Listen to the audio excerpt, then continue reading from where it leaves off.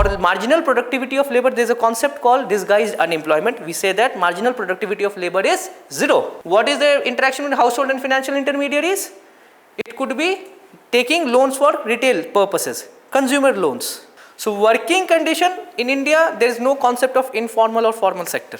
So we'll have the marathon class. So today we'll be covering 7-8 topics, specifically national income. First, basic concepts, then national income, then banking and monetary policy,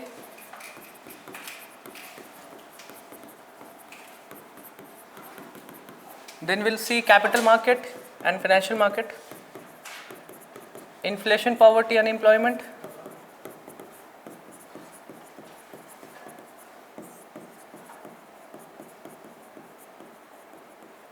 external sector,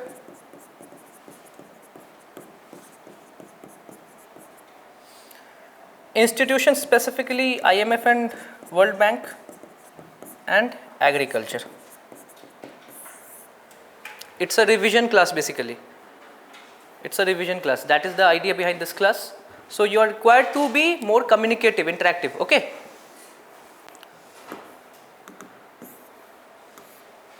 So these are the topics. If I talk about the main important topics, banking, taxation, balance of payment.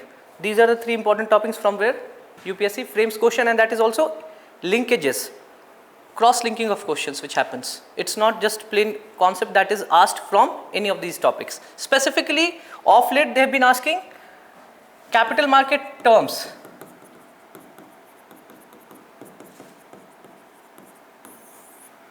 So I'll just give you a list. So you all are on any of the WhatsApp group of Lukmaan? No? Yes.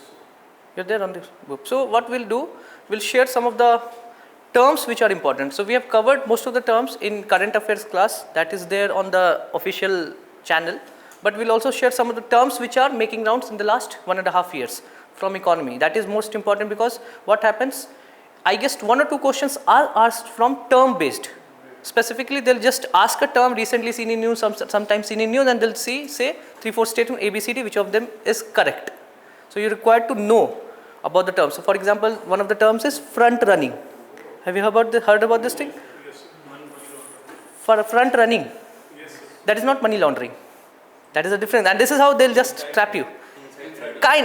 It's not insider trading. That's a different thing. Insider trading, one internal member does this thing. Front running is when a broker gets certain information that is not published in the public domain, and based on that he is executing trades. Before any bulk trade that is happening, he is executing the trade. That is front running. Okay. So these are the terms that are making rounds. So you are required to know these terms. Okay. So first we'll see. You have to see this up till 210 we'll cover. So the basic concepts. First is law of diminishing return. What is the meaning of diminishing return? It gets reduced over a period of time. So what does it mean? How are we connecting things?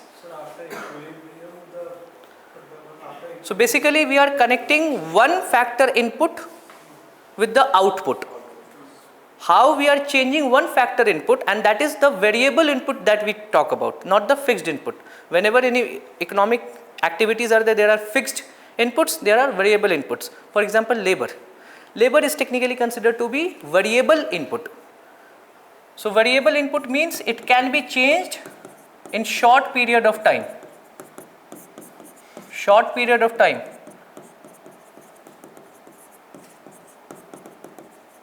And that is why there is a concept of one curve, that is Phillips curve. Have you heard about this Phillips curve? What happens in Phillips curve? We'll see Phillips curve also. That if inflation increases, unemployment decreases. So that shows that if inflation increases, there is a higher demand, and that variable input can be changed in short term. So Phillips curve is actually applicable in short term. Not in long term. What happens that the production capacities can be changed as per the requirement.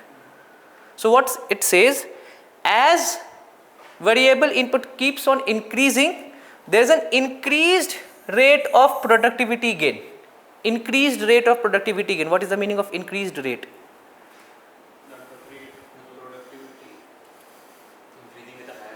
Higher rate. If you give an example, what are you actually getting to the meaning of increased rate?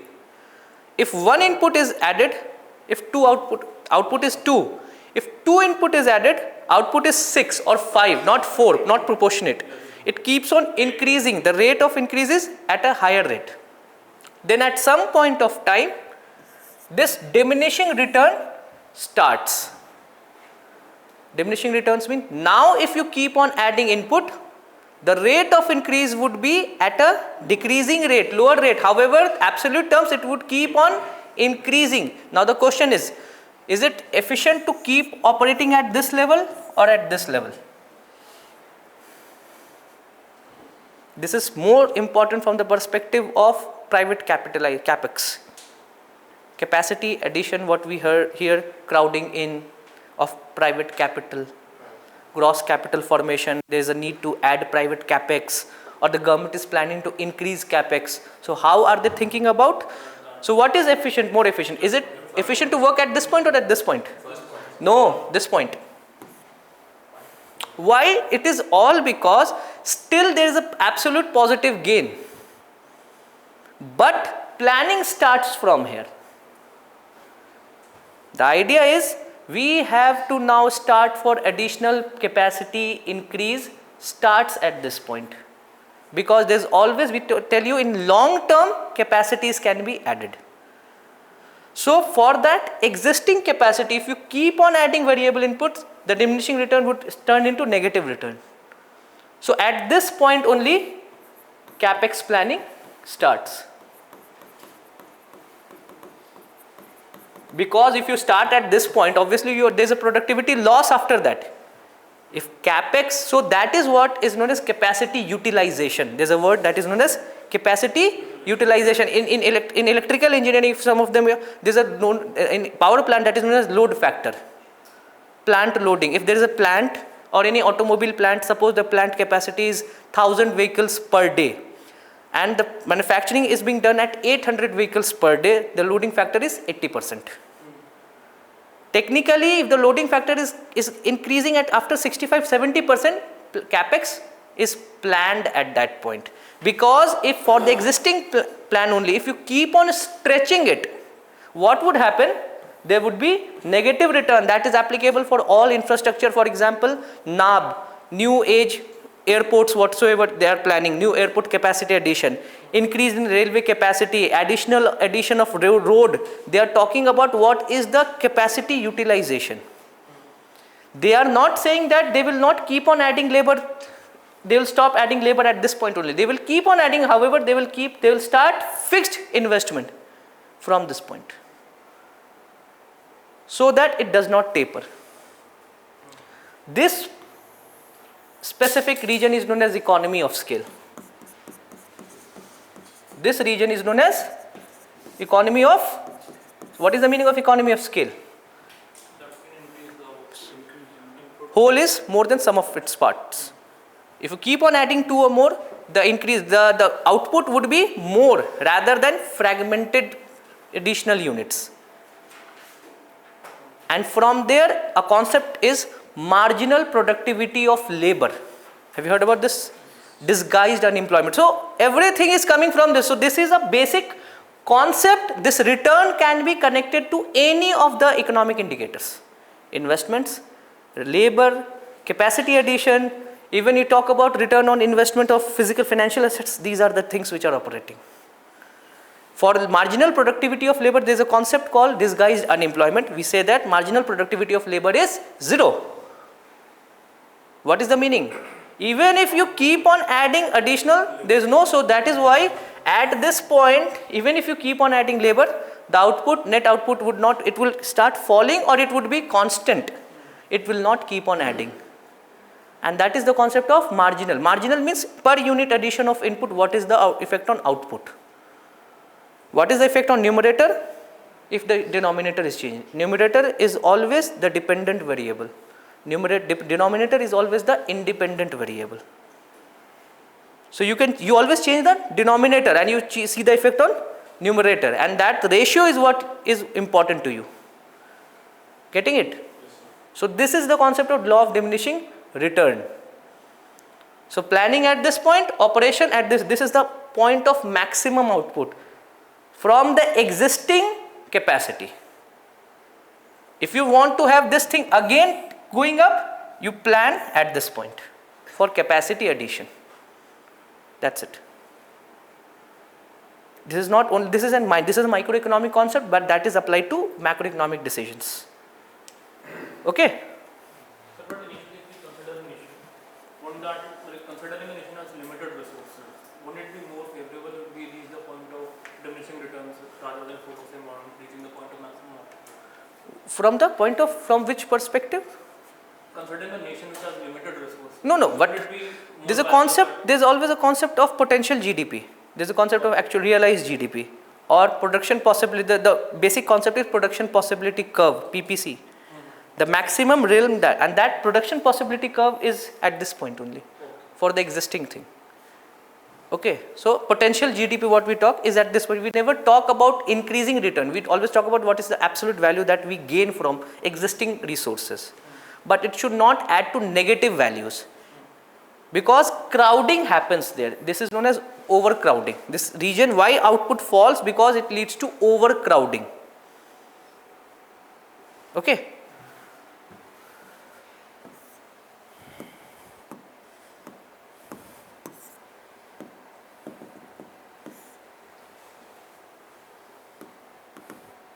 What happened?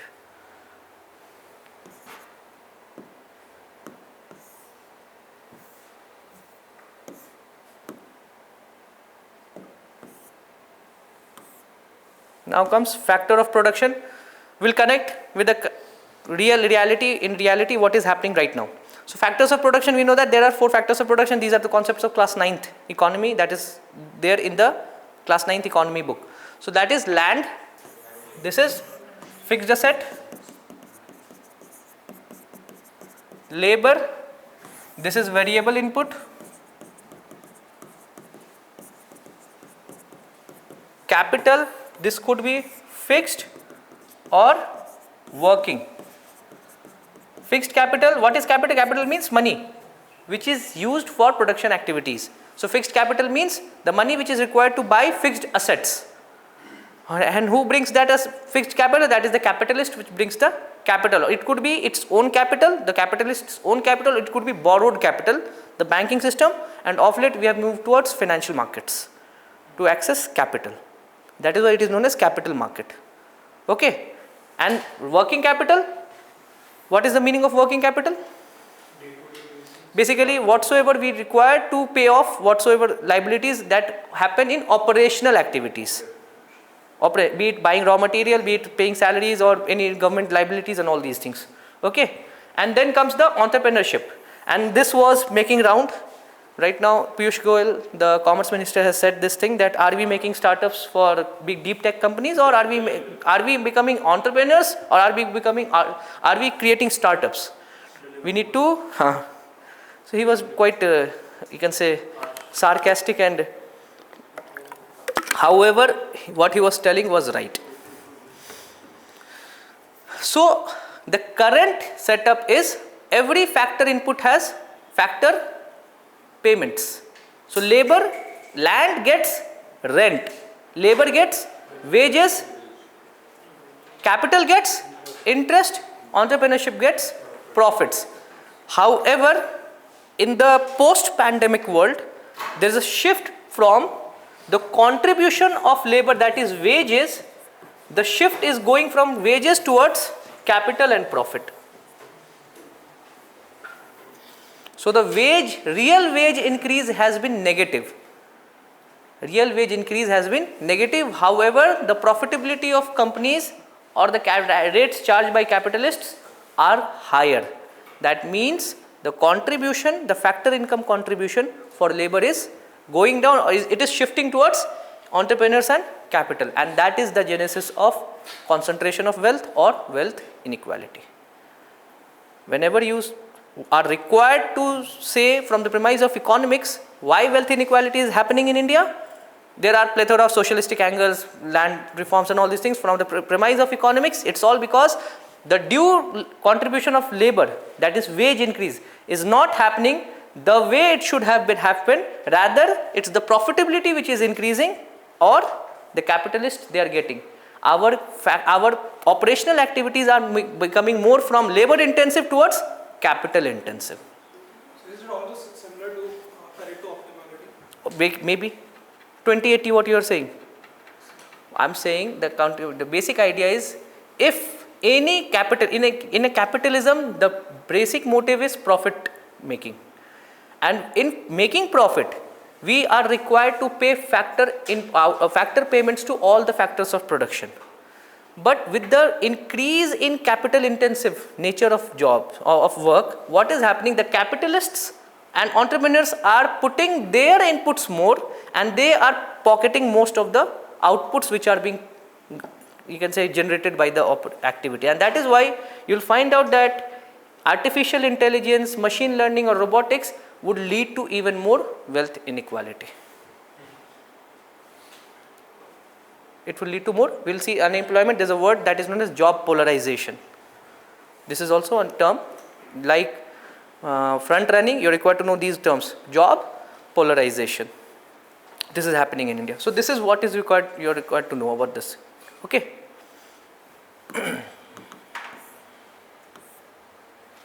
Then comes circular flow of income. So circular flow of income says that either you talk about output or you talk about income, either even both of them will give the same values. It's the values which are getting exchanged.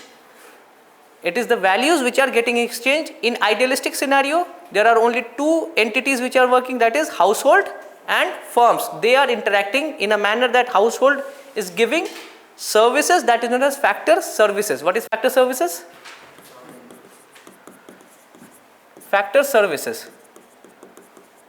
That is land, labor, capital and entrepreneurship.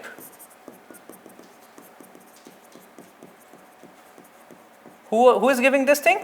It is the household which is giving this thing.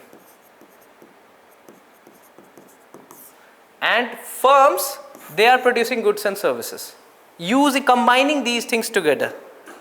And for whom they are producing? It is the household which is consuming it. And what firm is getting? Income. So from income, factor services go, goods and services which are produced, consumer expenditure is given. So this is how, either you talk about inner circle or outer circle, there is circular flow of income.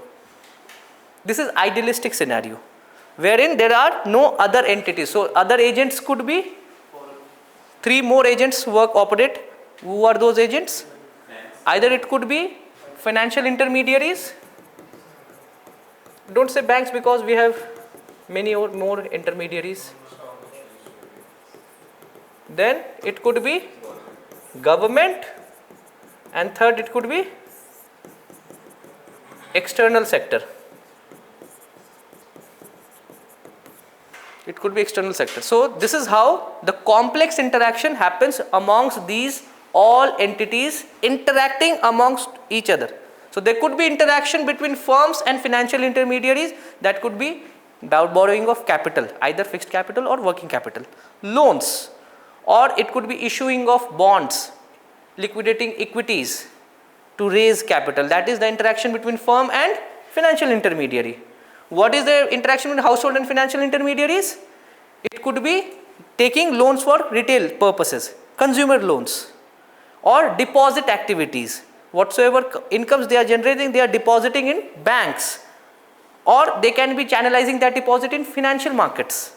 That is the interaction between household and financial intermediaries. What is the interaction between firm and government? Taxes like indirect taxes, example customs duties, GSTs, or it could be subsidies, for example producer subsidies. Revenue tax expenditure, that is known as tax expenditure, revenue foregone. Any incentives, capital subsidies, that is the interaction between firm and government. So I won't keep on writing because that would be, say, it's 16-hour class, then it would be very difficult. Then you are required to just have that concepts in your mind. Then what is the interaction between household and government? Household will pay tax and provide services. Example of tax, it could be indirect tax like GST. Ultimately it is borne by the, or it could be direct tax like income tax. The subsidies, it could be direct cash transfer. For example, PM Kisan. Or it could be any subsidies which are extended, for example, scholarship or any transfer of incomes, transfer payments. What is the interaction between firm and external sector? External commercial borrowings. It could be FIIs, FDIs. It could be debt or it could be non-debts. What is the interaction between household and external sector? Remittances or outward remittances. Remittances we always think of inward, it could be outward remittances, or other could be services which are export services or import of finished goods. That is import of finished goods or exports of service. Even import of finished goods is a negative thing for the GDP. That is why it is interaction between household and directly external sector. There is no firm that is involved. Are you getting it? If intermediate goods are being imported, firms are involved. If finished goods are imported, households are involved. So this is how getting it? So this is how a complex interaction happens. However, they also interact among each other. The government means RBI is interacting with the external sector, or policies between external sector and this government and financial intermediaries. There are policies like monetary policy regulator, that is interacting between bank. Government means government plus government agencies. The monetary policy regulator, these are also considered to be government only. Okay. So these are the complex interaction which happens, and that is circular flow of income, and from there we get a complex real world economics. And that is why you will see macroeconomic, whenever we talk about macroeconomic, basically we are talking about these 5 agents or 6 agents whatsoever are there. Whenever we say because household we talk about labor, and from there we have unemployment. That is a macroeconomic indicator. Whenever we talk about external sector, we talk about balance of payment, that is a macroeconomic indicator. Whenever we talk about banking financial intermediaries, we talk about repo rates, that is a macroeconomic indicator. Inflation and repo rates. Whenever we talk about government taxation, fiscal policy, that is a macroeconomic indicator. So macroeconomic indicator from the perspective is all about, you think about the interactions which are happening. These all are macroeconomic indicators. Getting it?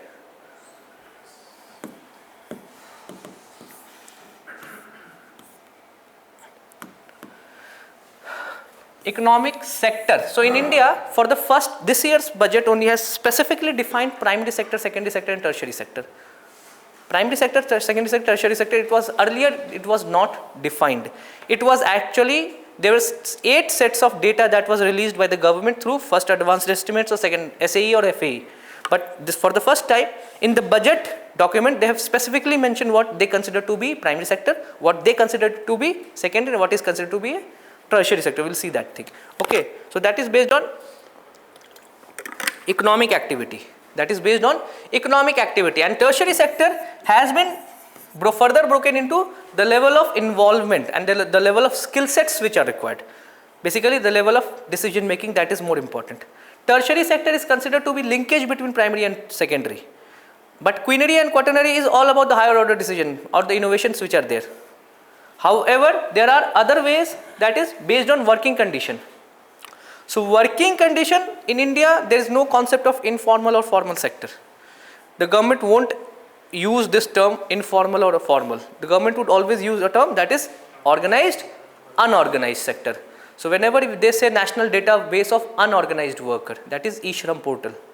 They never say national database of informal workers. Getting it? So informal itself is an informal term. Formal term is unorganized and organized.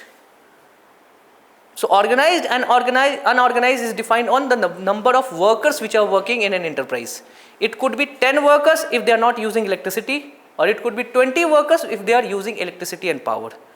The meaning is, if the enterprise is using electricity and power and it has more than 20 workers, then that is, I guess 10 or 20 workers, you are required to 10 workers, I guess 10 workers, that is considered to be organized sector. And if it is not using power or electricity and it has more than 20 workers, then it is considered to be organized sector.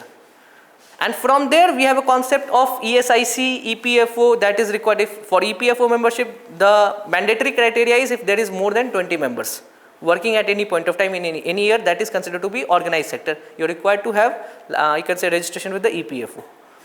Okay, unorganized sector, no specific contracts, it is all on the whims and fancy of the employer. Whenever they want to get you fired, they will fire you. That is the idea. However, there is a concept of informalization in organized sector. What is the meaning of this? Informalization in organized sector. This is also known as contractualization.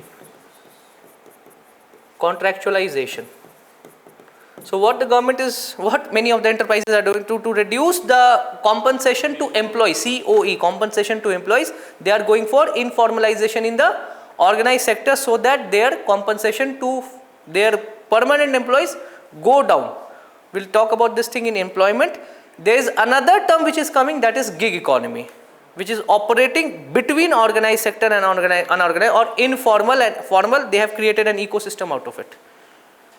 That is neither informal, that is not neither truly informal nor truly formal.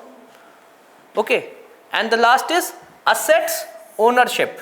It could be public sector or private sector. Asset ownership defines the decision making power. If the ownership and control is in public hand, that is a public sector. If the ownership and control is in private hand, the top decision making, basically the board of directors, who is owning the board of directors, that is a private entity then. Okay, and both private entity and public entity both can be organized, unorganized, and both can be these all primary, secondary, tertiary, quaternary and quaternary. Okay. So what can be an example of public sector, organized public sector? Unorganized. I am telling you, informalization in organized sector. Contract workers. Sir, somewhere mining is mentioned in primary and somewhere it is tertiary. No, primary, minor. We'll see that the government, you are required to go with the government data. That is, government data defines mining as a part of primary activities. And we'll see that. We'll see that. This year's budget has specifically mentioned. Somewhere I have read about it is tertiary. No, tertiary, never. Tertiary, it can never. It can be considered to be industry, but that can never be tertiary. So this is the latest way the classifications have been done. Informal employee can be a part of organized sector, right? Yes. Informal employees can be part of organized sector. This like contractor. If the workers are coming through contracts, there is a labor contractor who is required to supply labor to organized public sectors. You go to railways, there are many informal employees, they are working there on day-to-day wages. They are getting EPF or PPF. That is not from the railways end, that is from the contractor's end. So that is why this labor codes, they are talking about formalizing these things on lines of EPFO, but they are not considered to be part of, and that is why there is a concept of equal pay for equal work and all these things, because they are not treated at par with permanent employees. Okay. So there are two ways of contracts. When the government takes a contract, that is a formal. There are two ways of employment. If the government itself or the government agency itself goes to a contract and in turn contractor has a contract, that is contractualization. So the classification, this is the classification. So the primary sector specifically mentions agriculture and allied activities. Allied means livestock, fishing and forestry. Okay. So livestock does not include fishing. Fishing is a different activities altogether, and forestry, urban forestry and all this agroforestry. Then mining and quarrying. What is the difference between mining and quarrying? But rocks, basically cutting of rock, crushing of stones and granite, marble, all of these activities are quarrying activities. Mining is extraction of minerals, ores and then refining it for very viable economic purposes. That is mining. That is all primary activity. Okay. Secondary activity, the government has defined this. Manufacturing, electricity, water distribution. This is from the budget, the current budget, this year's budget. They have defined it. Services, all these things. This is construction is also secondary activity. Services are apart from primary and secondary, whatsoever is services, all are tertiary activities. So construction and manufacturing. So that is why we associate industries with manufacturing. We associate industries with manufacturing because the share of manufacturing in industrial sector is highest. share of manufacturing in industrial sector is highest. The share of agriculture and allied activities in primary sector is highest in primary activities. Okay, and whatsoever is remaining is considered to be part of tertiary activities. So production and distribution of electricity would be This is what the government has said, that production, they consider that production, distribution, transmission and distribution are considered to be part of secondary activity. So even NTPC is producing or BSES is distributing, that is all considered to be part of secondary activity. Okay, and they are linked actually. They are linked actually. They cannot have a different way. Whatsoever is getting produced is getting supplied. They cannot have a gap. This is government data. So surveying of mines, will that come under? Mining, all activities, everything under mining. So mining means, obviously mining has certain processing at the point itself. They would have certain equipment, they will process it, but that would be considered to be part of primary activity. It would become so difficult then. See, all sectors are integrated. The idea is, how would we know the data, how to classify the data? These all are accounting exercises. These are nothing but accounting exercises. How would you account for things in a specific manner? This is how it has been defined. It's not that if an activity goes into other way, that would be considered to be part of service sector. In agriculture also, if you talk about agriculture also, what about there is extension services which are provided in agriculture? That is also considered to be part of primary activities. Extension, for example, renting of certain equipments and all these things in agriculture, that is also considered to be part of primary activities.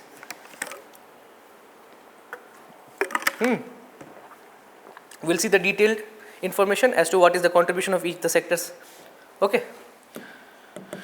So as far as GDP contribution is concerned, highest comes from services sector. So what is the contribution roughly? 55%. 55%. So the World Bank classifies countries into 4 categories: low income, low mid, upper mid and high income. So India is currently low middle income. Low middle income, what is the average per capita currently of India? 12? No. 2800. 2800 USD currently. So India is lower middle income country. It is expected by 2030 we will become 4700 USD per capita, and that we will transition into upper middle income country. China is just at this border, 13,800. By 2030, India would enter into upper middle income, 2030. The moment we have 7.5 trillion USD, 7.5 trillion USD with the current growth of population that is expected, we will enter into high middle income, upper middle income country. We are already 4.3. This is there. We are already 4.3 in 2025 April. So 3 trillion, it is achievable if we do not have Trump coming and disrupting the whole. So economic growth, it's a quantitative concept. What is the meaning of quantitative concept? Only statistical measure. It is only a measure. What we only calculate the derivative of ideas, the values which are there, and which are the two indicators: economic growth rate, which is informally known as GDP growth rate. Economic growth rate is also known as GDP growth rate or per capita income. That, like for example, World Bank has per capita income as one of its indicators. For India, when they compare economic growth, they talk about economic growth rate year on year.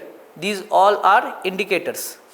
But there is another term that is known as economic development. Economic development. What is the meaning of economic development? It is the experience of this quantitative measure and getting to know about the quality change, visible changes in the quality of life, standards of living getting improved. Then that is known as economic development. For example, classic example is, for example, telecom revolution. Telecom revolution, if you talk about telecom revolution, one idea is we have number of phones, the telecom usage density getting increased. that is considered to be part of growth. And other is 4G, 5G getting the reach or the connectivity is getting spread to all the corners. Whatsoever is getting experienced by a person sitting in tier 1 city, the same level of experience is getting enjoyed by the person who is at the far northeast. Then we are talking about the quality of life. Basically we are talking about the developmental aspects. So basically economic growth, how distributed it is, talks about economic development. So economic development is not just means economic development, not just about human development. No, human development is even better quality. So economic development, human development and sustainable development. These are 3 levels. These are even refined versions. Economic growth, crude, data driven. Economic development is more experiences of economic growth. Human development is how actually it is improving the capability or quality of human life. That is human development. Sustainable development also talks about not just the quality of life of the present generation, also thinking about the future generation, the sustainability of these developments. Economic growth, economic development, human development, sustainable development. Okay, so this is the flow. So sustainable development also includes economic growth. Sustainable development not just talks about environment. It is just one component. But it also talks about quality of life. If we are using coal, we need to move towards hydrogen. That is sustainable development. If we are using, say, roads, we need to move towards electricity, EVs. And that EV, the power should come from renewable sources. It is not that we are talking about sustainable, could be we are going back in time and becoming early man. We become so much enlightened that we follow Buddha philosophy and we renunciate all those worldly lives. That is not sustainable development. That could be environmentally sustainable, that is not sustainable for human development. Sustainable means we keep on improving the technology so that carbon intensity, the carbon footprint keeps on reducing, however the quality of life keeps on improving. That is sustainable development. Sustainable development is not an environmental concept, that is an economic concept.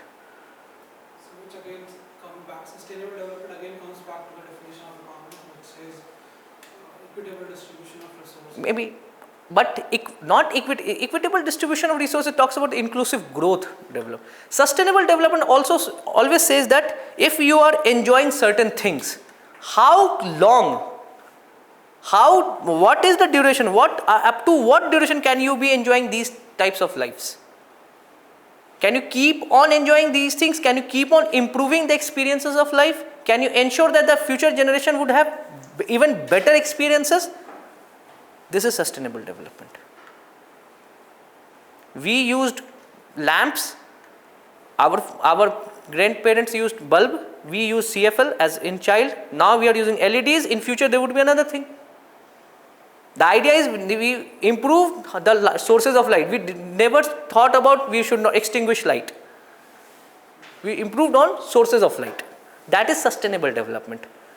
The energy usage kept on reducing, but the quality kept on increasing. That is sustainable development. Not always think about only growing trees and greening things is sustainable development. That is not sustainable development. So this is the total data. This is the current data which has been released by the government. This is the FAE, first advanced estimates of the current year's GDP, which just ended in March. So it says that primary sector, they holistically measure the values. They holistically measure the values. Secondary sector, they holistically, and tertiary sector, they holistically measure the values. So we will talk about this basic price and all these things later in national income accounting. First, you are required to know these values. Required to know these values. So whatsoever data that you are seeing is in crores. Crores. So what you see year on year, if that value is change 8.5%, what does it mean? In 2023-24, if this figure is being taken, this value or roughly this value, this minus this upon this, current year minus last year upon last year, that is the growth rate. Current year So this year means current year means this was the value which was being asked. So this year's data, last year's data, you subtract the value and take the base as the last year. You come to the value of growth rate. Okay, we'll see this thing again, this value again. So here they'll talk about current prices and constant prices, the real GDP and the nominal GDP. This is the GDP growth rate. This is nominal. This is nominal. Now the current year is 24-25, and now they take this year as the base year. In secondary sector, growth rate has been declined. Yes, it is declining, and that is why this is declining. It's all because of overcapacity in China. China is ramping up its production and it's saying that we will export whatsoever is there. You are not required to produce it in your own backyard. We will export you at a cheaper cost. You cannot match our costs. Okay, so we'll talk about this thing. And then tertiary sector, obviously the value is very high. We are even more becoming service oriented economy. This is not good from the perspective of employment generation. This is not good from the perspective of employment generation. So this data is saying that year on year our growth rates have picked up. However, if you talk about the increase in growth, that has gone down. The last year, if you talk about increase in growth rate, it has gone down. The rate should have been even higher. So if we see that nominal growth rate is clocking below 10%, that shows that the real GDP would be even lower than this.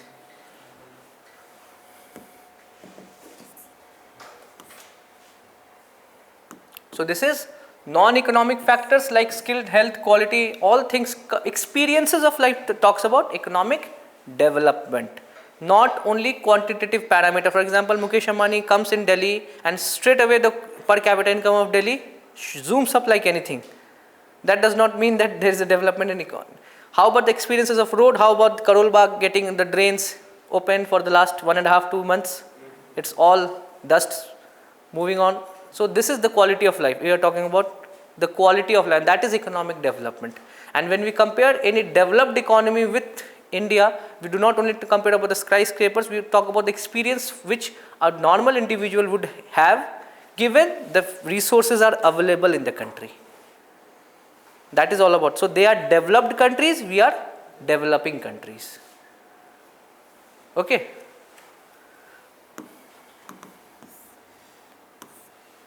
So obviously one thing is economic development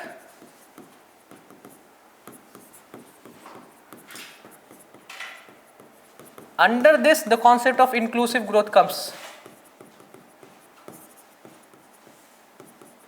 Then human development,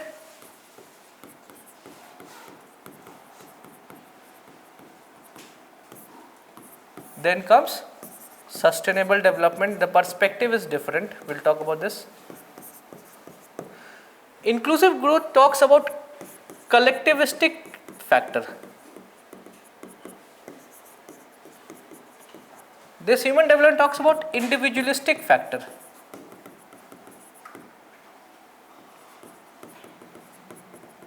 Experiences. Sustainable development talks about intergenerational equity.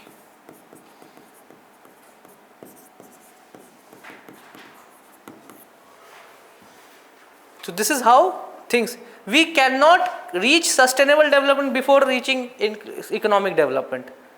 We cannot, any country talks about we will be sustainable. If Africa starts talking about sustainable development, Africa is bullshit then. It is actually, they cannot think about sustainable development before economic development. A country needs to move from this to this to this. It cannot hop straight away to sustainable development. That is why there are small island countries in Pacific country. They are saying that we were never being party to all those things, the exploitation of the environment, but we will be the first country which will face the wrath of all those things that you did. Common but differentiated responsibility, historical, they say climate justice. That is all about the COP climate justice, please have justice to us. We never did. We were so small. How could we have these industrial revolutions? We were very small. But if sea level rises, we will never reach to that sustainable development point. We will perish before reaching at this point only. So Africa, there would be a condition that Africa, many of the countries would never go through these cycles. Getting it? So first you are talking about inclusive. India is talking about this point only at first. The growth, how distribute, whether the communities which are more excluded, they are also using it or not. That is collectivistic identities. And that is why we have all subsidies and all these things defined for various people from low socioeconomic status, but still collectivistic. Human development talks about the parameters, how individuals get those capabilities, whether these resources, are they able to enjoy, are they able to flourish or not. And sustainable talks about intergenerational equity, if only one generation enjoyed it, or is it available for the next generation or not. Okay. That is the growth. Now national income accounting. So there is a term that is known as national income. What is the difference between national income and GDP?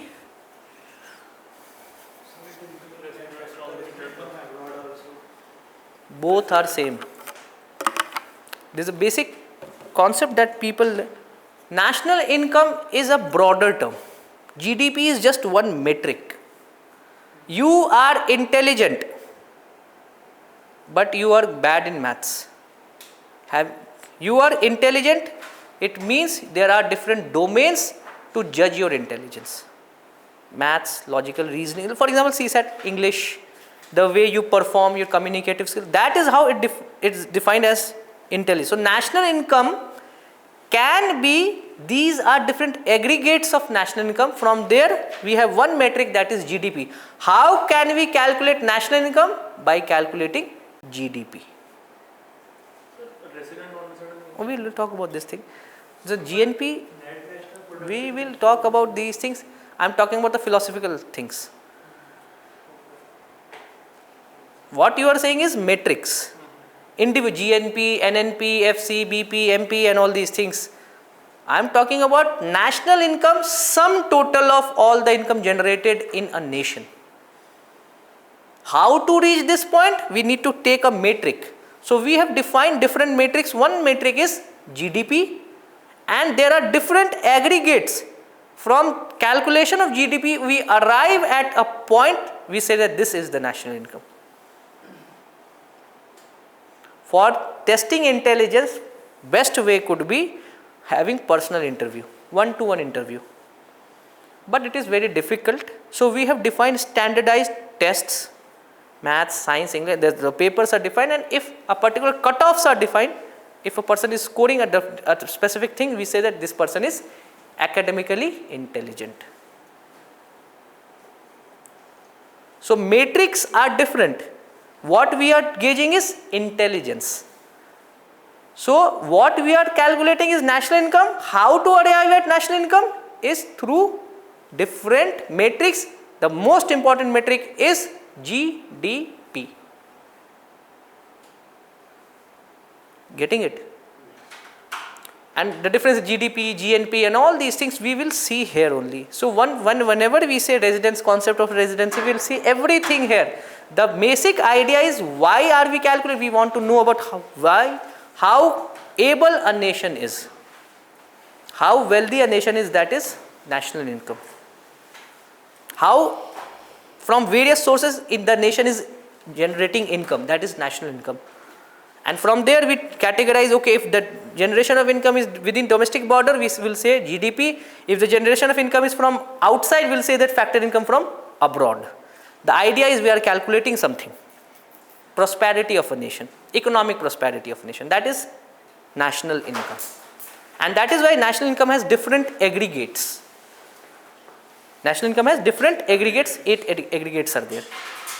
Getting it? So whenever one says that national income is different from GDP, it is different obviously. But we always calculate national income, we go through GDP to arrive at national income. Okay. Sum total of all factor income earned by factors of production. All factors in income. We say that, just example, if a family is wealthy, we say that what are the sources of income. It is not just the salary income. There could be deposits which is fetching interest. There could be business which is fetching in. There could be rental income which would be fetching interest. There could be many other cryptos and we combine and we say that this is the net worth of the individual. It's not the salary only that is defining the net worth. So salary is one part. There are different sources. In the same manner, the nation could be generating income in different way. One way could be domestic. It could be different other things. And there we arrive at personal income, personal disposable, national disposable income, if we combine many of the interests which are also earned.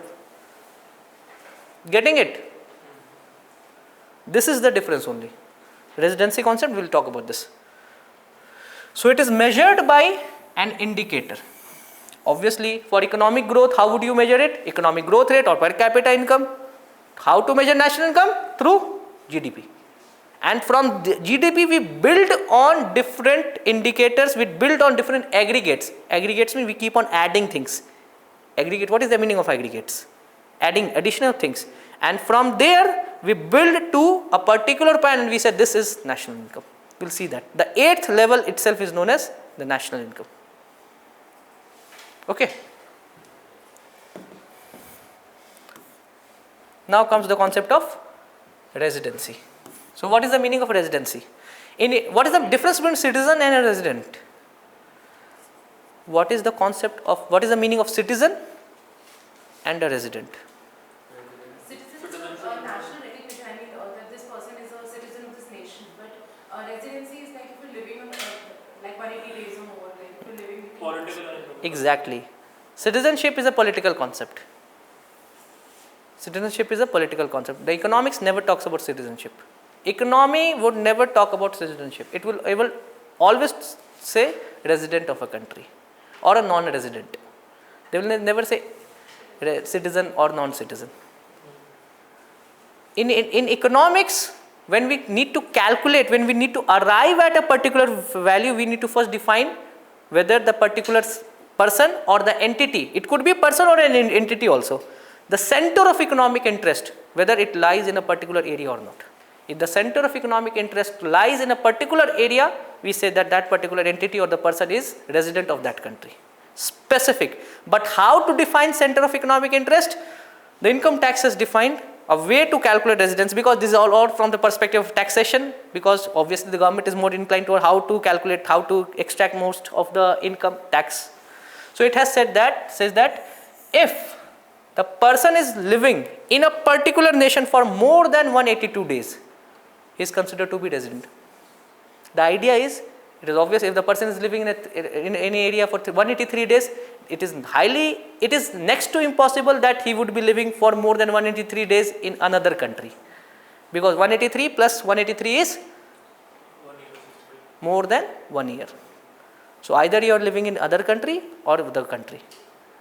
That is why it is more than 182 days. And there was one person, what about if it is a leap year? We take normal conditions. The person is not having the visa that okay, on this day only we will take a flight, and that is why it is many of the NRIs are actually required to come to India if they want to be a resident of India. If they want to be more non-resident of India, they never come to India and they do not live in India for more than 180 days on the trot. The basic nutshell is whether the person is paying taxes to a country or not. If the person is paying tax to a particular country, he is the resident of that country. He or she is the resident of that country. Or the entity is paying taxes to that country or not. The tax means direct taxes. The direct taxes, if the person or the entity, means the businesses are paying direct taxes to a particular country, that person or the entity is considered to be resident of that country. Because we have double tax avoidance agreement. If a person has paid tax to a particular country for a particular income, that particular income cannot be taxed in another country. We are having double tax avoidance agreement. Same income cannot be taxed twice. So that actually defines the concept of residence. So a particular country, a person could be a citizen of different country but could be a resident of a different country.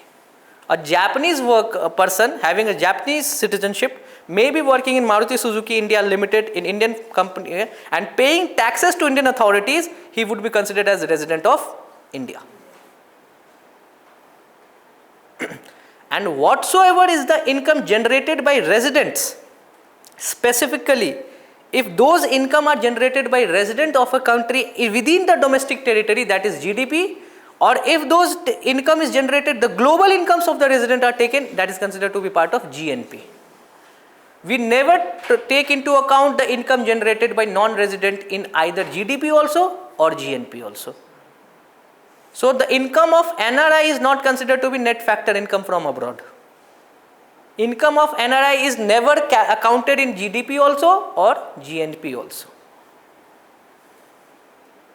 This is one of the confusion that people have, if NRI is earning income, whatsoever is transferring is considered to be remittance, not accounted. Remittance is never accounted in national income of India in any form, either in NFIA or GDP. GDP, that is never in question. What about NFIA?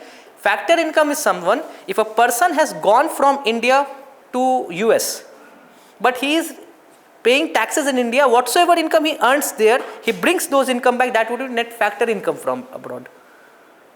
But if a person becomes a non-resident, he pays taxes to those authorities and he transfers incomes to his family member, that would be considered to be part of remittance then. So remittances are never taxed, but factor income is taxed as per the Indian law of the land. That defines GDP or GNP calculator and remittance. And remittance then comes to be a part of BOP, because these are transactions between resident of a country and rest of the world. That person has become non-resident, he is not a resident, that is why it is captured as a part of BOP then, not as a part of GDP.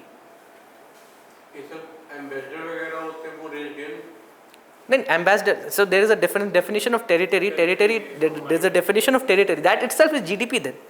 Here we are talking about things which are, people have confusion in BOP, the current account of remittance, and NFIA. So NFIA is something which is captured in GDP or GNP, but remittance is not captured in GDP or GNP. That is what I am saying. Okay, so residence is this. Don't go into this if the person is from India. These all are political things, citizenship concepts that comes into picture. Okay, the idea is 182 days or more. Basically, if income tax can ask for tax or not. So if Vodafone is generating income in India and paying taxes to Indian authority, then it is a resident that has residency. But if a Vodafone is operating from, if say Flipkart is registered in Singapore and they are generating income, they are paying taxes to Singaporean authorities, they are not resident. That is not resident entity in India. So if a person is working in abroad, then the chances that he is a resident of that country is more, right? Highly probable. Then in that case, I'll not be able to set net factor income. No, the idea is, are you talking about an Indian person holding Indian citizenship? Okay. If an Indian Indian visa holder goes to US, works there, he gets income in US dollars, he comes back, he pays taxes to Indian authorities, that income would be net factor income from abroad. Considering that he pays taxes to Indian authorities, he is a resident of India only. This is the only idea. If you are paying taxes to Indian authority, you are resident of India. So I'm working, but in that case, it is very not probable, because I have to stay in US and work there. Considering that I'll stay there more than 182 days. So I'll be a resident of USA. That is why if they come out with a particular visa scheme, green card scheme and all these things they have, if you are staying there for a longer period, then you are required to get registered with their tax authorities. And you are required to pay contribution to their EPFO schemes or something like Provident Fund schemes. Then whatsoever income that you will transfer then would be post-tax income. And that would be remittance then. That won't be captured as part of NFIA. Are you getting it? This is the difference. Basic difference. Why BOP is different and GDP calculation is different. 182 day वाला तो हर country में होना चाहिए, हर country के This is internationally accepted. This is GDP accounting is based on international accounting standards of IMF. GDP and BOP, whatsoever is followed by different countries are standardized by IMF. IMF is that entity which always captures the movement in BOPs and how they are accounting their GDPs. So that is why India changed from factor cost to basic price. Worldwide it is basic price that is accounted. Okay, GVA basic price. Okay, so we have another concept, that is stock variable and flow variable. What is the meaning of stock and flow? Particular point of time at any instantaneous value, that is stock. Example of stock in macroeconomic, any macroeconomic indicator which is a stock variable. What is labor? What is the meaning of labor? Labor supply, maybe. Labor supply, foreign exchange reserves. Forex is a stock variable. At any point of time you can have the value. What about GDP? Exactly, whenever calculations are year on year, for a particular financial year, year on year, that is always a flow variable. Whenever a calculation is on this day, this is the value. On this day, this is the value. This is stock variable. Okay. Stock. Income would be flow, but savings would be stock. What is the money in your bank account is your savings, is a stock variable. You can access the money, what is your savings right now. But what is your income, that is absurd. You will always say that you need to first define the start date and the end date. It could be at the end of day. You cannot say my income is 100 rupees or 1000 rupees at 9:20 AM. This is absurd value. My income is 700 rupees in one day, for example. That is period. You are defining start point and end point. The period could be up to 1 year, it could be many things. If you are defining that period of time, that is flow variable. Most of the macroeconomic indicators are flow variables. Okay.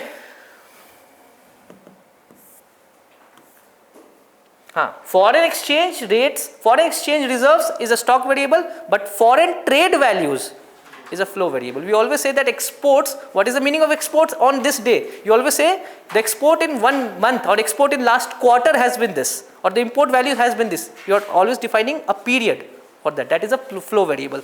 Now comes factor income and transfer income. It is also so that transfer payments. What is factor income? When any income is generated for actively getting engaged in the economic activity, that is considered to be part of factor income. You are providing factor services. In return of factor services, you are getting income. That is factor income.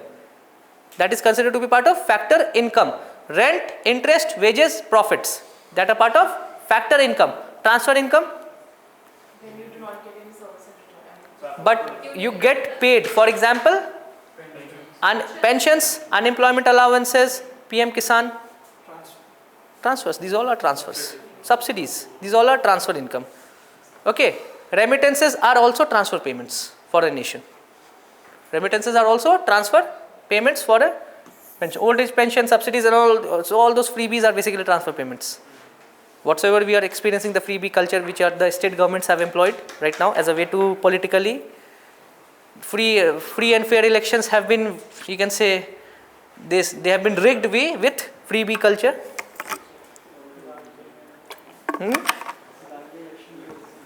Basically free and fair election, article 324 or 325, they say that, but they have been, no one would be coming out till Supreme Court invokes that 142. They have this power under article 142, na? Complete justice. They will have to come out with specific directives. Obviously, that is the prerogative of the legislature to come out with a specific act, not the Supreme Court. Judicial legislation is not a good activity. Judicial activism, judicial legislation is not a good activity. So concepts: factor income, net indirect taxes, factor income, all those for factor services.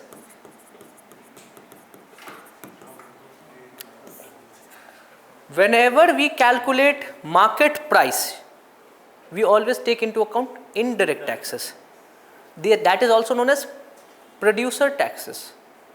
That is also known as producer taxes. Production product, we'll see that.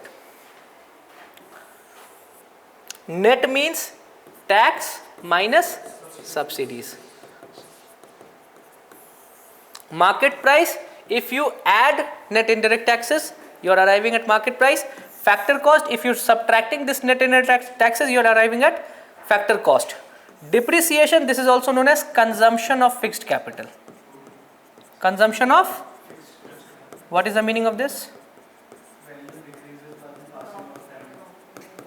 Normal wear and tear, the actual value, the cost value, the actual price and the usable value. There is a difference, and that is what is known as depreciation. Gross to net. You basically arrive by reducing the depreciation part.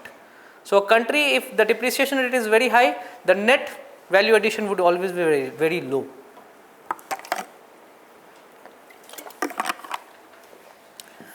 This net factor income from abroad is factor income earned minus factor income paid, basically all those abroad. For example, a professor who is working in India or as a guest lecturer, that is net factor income paid to abroad. He'll go back one day, so when he is there for 1 or 2 months, he'll go back, that is factor income paid to abroad. But that is a factor income because he is engaged in the production activity, production of knowledge and all these things. He is engaged. His values would be captured in GDP. But while calculating GNP, you will have to subtract that value. Okay.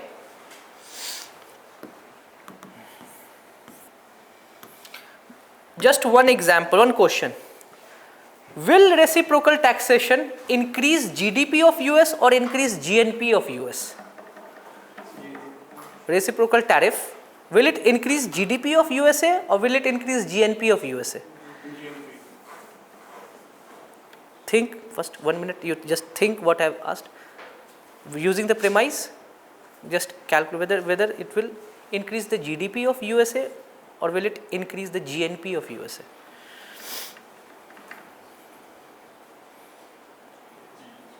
GDP of USA, and that is what is make America great again. You are calling back factories which were stationed outside. There you are earning factor income from abroad, but Trump is saying that no, we want GDP to get boosted. So you shift your factories back to USA. So reciprocal taxation would increase the GDP, most likely, that is most likely to increase the GDP of USA, and that is the aim. Okay, getting it? And they will, most likely, that is why. It is most likely because they will be pulled. They are saying that why are you producing there? You produce in US itself, because by producing in US, your profits, everything would be captured by GDP in US, in the GDP of USA. In long term आपने पूछा. In long term you have asked. In long term में क्या होगा? In long term obviously. Short term में Short term में only tariffs would increase. Tariffs that would also increase the GDP. Also GDP. That would, indirect taxes would increase. Okay. So earlier the idea was US's GNP was very high.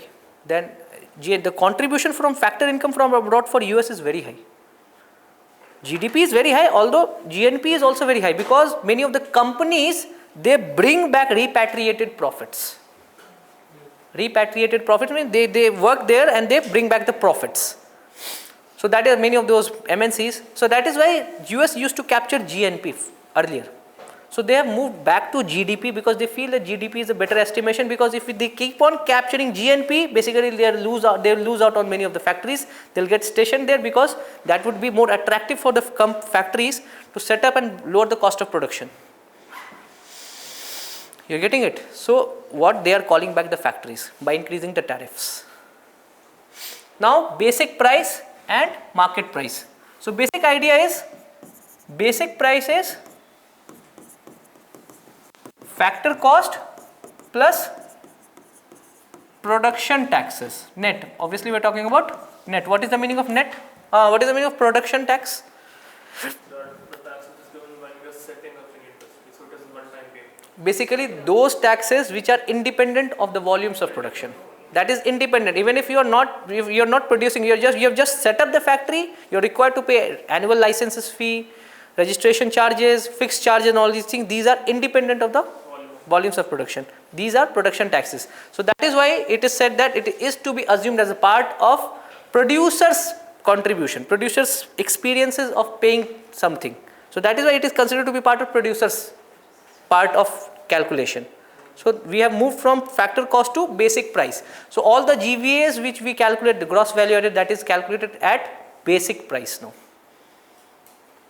And if we add product taxes, we arrive at market price. So GVA is calculated at basic price, GDP is calculated at market price. This is the change which has happened in India's GDP calculation methodology. So the price of cost, we don't say like factor cost and basic price. So these two terms we have used. No, no, That is- similar.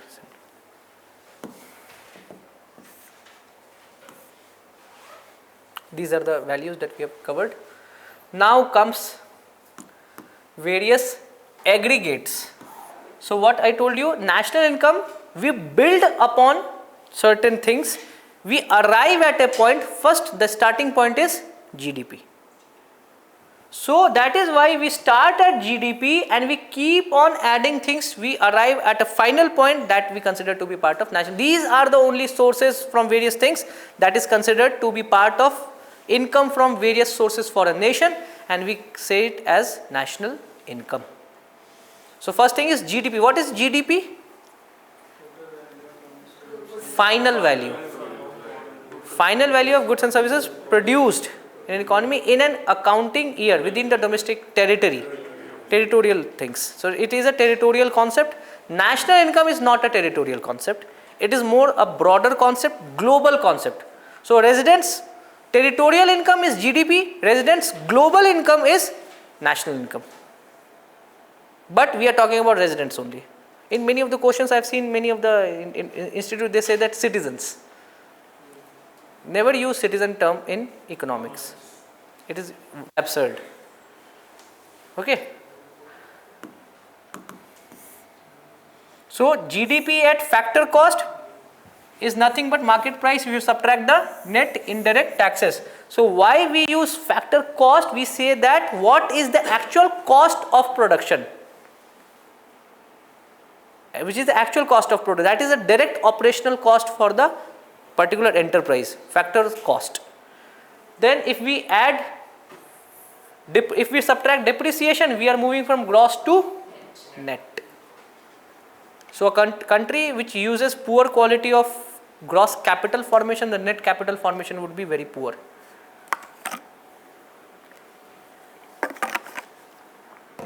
In India, basically, since everything is quite new, the depreciation cost is quite less. Then domestic product at factor cost, obviously we will always take GDP as one of the metric and we will arrive to that point. So arriving at that point, we subtract net indirect taxes, we come to GDP at factor cost, we subtract depreciation, we cause a NDP at factor cost. GNP, national, means basically we need to add factor income from abroad. From gross domestic we arrive to national. Gross national product at factor cost, you subtract from here, you subtract net indirect taxes. Then net, obviously you subtract depreciation part. And this is the final value which we say, which is the actual national income, because it has to subtract the depreciation part, because if you keep on adding depreciation part, it is giving you gross value, not a net income from all the sources. So this is what we consider to be part of NNP at FC, is considered to be part of national income. So basic idea is we take a metric, we use various calculation methodology and arrive at a particular point. Okay.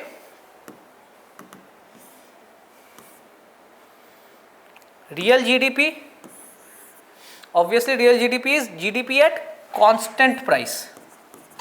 GDP at, so what is the meaning of constant price? Any GDP calculation at constant price base year. The idea is the question is what is the meaning of base year and what is the meaning of GDP calculation at constant price? Can you please explain depreciation once again? So the idea is depreciation is any fixed asset which is eroding its usable value. The normal wear and tear, the usable life is reducing and the monetary value associated with its usage is going down. That is depreciation. If a road is built and the road is of poor quality, the maintenance cost would increase. That means the rate of depreciation would be very high. So that is why standardized construction reduces the rate of depreciation. If an economy experiences more rate of depreciation, if the economy is aging, the depreciation of human capital would increase. Okay. So this is, if the technology is changing, the upskilling and reskilling would add the rate of depreciation because the existing capital that you have is reducing, the usability is reducing, you need to inject money to increase its worth. Getting it? That is, it is not just limited to physical thing, it could be human capital, all these things. Technology and change of technology, technological disruption changes depreciation rate. Okay. So what is the meaning of base year and constant price? What is the meaning of that? Base year is a reference year that's used to make constructing any index like. But this is not an index. It's used as a benchmark that will see the GDP of this year and then. To see the fluctuation. But what is the meaning of GDP at constant price? Because the prices of the base year are considered for. Exactly. Whenever we talk about value, we know that we are calculating value. Value is price into quantity. Price into? That is value. And if you keep on changing both the variables, how would you be able to have a temporal comparison? Would you be able to compare temporally? Suppose you said that my total sales in net was 1000 rupees in 2005. Now it is 3000 rupees in 2025. Can you be sure that it is all because of increase in quantity that your total sale value has increased, or is it because of the price that it has increased? You need to first make it constant. If anything has two variables, you need to keep one variable constant. Then only you can have correlation, proportionality. A is proportional to B, A is proportional to C, so you say that A is proportional to B into C. So if you want to see the effect of A with C, you need to keep B constant. So when we say that our real output have increased, we need to keep the prices. What is the output? Output is? So you need to keep the price constant, else the values would be quite flawed. The data would not be quite comparable temporally. Temporal comparison would be not possible. It would be very difficult to arrive at a particular conclusion. So you say that for real value, we keep the prices constant. How do we keep the price constant? By taking the reference year's price values. And that is why we take a base year, we chalk out all the goods and services which were produced in that base year, we just capture the price and we multiply. So if we want to calculate the GDP 2023-2024, we say price 2011-12 into quantity 23-24. The price is 2011-12. This GDP 23-24 is nothing but real GDP. But if we use price 23-24 into quantity 23-24, we are nothing but we are calculating nominal GDP.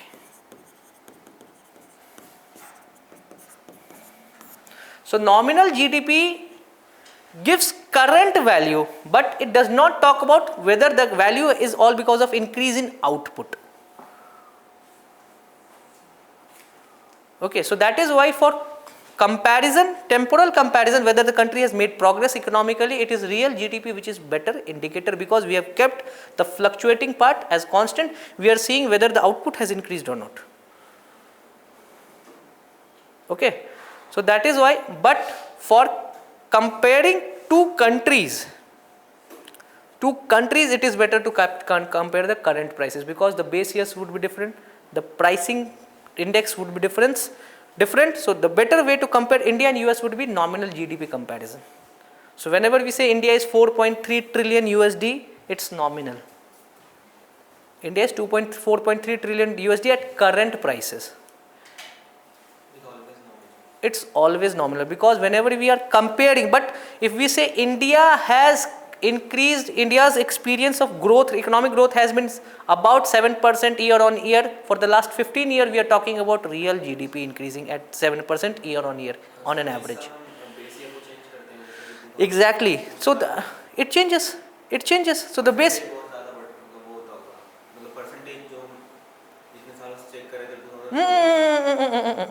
What happens whenever the base year changes to that point, we always apply a discounting thing. Adjustment factors are applied, so that there could be minor changes, addition or subtraction, but it would not be quite drastic. That is why selection of base year is always a normal year. A normal year is, if India selects 2020, 2021 as base year, obviously the data would be flawed. That is why there was a criticism. All those index and all those index which India brought out was the survey which was done in India was 2021, 22 and 22, 23, which was not a normal year, because it was all pent up demand which was experienced. If you see 21, 22 and 22, 23, obviously 21, 22, 22, 23, what was the GDP growth rate? 9.2, 8.2. Does it mean that India has been growing at 9.2 and 8.2? It was all because in the preceding year it was minus 8.7. We were covering for the losses. Getting it? So that is why selection of base year is always a tricky thing. It is based on a normal year. The year should be a normal year. 21, 11, 12 was a normal year. If India used 2013, 14, had India used 2013, 2014, it was the year was full of commotion.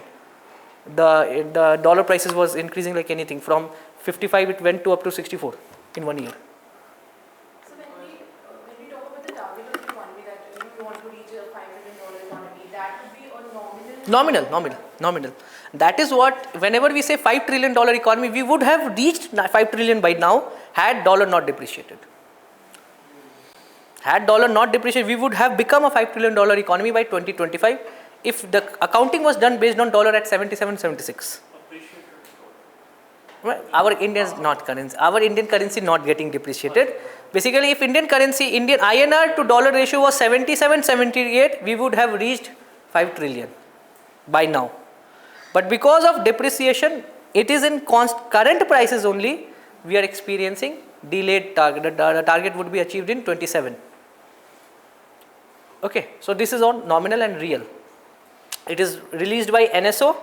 MOSPI is the ministry. So these figures are, again, this is the latest data. So whenever we have estimated data, there are 3 sets of data: revised data, provisional data, advanced data. RE, EE, AE, just actual, but in GDP also we have 3 sets of revised estimates for the year which has passed, 1.5 year which has all gone by. The first revision is there. For the year which has just ended, we have provisional data, and for the year which is just about to end, we have advanced data. And this revision is done for 2 years on the trot. We will have second revised estimates also, and second revised estimates would be considered to be as the final estimated data, final figure of that value, that year. So we will see that these figures, we are taking constant price at 2011-12 prices. So whatsoever we see the increase, it's all because of increase in quantity or the output. not because of the price effect. That is why this is inflation adjusted. And that is why there is a sharp reduction in. It is output that ensures employability, that ensures increase in economic activity, not the price. Output governs whether there would be more employment, whether there would be more distribution of income, whether there would be more capital, which would be the growth of credit. It is not the price which governs it. So this figure which you are seeing is real GDP growth rate.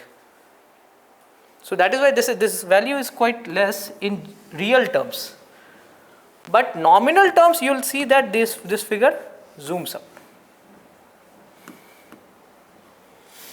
In nominal terms, so we have current prices. Now we have current prices, and the current prices you see straight away more than 100 lakh crore it has increased. It has increased, and the growth rate has increased. You see, this is the divergence in real GDP and nominal. Real GDP, it was year on year reduction. Nominal GDP is year on year increase. So that is why nominal GDP is not a good indicator of temporal comparison, because nominal GDP always takes into account price factor also. And price, there could be higher inflation which the country experienced, and that is why the nominal values could be higher. However, the real GDP growth would be lower. So real growth was 6.4%. It year on year it reduced from 7.2, it reduced to 6.4. Then how is it possible that in nominal term it increased? Because prices are increased. So that is why inflation adjusted figure is a better indicator for temporal comparison of output increase. Getting it? But what is the use of then nominal GDP? We know real GDP has plethora of uses. All the macroeconomic data, all the policies are based on real GDP. But what is the use of nominal GDP then? First, for country comparison, it is a better indicator. Second, for tax estimation, it is all nominal GDP which is calculated. So whenever we say that our tax to GDP ratio is 12% for the central government, 6% for the state governments combined, we are taking GDP as nominal, not the real. Because tax are calculated at current prices. We do not tax on the base price. Whatsoever is your current income, you will be taxed on that. Whatsoever is the current max retail prices, the GSTs would be calculated on that price. And that is why it is said that inflation is favorable for the government. The government do not want to reduce the inflation. It suits them. Because the more is the inflation, better would be the tax collection. And that is at that point only there is a divergence between monetary policy regulator and the fiscal policy regulator. The government and RBI is always at divergence whenever the country experiences inflation. Because when the country experiences inflation, the most ideal target would be to increase interest rates or to keep it at higher level. But the government would want that please reduce it because we want more taxes. So obviously the governor would be changed at that point, and we experience this time. The governor would be changed at that point. Whenever there is a governor which is changed, it is a signal that the time has come, the divergence, the rift is becoming abyss, and there is a time that obviously the government would say that we are the sovereign, you may be an autonomous institution, but we are sovereign. Sovereign always has more power than autonomous. This is how the government always says that we want to have our men at all the autonomous institution, all those constitutional style, whatsoever you want to say, these are all political things, but we the people of India. So it's the finance ministry which says to the cabinet committee of appointment. Obviously changed, and this happened. What happened in December monetary policy review? It was the last governor of RBI. He wanted to keep the policy rates as it is. He did not. What happens whenever you select an IAS? You feel that he will work for you. This is the common notion. But eventually you work for it is organizational loyalty that is more important than what was your previous employer. But when you go there, you feel that the inflation is still not very low. India has not moved out of inflation. That is for sure. You need to come in. Inflation can come back again, and given the condition that US is now going back, what would happen? There would be certain situation. Many of the factories in India would close down. They would close, and they were working as ancillaries to many of those companies which were working as MNCs. If MNCs go back, the ancillaries stop. If ancillaries stop, the intermediate goods, the cost of intermediate goods would increase, and again core inflation would pick up. Now this time we will have food inflation going down, but core inflation picking up, and RBI would be in a headache. If we try to reduce core inflation, food inflation picks up. If we have good monsoon, bumper crops, food inflation goes down, but core inflation picks up. So regarding tariffs only, considering that you also impose tariffs on us, won't in short run inflation will come down? Because the goods that are being produced will not go to US in that much quantity as they used to. So they will be there in our nation only. But they were not going to US. The MNCs were producing in India. But the idea is who would consume those things? They will eventually close down. Eventually, but in short run. In short, see, how short are you comparing? The idea is if you are talking about 1 or 2, 3 months, like US yesterday or 3 days back, Apple phones were shipped to US in 5 flights. That was 5 cargo flights. Through that, Apple shipped all those iPhones. In short term, the prices of Apple iPhones would go down in US. However, in long term, the prices would go up. It would, because the cost of production. In short term, in India, obviously there would be there would be glut of all those intermediate goods. But in long term, eventually the factories would go down. They would close down. And eventually, what would happen? China would be saying, "Don't produce. We are happy to export you." And eventually, India's domestic industry would be at risk. This is a major problem. Rather than the tariffs on Indian economy has no significance, it's hardly 3-4%. The idea is, what is the long-term impact? We are getting aligned to US, and US betrayed us. It was better to align with China then. And now we are thinking economic services that we should have a dehyphenated relation, decoupled relation, deregulated relation. We need Chinese capital, and they have come out with a specific mention of China. No matter we have border skirmishes, we need to have good relations with China, because China is capital. It is capitalist country. It is not a communist. It's a capitalist country. Way better capitalist than China, US. And now we are at a juncture where US is leaving and China is saying that what to do. We are obviously over capacity. So these are diplomacy and international relations transgressing into economic policies. Okay. Now comes GDP deflator. So GDP deflator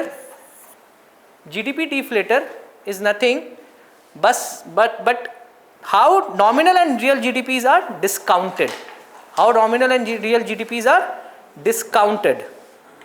The idea is, at what the exact calculation, you always calculate nominal GDP and you calculate GDP deflator, and from there you arrive at real GDP. Real GDP is never calculated.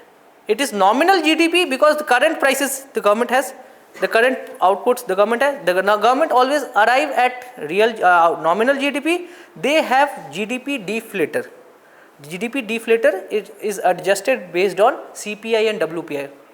CPI and WPI defines what would be the GDP deflator, and then they divide the real GDP or nominal GDP by GDP deflator to arrive at real GDP. And that is why GDP deflator is deflating it to make it more inflation adjusted. And GDP deflator is a holistic indicator. It's a price indicator, but that the construction of GDP deflator is more wider and comprehensive rather than WPI and CPI. WPI and CPI has lesser index, lesser commodities, 700, 600, 500, something like that.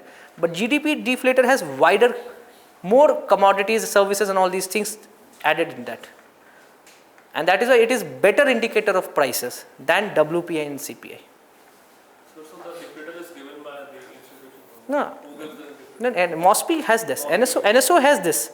Only the CPI and what is the movement in CPI and WPI? Adjust the GDP deflator. But the other This is price. We are talking about the prices. And which particular index captures price?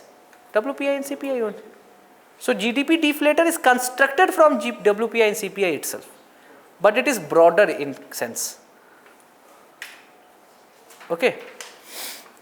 CPI, WPI, GDP deflator, these three are price indicators only. CPI, WPI are high frequency indicator. GDP deflator is a very low frequency. What is the meaning of high frequency? The data is brought out monthly, but GDP deflator, it is used quarterly, half yearly, annually.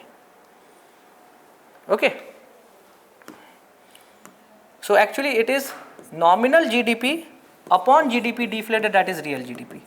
Nominal GDP upon GDP deflator,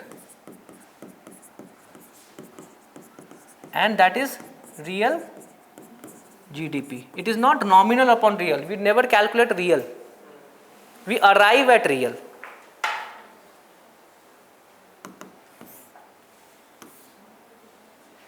Now this is not used in real sense, GDP at PPP. So what is the meaning of PPP? So what is the difference between purchasing power parity and nominal? So it is adjusted to the basket of goods that is there. So we take a common basket of Common basket of, it is basically cost of living. It is basically cost of living. So it is calculated by exchange rate but using PPP. Exchange rate using PPP.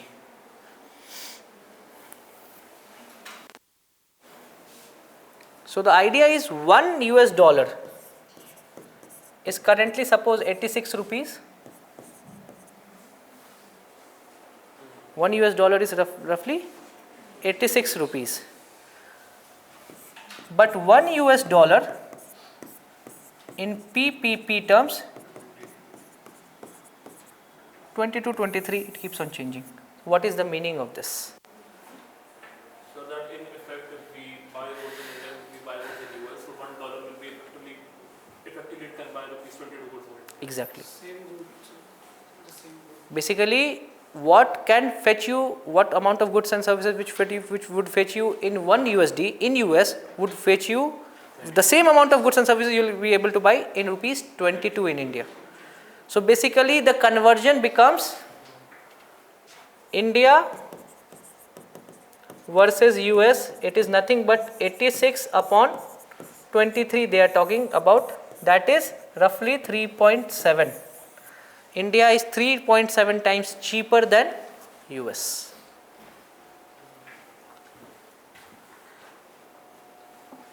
Did you get it? So what costs you in US dollar in US, the same thing would be 3.7 times cheaper in India in Indian rupees. Okay.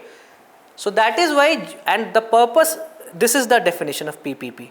So the idea is PPP actually tries to adjust the price differential by incorporating the lower costs of labor.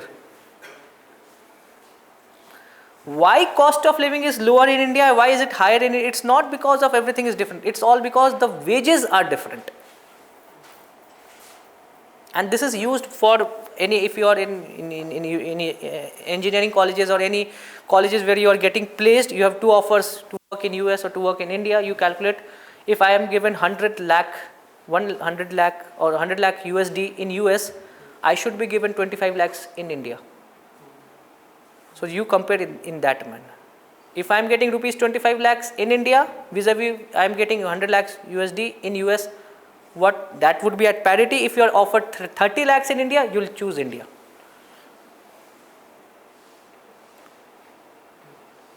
This is how you compare it.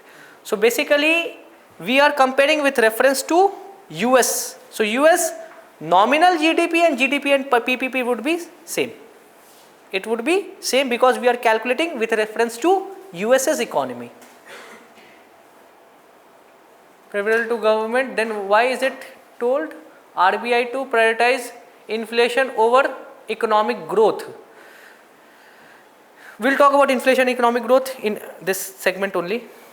You'll come to know. Growth with price stability is the mandate of RBI. Okay, so this is how comparison. So basically, if it costs rupees 100 for a haircut in India, it costs you 500 rupees in US dollar. The experience would be similar. Basically, India is cheaper in labor cost. That is why India has lower GDP in nominal terms. So you need to inflate the value, the purchasing power of rupee vis-a-vis purchasing power of US dollar in US. So you increase India's PPP GDP for PPP based comparison. So in PPP based comparison, India's GDP zooms to 15 trillion USD in PPP. So US is 27-28 trillion USD. India now at PPP becomes 3.7 times multiplied by 4.3. So basically we arrive at 15-16 trillion USD. So India is the third largest country in PPP. First is China. China is 37-38. US is second. US nominal, and because it is compared, it's same. It is same. 27-28. But is it a good method? So we were comparing individuals, then it is a better method. It is not a good standardized method, because the basket, how can you construct a basket which is consumable in India also, in US also? What is being used as a metric of development in India may not be a good indicator in US. So who constructs the basket? Is it the common? No, this is compared by World Bank. World Bank comes out with the data. World Bank compares with the PPP data. And IMF does not consider this as a good indicator. IMF always says that always have a comparison which is all acceptable. Nominal, IMF always targets nominal GDP. World Bank always says that we need to have, since the World Bank has a thinking of development.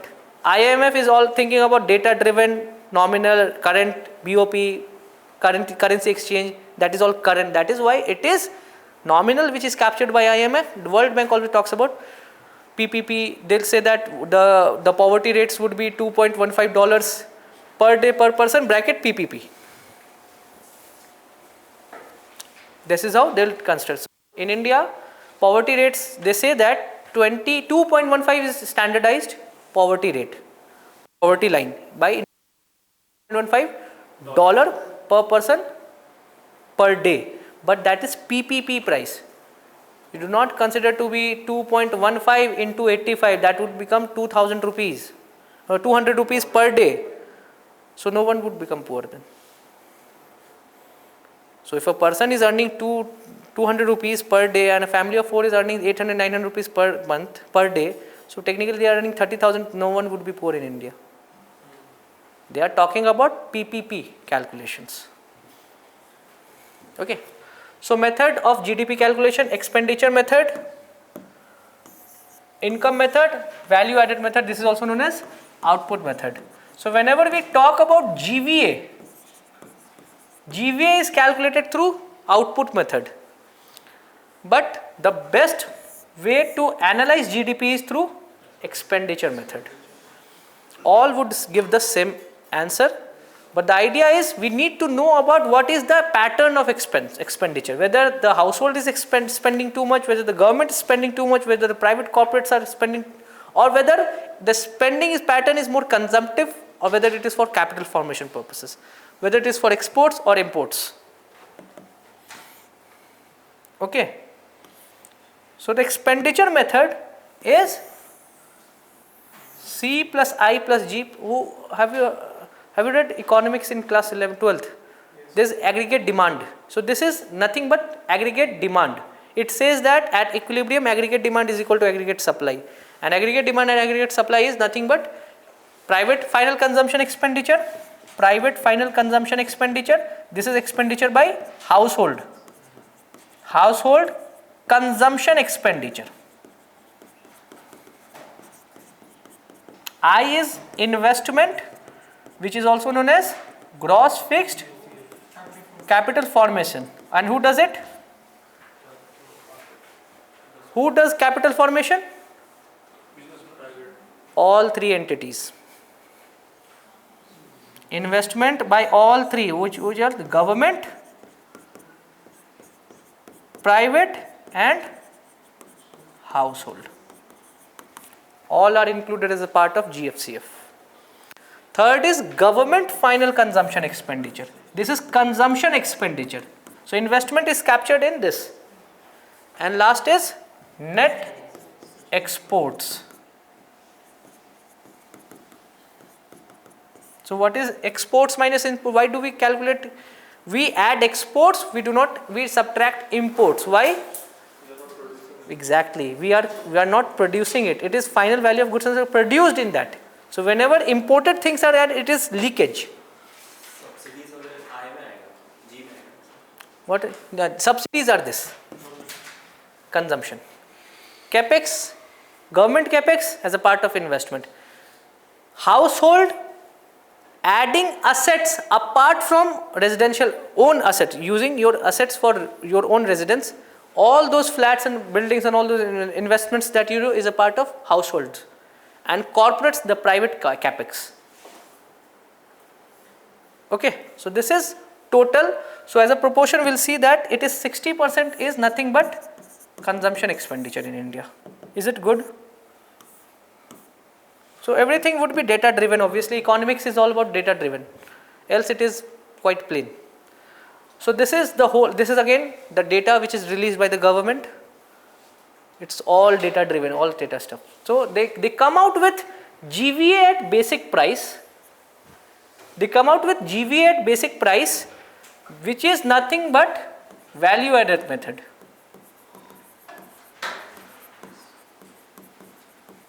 So all the sectors value addition is done, then gross value added, then they add net taxes on products because production taxes have been added already in basic price.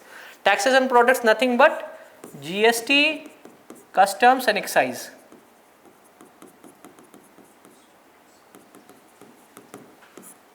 And you will be surprised to know that the tax collection growth rate is in double digits because of good performance in customs and excise and GST calculations. And then if you add these two together, you arrive at this figure. This is GDP at market price. If you reduce depreciation part, you arrive at NDP. You arrive at NDP. Now comes the expenditure components. The values would be same. This figure would be same as this. The figure in 3rd and 13th would be same because both are GDP. But it is talking about the components. So components they take into change in stocks. They talk about the inventory levels also. They have to be added because opening in stock and closing stocks. They talk about the change in stocks.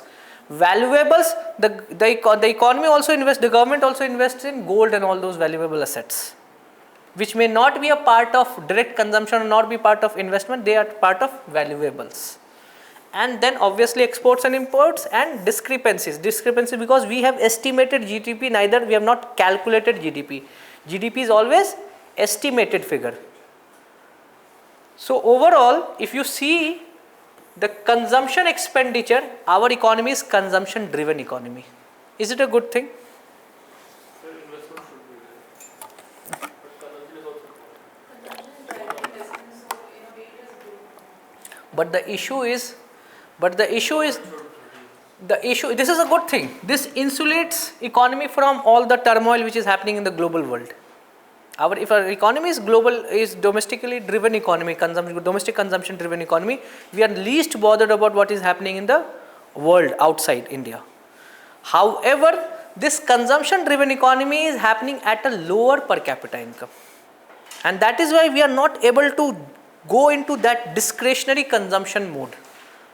There are two types of consumption. One is essential consumption, other is discretionary consumption. Essential consumption is for survival, food, clothing, housing.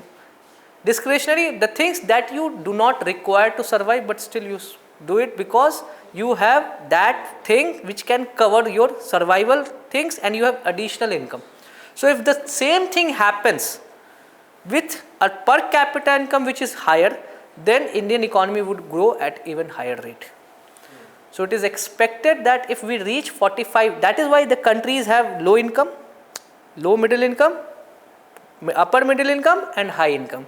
Lower income, it's all survival. They are thinking only about survival. They do not have other things to think about. Lower middle income, they are just lower middle class. Small savings. वो भी तो actually distributed नहीं है, वो तो हम total No, population I'm obviously I'm not talking about the income inequality on this part. I'm saying for a nation, if you consider a nation to be a family, a household, consider a nation to be a household. If a nation is low income, that means it is comparable to a low income household. And if for a low income household, the only expenditure that it does is for survival things. For a low middle income household, the basic consumption are the things which drive the total expenses. But the moment it enters upper middle income, it is discretionary spending that actually powers the economy. वही कह रहा हूँ sir, discretionary only जिसके पास ज़्यादा है वही करेगा ना, क्योंकि फिर भी अगर high में पहुँच भी जाते हैं तो it is not because of everyone has that. No, we are not even talking about everyone. It will have trickle down. What happens? There was one term which was introduced by Economic Survey, I guess, in 2021-20, increasing the share of pie, size of pie. It says that we should not think too much about the socialistic angle of distribution of income. First, we need to increase the thing which should be distributed. First you build the road, then you start thinking about automobiles. Don't start thinking about automobiles till you do not have roads. First you increase the GDP, size of GDP, then you start having more taxes, how to distribute. Don't jump into more taxation, people would leave the country. Getting it? First go to that pie level, that increase. That is why if that happens, what would happen? Even at the lowest level, what would happen? They will have income, they will have expenditure which would be not just for survival but for discretionary. And if the economy enters into a phase of discretionary spending or consumption, the economy grows like anything. This has been experienced by Japan. First it was US in 1930s, 20s. You'll see the history of US. Then it was Japan, 1950s and 60s. You go and see old videos of Japan in 1950s. What you are experiencing today, Japanese experience in 1950s. Then it was South Korea, 1980s. Then it is China, 1995 till 2015. It is expected that India would enter the phase of discretionary spending in 2030.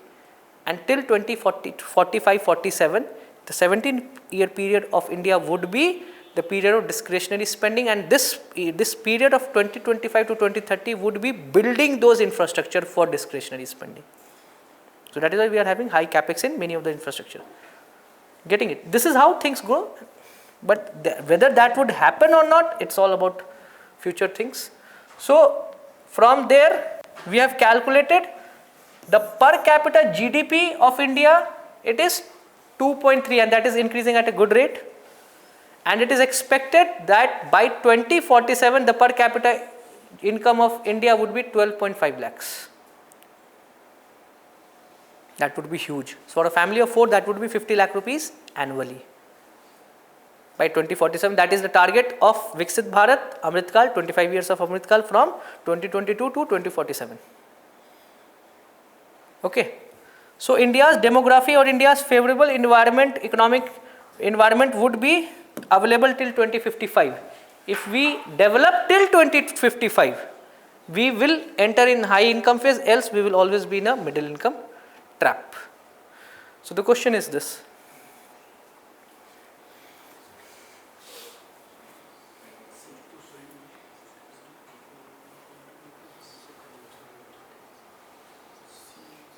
A broader concept है. Nationality means, don't talk about nationality, means overall residence, global income. But territorial is a limited income, borders. We have elongated the borders. A is the answer.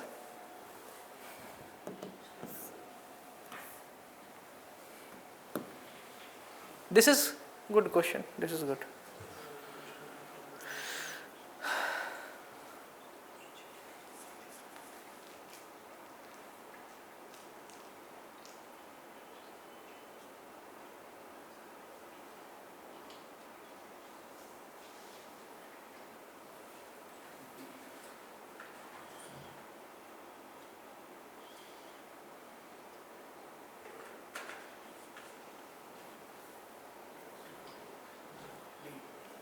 D, none. This is correct. First, this is correct. Second is correct. Output method always talks about inventory. It is calculated at the cost price. It is accounted inventory. Change in stocks and inventories, it is added as a part of GDP. First is expenditure method has investment. Does it calculate the financial investments? It subsumes it. It calculates it. It subsumes it. Because it is expected that financial investments is channelized to the government or to the corporates. What you have saved as deposits or as bonds or as equities is being used either by the government or by the households or by the corporate, the private corporates. So it is subsumed. It does not exclude. It does not double count. But it subsumes. Okay. Third, this is very good. Third, income method that does not, so income method talks about income, but the question is interest income by worker a factor income? Because it adds factor income, na? Rent, interest, wages. That interest is for capital, not interest earned by workers. Are you getting it? Interest earned by workers would be a part of personal disposable income, which comes after GDP calculation. Getting it? Interest earned by banks, yes, because banks are capitalists. That is a part of factor income. But interest earned by workers is personal income. That is a part of personal disposable income if you deduct the taxes and the liabilities. PI and PDIs. So it does not include GDP calculation, does not include interest earned by. It is a part of disposable income.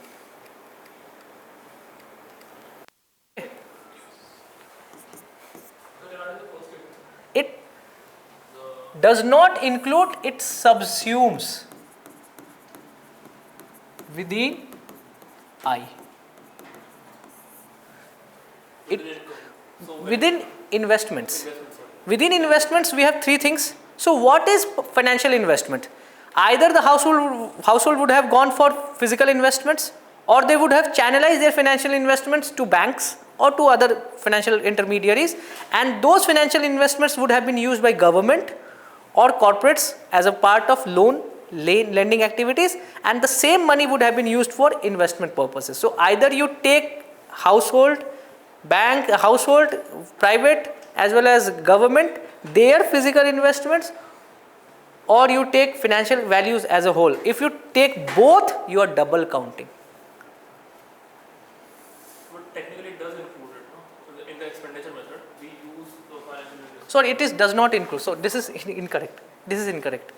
Does not include. This is incorrect. So A would be the correct answer.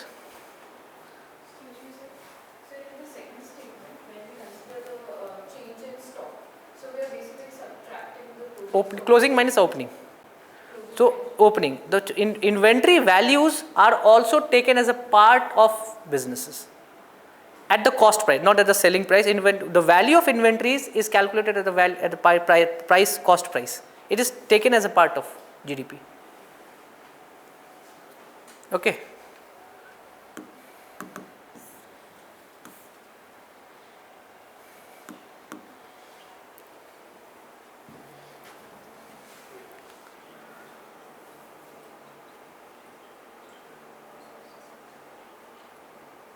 First is correct. Value addition is from producer's end. Second is incorrect. Neither GDP nor GVN, both of them do not include intermediate goods. It is all the final value. Okay.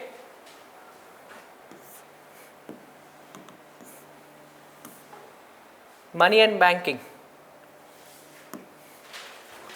So the break would happen at 10. आप मेरे मर्जी पे ना. Okay, so अभी चाहिए. अभी नहीं ना. I will be happy for that. Do you want a break? Short break, sir. 2 break दे दो ना. एक और 8 मिनट पूरे time So 2 breaks. So what should be the duration of those 2 breaks? One for lunch and one for tea. So what should be the ideal? That is up to what should be the ideal time? 1 hour and half an hour. 1 hour for lunch. 1 hour lunch break. half an hour for 40 minutes and 30. So 40 and 20. So how about lunch break and evening snack break? Huh? Time of the 12:30 Okay, sir. first break. 1:30 we'll meet Okay, sir. and then we'll have a break at 4:30. That's Okay.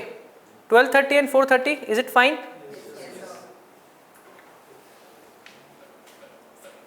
12:30 and 4:30, that is defined. And then now we'll increase the speed of discussion, else it would be very difficult to get it completed. It is holistic. Okay, so money and banking. So functions of money: medium of exchange.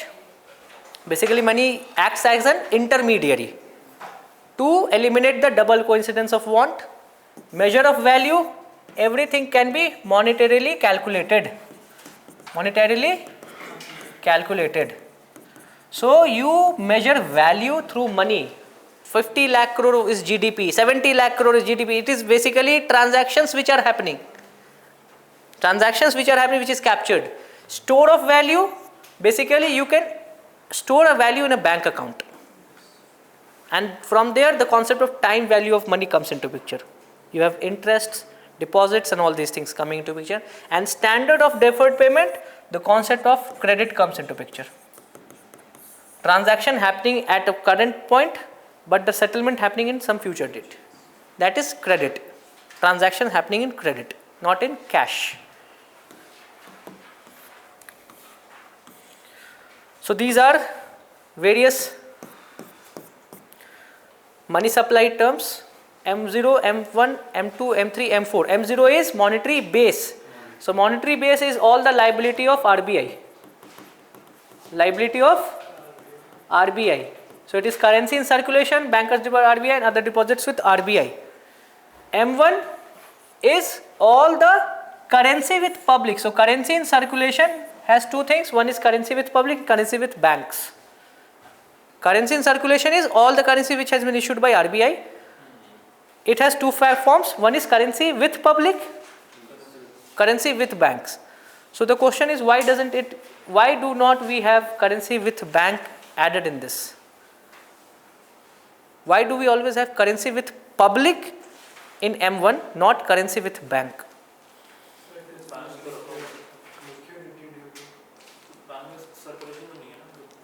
How about the currency in banks and the vaults and all these things? I'm talking currencies are there with banks also. They have currencies in their vaults, in their safe vaults. Why is it not calculated? It is calculated as a part of deposits itself. Whatsoever is with bank is either time deposit or, so it would be double counting. So either you take that thing or you have taken the other part. If you have 50,000 rupees in your bank deposits, bank could have certain portion as currency which reflects your deposits. But currency with public may be currency for normal transaction which is outside banking system. Getting it? M2, the time deposit part, the FDs and RDs. So savings deposit is CASA and time deposit is FD, RD. CASA means current account and savings account. That is demand deposits. M3 is M1 plus all the time deposits with the banking system, and M4 is all outside the national savings certificate which is with the government. Sir जो हम accounts बोलते हैं axis bank ये सब तो वो इसमें होता है Savings account. डिमांड डिपॉजिट में क्या होता है sir? sorry, this is sorry, not savings deposit. This M1 savings demand deposit. Demand deposit is CASA. Demand deposit is CASA. Savings account or current account is demand deposit. You can ask you any time you can go to say to the bank that we want my money back. Okay, so that is the idea. M3 is with banking system, M4 is with post offices, excluding what is with the government. So saving on the banks can't deny it. Exactly. The banks can deny the frequency of transactions, but that is not also with the current account. There are numerous unlimited transactions, but they cannot deny you at any point of time. You can withdraw all the money. That is demand, on demand. So at max they can put a moratorium, like they have put previously.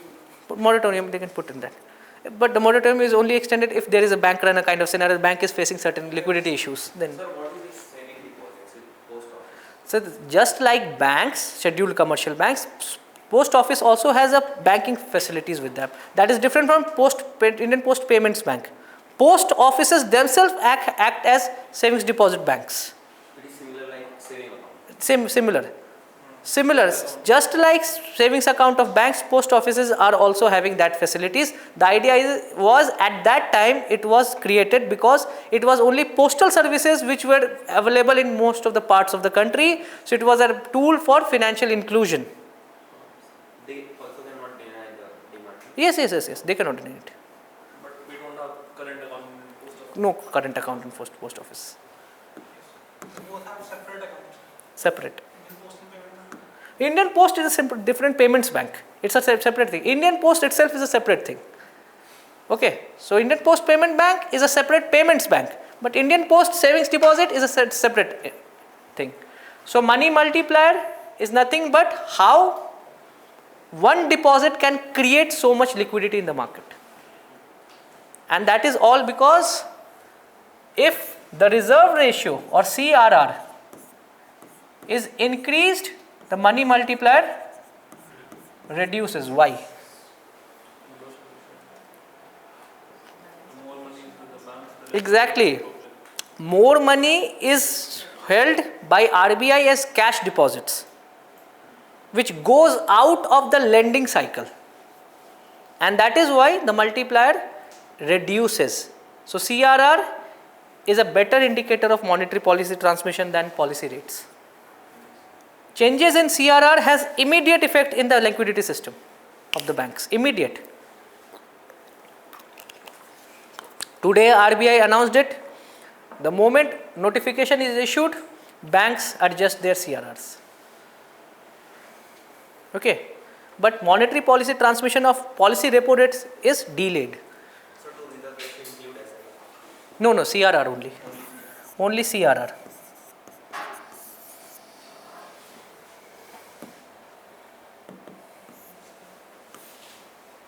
Functions of RBI, basic functions you are required to know. Monetary Policy Authority, this is as per RBI Act 1934. It gives RBI the power to act as monetary policy regulator. Currency, these all are RBI Act. However, regulator and supervisor of banks, developmental role, financial stability, all these are through Banking Regulation Act.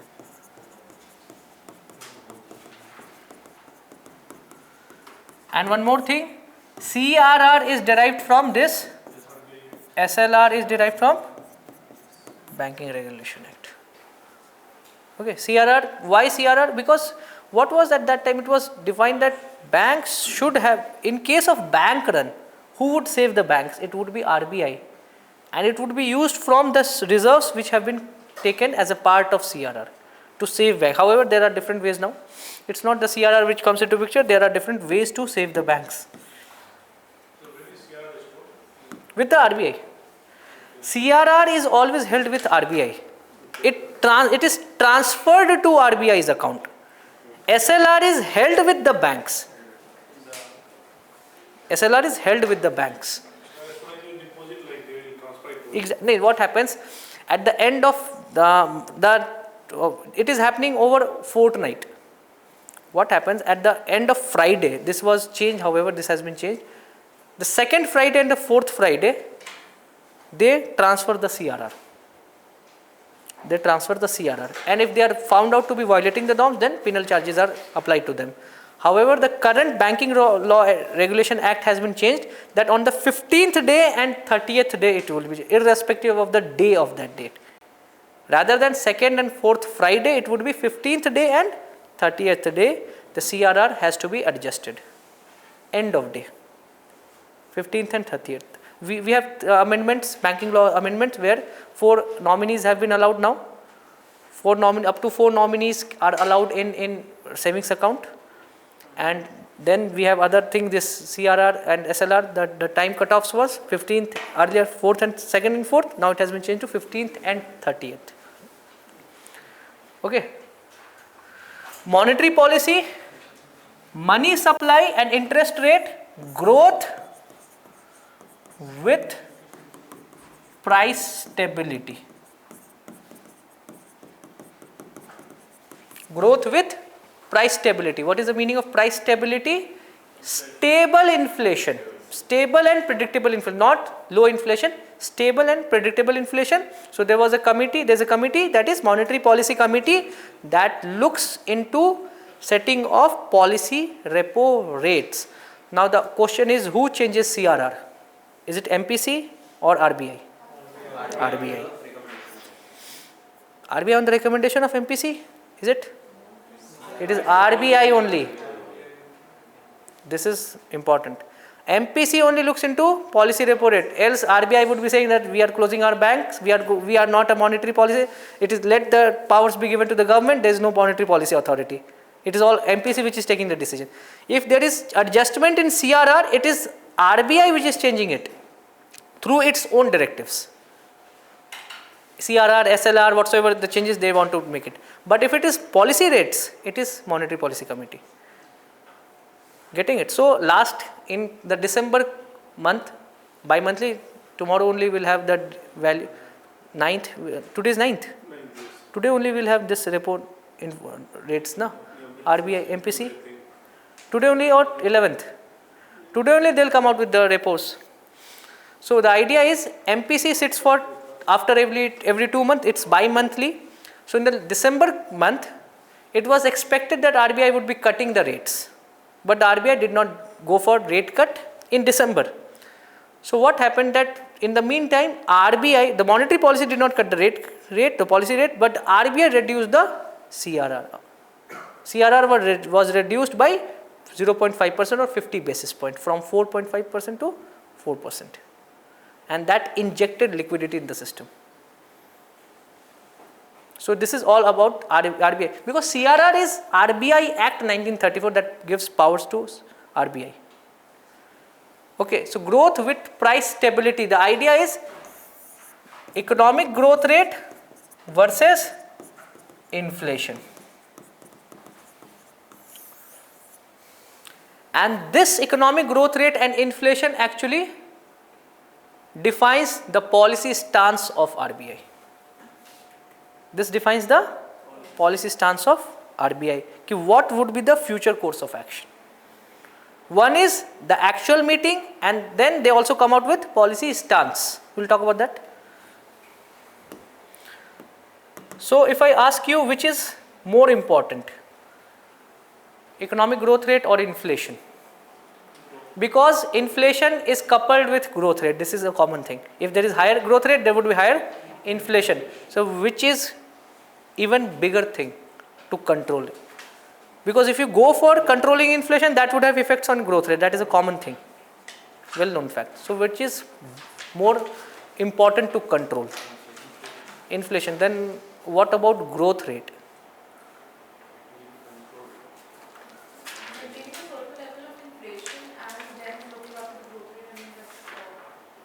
Then why did RBI cut repo rates? Or just 2 months back only in February, they cut the repo rates. What happens? Inflation in India is more governed by food inflation. the core inflation is not so high, because the supplies of commodities is defined through global supply chains. But in India, food inflation is quite fluctuating. The headline inflation is very fluctuating item. And India and RBI does not have those tools to control food inflation. So what happens if RBI maintains a high repo rate? Here RBI, we are talking about Monetary Policy Committee. If RBI maintains a high repo rate, an increased interest rate, just because there was bad monsoon, it has no significance, because the interest which was to be paid by the private corporates is higher because there was low food crop production, isn't it? This junk, it's not in sync with the thing, because what investors want, what capitalists want, lower cost of capital, lower interest rate. But why RBI is not cutting interest rate? Because there is high food inflation. Both things are not in sync. So there was a committee, which in RBI internal committee has said that we should move from headline inflation towards core inflation targeting. One is CPI targeting, it is there. Earlier it was WPI that RBI used to gauge. It moved to CPI. Within CPI also it has been said that we should move towards core inflation rather than headline inflation, because it is very difficult to know about the food inflation or fuel inflation, because both are driven by either climate or by geopolitical situations, which RBI cannot control, and these are for short terms. And if there is higher cost of capital, that would actually lead to higher interest rate, and that would be detrimental for the economy. So give us the mandate to target core inflation, then we will be able to maintain lower repo rates. Getting it? So this is a statutory body. That means, what is the meaning of statutory body here? Which act? RBI, amendment to RBI Act. So this also derives its powers from RBI Act.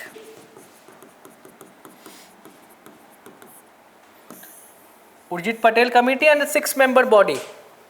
So earlier when this was announced, when the framework was being devised, it was considered to be a 7-member body. It was ideally formed to be a 7, but now they changed it to a 6-member body with RBI governor having a casting vote. Basically the government wanted to show that whether it's RBI which is taking the decision or the government has a good decision making thing. The decisions are in you can say in consensus, or whether the RBI is at divergence. Okay, so this is only repo rates, which is set by. Now we talk about the quantitative tools. This is bank rate, however this is not used by RBI. Long-term financing or long-term lending to banks is now stopped by RBI. RBI only gives loans to banks under liquidity adjustment facilities. There are ways of injecting liquidity in the system. One way is liquidity adjustment facility. Earlier there used to be long-term lending. However, RBI has not done this. Rather than using long-term lending, they have come out with another tool during COVID they had come out with LTRO. As a part of injecting liquidity, LTRO and TLTRO, targeted long-term repo operations. What was LTRO? What is repo? Repurchase obligations, agreements. So the idea is the securities are pledged to access fund from RBI by banks, and at the end of expiry the securities are given back. However, there is no physical movement of securities. The securities are blocked basically. It remains with banks, but it is blocked. It is blocked.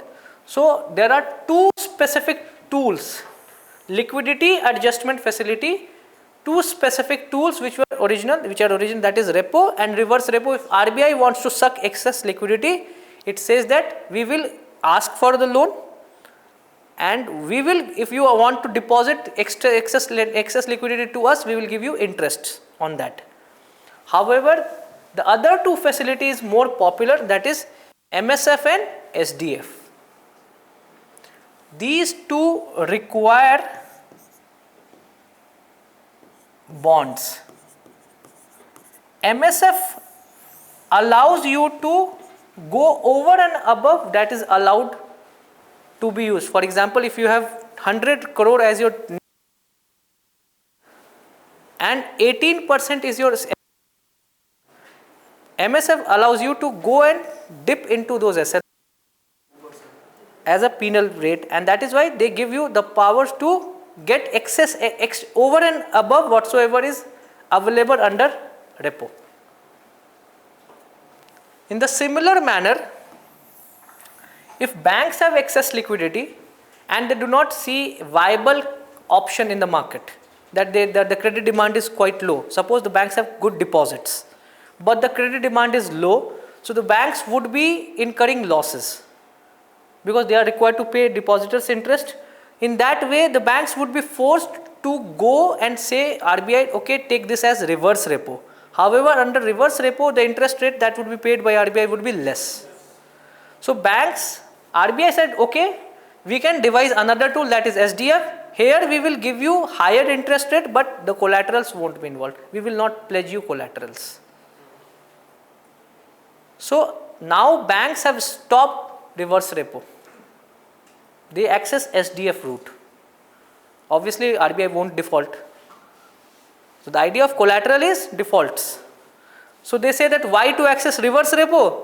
All the liquidity which is given to RBI as a way of deposit, it goes through SDF only rather than reverse repo. So marginal and standing facility with collateral exists. Collateral is there. But SDF? SLR securities can be used up to a particular criteria. However, SDF does not require any collateral, and that is why RBI is giving you excess return on that. And the returns are quite good. Returns are quite good.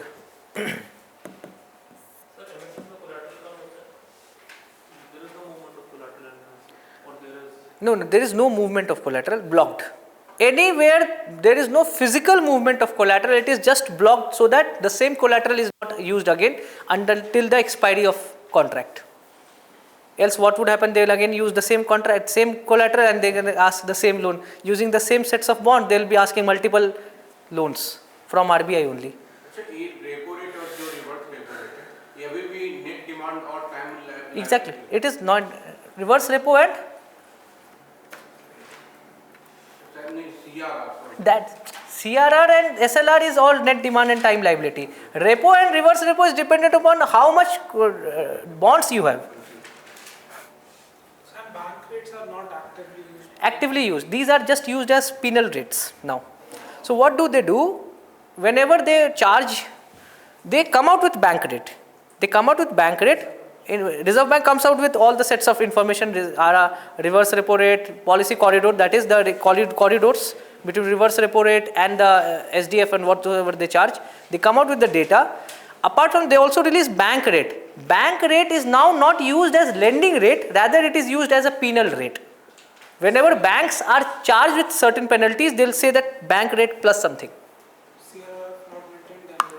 Charge. There are other regulations also. Violations of regulatory norms are there.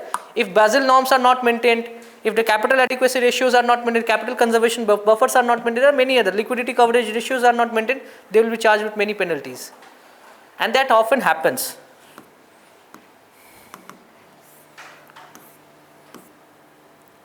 So this is, it requires bonds or government securities. So recently, banks have actually stopped asking money under repo operation. Rather, they are now floating specific bonds. What banks are doing that? Banks feel that their cost of capital is very high. There is a term that is known as MCLR, marginal cost of lending rate. So what is the meaning of MCLR? The rate at which banks lending money to borrowers. It should be more than that. Okay. So what happens? Suppose 100 rupees is deposited. Out of this, rupees 22 is not used. It cannot be used for lending activities. So technically what happens? Technically only rupees 78 is used. 78 rupees is used. So even if they say that they get 6 if they say that their cost of funding is 6%, but actual cost of funding is 6% upon 0.78. This increases. Why? Because that much deposits cannot be used. So banks feel that rather than using depositors' money for lending activity, why not issue bonds? So banks are now using bonds as a way to raise capital, and in return they are using bond. Whatso money is subscribed as bond, as subscription money, is used for lending activities. It is a way to bypass the cost of fund, because the cost of fund is higher in case of depositors' money. It is risky. It is risky, but banks feel that their margins are getting reduced because of this. And to maintain the margin, and this was said that actually the cost of capital, because of the so much competition in lending activities, there are banks, there are small finance banks, there are RRBs, then we have many of those other banks which have coming, financial institutions, and NBFCs are there. It has been found out that in future the margins of banks are going down. The cost of fund is increasing if they are using depositors base, but because of the competition in the market, the lending rates, they cannot increase it. If there are many sellers, obviously the cost, there are many sellers who are selling you this product of loan. Obviously the cost of loan, if you go and see, the home loan rates are at 8.5% now, they at 8.15. There would be many one who would be saying that as 7.9. At the same time, what they feel, to fund those home loans, if we use depositors' money, we are at loss, because banks, RBI is imposing us with so much of CRR, SLR, there are many obligations. So in return they say that we will issue infrastructure bonds. We will collect money under that and we will use that money to fund infrastructure only. In that way we will bypass our cost of funding. Getting it? So this has become a new norm, and RBI is actually thinking that now the thing is coming. When they issue infrastructure bond, then now the regulator moves from RBI to SEBI. Now RBI does not have control on only money market instruments. RBI can control, not the long-term instruments. And RBI feels that now banks are going away from their holds towards SEBI. And SEBI would only look into the capital, what is their capability to repay and all these things. And this way RBI would lose control and monetary policy transmission would become even difficult. And this has become a new way. Banks have found out a new way because of the growth in capital market. Now there was one company, it was a garage company in Delhi. It issued equity and it was subscribed to 3,000 crores.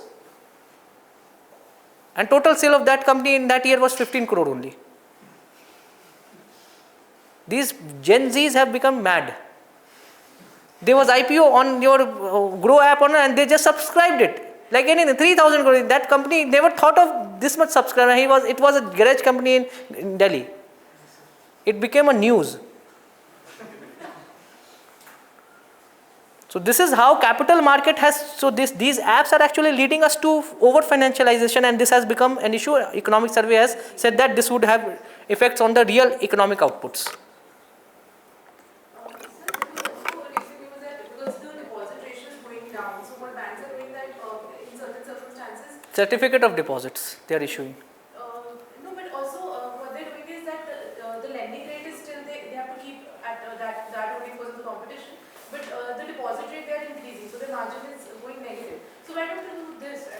But this is, see, I told you, that is why I told you deposit rates, they can, to attract depositors, they need to increase deposit base. At the same time, they are it is what is driving this. It will lead to corporates entering the banking system now. And this was in 2017. There were many corporates, Adani, Ambani, and there were many top Bajaj. They wanted to enter banking. They are NBFCs now. There are many NBFCs. They wanted to enter banking system, but it was opposed by all the banking system because there would be an issue of conflict of interests. Because the banks and the lenders and the credit borrowers would be same. This would create an issue. If Adani Bank issues loan to Adani Greens, so how would it would become very difficult. So if this situation happens, then there would be a situation where corporates, because whenever you are required to issue you issue debts or bonds, you need to be financially sound. And this would eliminate many small finance banks, many smaller banks, they would go out of market because the lending rates would be similar, but the depositors base, and that is what is happening, depositors interest rate is going up. And that is driving out many small companies out of market. Small banks are failing. They cannot issue infrastructure bond because no one would subscribe. Would you subscribe to Utkarsh Small Finance Bank bond, knowing that tomorrow if you go to that bank and that bank is, we are closed? So what was the thinking behind on-tap licensing and Urjit Patel committee and all those committees, small finance, Nachiket Moore committee, differentiated banking, they would eventually close down and it would be limited to only big banks. They can control the whole system and corporates entering the banking system. Okay, this is an issue with RBI, and RBI feels that, and they cannot control it obviously. If government would be happy to reduce the cost of lending. Government wants reduced cost of capital in the market, but depositors' interest, that is why it is becoming an issue for banks to survive. This is also excess liquidity which is parked, however, no security is needed. Now the other tool is OMO. OMO is nothing but absorbing or injecting liquidity by way of using bonds, and those bonds are with RBI and those or banks. That should not be those government approved securities under SLR. Beyond that should be used. So this is a process. There is a process known as sterilization. Sterilization, where open market operations are done. However, they are done just to negate the effect of forex inflows, so that liquidity increase does not lead to any inflation in the economy. There are two things which banks are doing. Banks are actually using certificates of deposits. They have been forced to use certificates of deposits because deposits, based on the depositors base, they can go for lending activity. But if there is higher credit demand, then they are forced to use certificates of deposits. Using this as a base, they go for lending activity, and that is costly for banks. The margins for the bank, the interest paid to depositors' money and interest earned on loan is going down. This is creating an issue. CRR, SLR. CRR, no interest is earned. Here, all coupons earning are remain with banks. The idea is, if SLR is there, they earn interests and coupons, and that remains with the bank. Under repos also, what happens if there is a transaction, and if there is any interest or any payment, coupon payment which is due, it accrues to the bank itself, not to the RBI. Suppose the particular bond was used for repo transaction, the bond gets blocked, or whatever is the to the RBI. because banks are the owner, only it has got transferred. Ownership remains with the bank. So, but the amount will not be given. It will only be given after the. After unblocking. After unblocking only. But that would not be taken by RBI. RBI can only purchase in the secondary market, right? They can also sell. They can also sell or purchase in the secondary market, right? Not in the primary. RBI not in the primary. Primary market purchase by RBI has been done away with. They do not go for primary purchase of government bonds. Basically, it has never happened now. The idea was, if RBI, open market operation is always secondary activity, secondary market activity. The idea was earlier, first time if the bond is issued in the primary market, RBI used to purchase it. But now they have stopped purchasing it, because that is seen as a way of deficit financing. That is seen as a way of monetizing the deficits. It is not, since 1997 it has stopped. Rather than that, RBI goes and does all the transaction in secondary market. If you are buying in the primary market before also, you can directly pay the government, right? What? I didn't get you. Why they buy in the primary market? Like, No, the primary market, the idea, RBI also needs to have certain bonds with them. Now, how can they go for open market operations? They also require certain bonds with them. How can they adjust liquidity in the system if they do not have collaterals? Those bonds act as collateral, and that is why they have collaterals with them. Okay. CRR, no interest is earned, and it is cash balance. It is cash balance, obviously always a cash balance.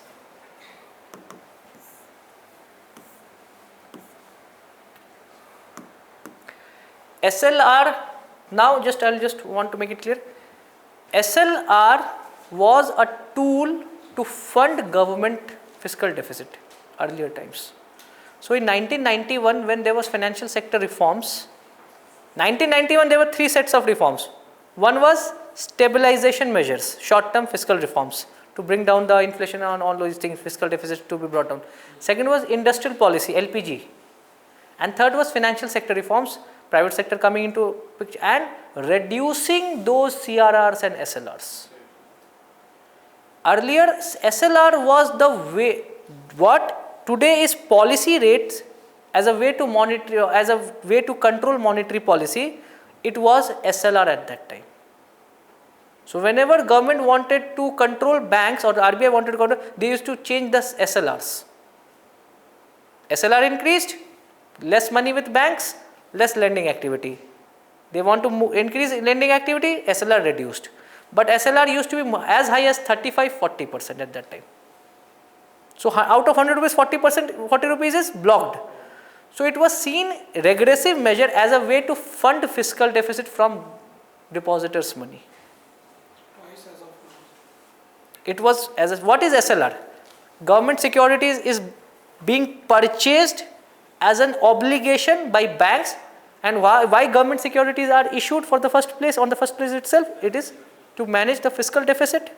So in a way, fiscal deficit is being funded by depositors' money, and that left lesser margin, lesser room for chances of interconnecting. That left lesser margins for banks to actually go for lending activities. So this was brought down to the levels of currently at 18% right now, and we have moved from changing SLR as a way to control systems, monetary system, towards policy repo rates. Then how the government used to, and 2 things were changed at that time. One, SLR brought down, and second, ad hoc treasury bills used to be issued. What the government used to do at that time, if the government felt that they are in need of cash, they used to issue ad hoc treasury bills, and the RBI used to purchase those treasury bills in the primary market. It was a way to fund the fiscal deficit. So this was changed to ways and means advances, WMAs, and SLR has been brought down. It is said that if the government wants to issue fiscal deficit bond or those bonds, it has to be subscribed by all the financial intermediaries, and even the retails have been allowed now to participate in the subscription of government primary market subscription, retail direct scheme. So can you again tell NDTL net demand and time liabilities. So whatsoever is the net demand and time deposits with the bank. Total deposits in savings and CASA plus total deposits in FDRDs. That becomes the total depositors base, that is a liability for the bank. And based on that, your all the things are calculated. So SLR not only includes government securities, the central government security, it also includes state development loans, SDLs, as well as certain loans or certain bonds of corporates, corporate debentures. That is known as that is why it is known as government approved securities rather than government securities. Government approved securities. So these are the tools. If they want to control it, obviously they will increase it. If they want to increase economic growth, they will reduce it. All the tools. This is the idea. Now comes the qualitative measures. It's 11:30. Just after that, we will talk about the banking system. Qualitative measures are margin requirements. So we have 12 till 12:30, na? We will cover up most of the things. What is margin requirement? That is known as loan to value ratio. How much is credit available as a proportion to the collateral that is pledged? If they want to control inflation, they will increase the margins which are required or reduce the loan to value ratio. Or if they want to support more economic activity, they will increase the loan to value ratio or reduce the margins. Margin is nothing but loans approved, the collateral value minus loans approved. And that is also the other way is loan to value ratio. Okay. Moral suasion is certain persuasion techniques. The RBI comes out with directives. Certain directives, certain persuasion that you should do this, that. Third is credit rationing. There is a condition that if the particular if a has a credit profile, up to what extent it can be borrower. This is limited. They cannot extend all the money to a particular borrower only. That is credit control. Okay, that is rationing. Suppose there are A, B, C, D borrowers. Then borrowers should be given in a particular manner rather than only one borrower taking all the loans. Suppose Adani goes to State Bank of India and he says that I want 5 lakh crore loan. That is not allowed. He needs to have consortium of creditors. Consortium of banks. Have you heard about consortium? It is created. Suppose if a big corporate is wants to have say 20,000 crore as a lending activity, as a loan, then consortium of banks would be created. Not only single, if suppose single bank is created, then if the loan is defaulted, that bank is also done. It is consortium because there is a provision of rationing which is there. Similarly, other thing last is credit control, EMI to income or EMI terms. Suppose how much of the total income, your total personal income can be spent for EMI activities, your lending or those activities monthly installment. Currently it is for 50%. Up to 50% you can pay total if your salary income is something like that, whatsoever is your taxable income.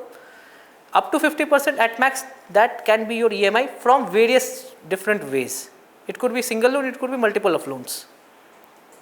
And then what would be the payment terms, what would be the maximum tenor of the loan, for example 7 year or 5 year or 20 year or 30 year, depends upon credit controls.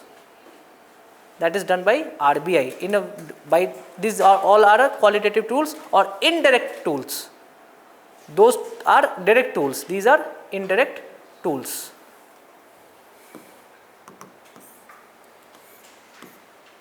Now comes the policy stance. So what is the meaning of policy stance and who brings out this policy stance? RBI or MPC? MPC. It is policy rate related thing. It is MPC. Minutes after the policy meeting, they come out with detailed report where they talk about their policy stance. One is policy repo rate, policy rate. Then they will talk about what would be their future course of action. If they have adopted hawkish stance, in India generally it is not so much hawkish, only during COVID times. Post-COVID, RBI adopted hawkish. Even the global banks adopted hawkish stance.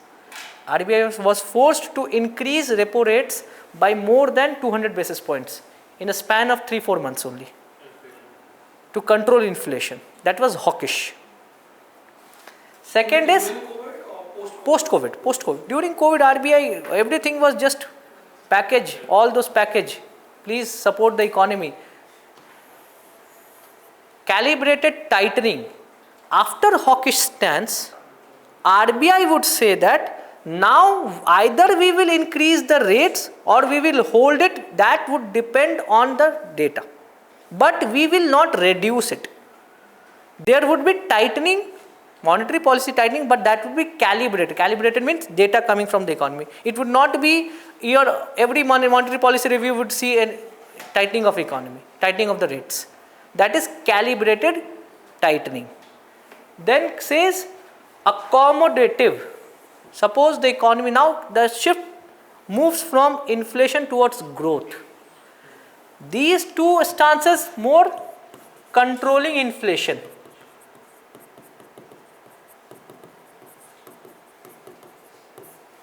These two stances are more to growth with price stability. These two stances are more towards price stability. Even if it has negative effect on the growth, they are not bothered about that. They are more thinking about controlling the inflation. Now accommodative stance is more thing. Even if inflation is higher, they will keep the rates lower or they will hold on to the rates just to be more accommodative irrespective of the inflation, just to support growth. It supports growth.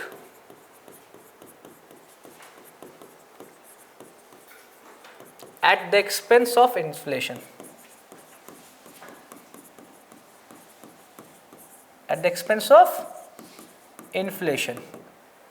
Now what happens after so much of accommodative stance, inflation now again starts picking up. Now they say that we are having withdrawal of accommodation. Now what would happen? We will now be in a position where we will start raising interest rate. Because now this inflation is now going out of control. It has not entered that hawkish point, but it is not, now we will not just think about growth, now also we need to think about the price stability. And last is neutral. RBI says that, or the monetary policy says that, whether we will increase it, whether we will reduce it, we cannot project it right now. It will be dependent on the condition in the market. So the current stance is neutral. Current stance is neutral. RBI or the monetary policy is saying that whether we will increase it or reduce it, it is very difficult to actually project. And currently also what would happen, the current Trump administration, what would be the effect? It is very difficult to project it. They reduce it. Recently, and it is expected that they will further reduce it. So why is it neutral then? Because they do not want to commit their course of action. Committing the course of action, committing accommodative stance shows that the growth is lower. Accommodative stance is only taken when the growth is lower or it is going down and they want to support growth. But neutral stance shows that there is a possibility that inflation may again come back. However, it is going down, the food inflation is going down, the core inflation is going up, but we are not sure whether this would sustain for a longer period or not. We will wait for the data from the market to come. Dovish stance generally is taken by central banks of advanced economies. In India, it is never taken use. Generally, when the inflation is negative, deflation in the economy compels those central banks to take dovish stances. Technically, it is taken by Bank of Japan. They always have this dovish stances.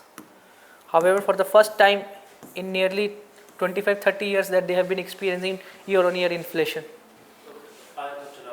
Again, it's all because the demography is not supporting them. Na? If the demography supports, then only inflation is there. If there is demand, then there is inflation. They are already satisfied. Everything is built. They have used all the cars. They have used all the discretionary spending. Now they are more enlightened. Their demography is towards later age. Will they demand goods and services? No. The average age, the median age is 50 years roughly. 48 to 49 years. At 49, 50, you do not require many things which are more consumptive in nature. So banking system in India, commercial, cooperative and AIFIs or developmental financial institutions. Commercial banks are those which directly interact with market. Direct interaction with market, the purpose is profit motive, profit generation. Cooperative banks also interact with market, but there the customers are the owners of the bank. The depositors as well as the borrowers are nothing but owners, and this is why it is always under fraud. Cooperative banks, yes, 1 month back only Capital Cooperative Bank something, there was an accusation that one of the film actresses had asked 18 crore rupees from, it was extended to her. Why? Because she was a member of Cooperative Bank. It was waived off, but now she has said that she has already paid. So on the first place, the premise of Cooperative Bank is cooperative financing. It's not just to get, you can say, into those things just to cheat people. So if we talk about the commercial banks are public sector banks, private sector banks, foreign banks and RRBs. Related to RRBs, there's a notification, the government is planning one state, one RRB. One state, one RRB. How many RRBs are there currently? 43 RRBs are there. Earlier there were many RRBs. It has been brought down to 43 and the policy is one state, one RRB. It is a good way. Public sector bank, there are two sets. One is SBI, other is nationalized banks. SBI and nationalized banks. SBI gets its power from SBI Act 1955 and this is Bank Nationalization 1969 and 1980. There are two sets of acts which led to nationalized bank. These are considered to be part of public sector banks. Then we have private sector banks. So private sector banks, technically there are two sets. One is full license, other is niche banks. One is full licensed. They are at par with public sector banks. Okay. For example, HDFC, ICICI, or it could be niche banks. These are also known as differentiated banks. It could be payment banks or it could be small finance banks. Getting it? So private sector banks, the first wave of private sector banks came in 1993. Then 1998, of late we have turned, the RBI has turned into on-tap bank licensing system. If they satisfy the required criteria which the RBI has set in terms of minimum capital requirement and all these things, banking licenses would be granted to that particular entity. On demand. On-tap means on demand. Earlier there used to be waves. Under that period only, in the first wave, HDFC, ICICI, Axis Bank got created. In the second wave, I guess DCB Bank or Yes Bank, they got created in 1998. Now it is on tap. 2004 something. So this is how they comes in at periods. Now it is more, if you require to have banking licenses, there are sets of criteria. If you satisfy it, you will get the banking license. Okay. Then they have foreign banks. Foreign banks means those banks whose parent banks are in foreign countries, they have their branches operating in India. They also operate as if they are a normal private bank. However, they are required to adhere to the regulatory and prudential norms of the Reserve Bank of India. Okay, those branches, not the whole bank. Those branches which are operating in India. And last is RRB, which is nothing but a bank which is an amalgamation, a combination or collaboration between three entities, the central government, state government and a sponsor bank. Okay, and the criteria is they cater to regional rural economy. They do not have presence in urban areas. So these are all under scheduled Commercial banks. This is as part of Schedule 2 of RBI.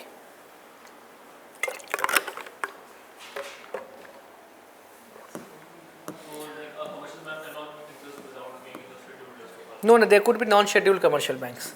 However, there are very less.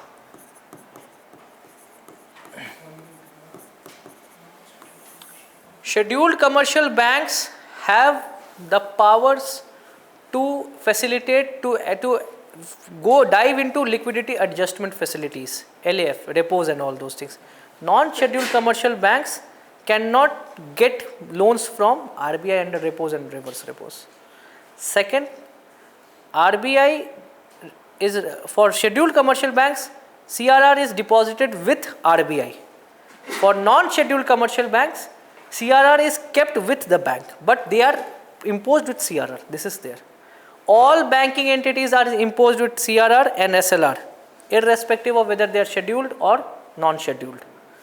All non-banking entities are not imposed with CRR or SLR. And they are not allowed to go into liquidity adjustment facilities, NBFCs. They are not allowed. Okay, so there was one condition that RBI wanted to introduce CRR and SLR for NBFCs also.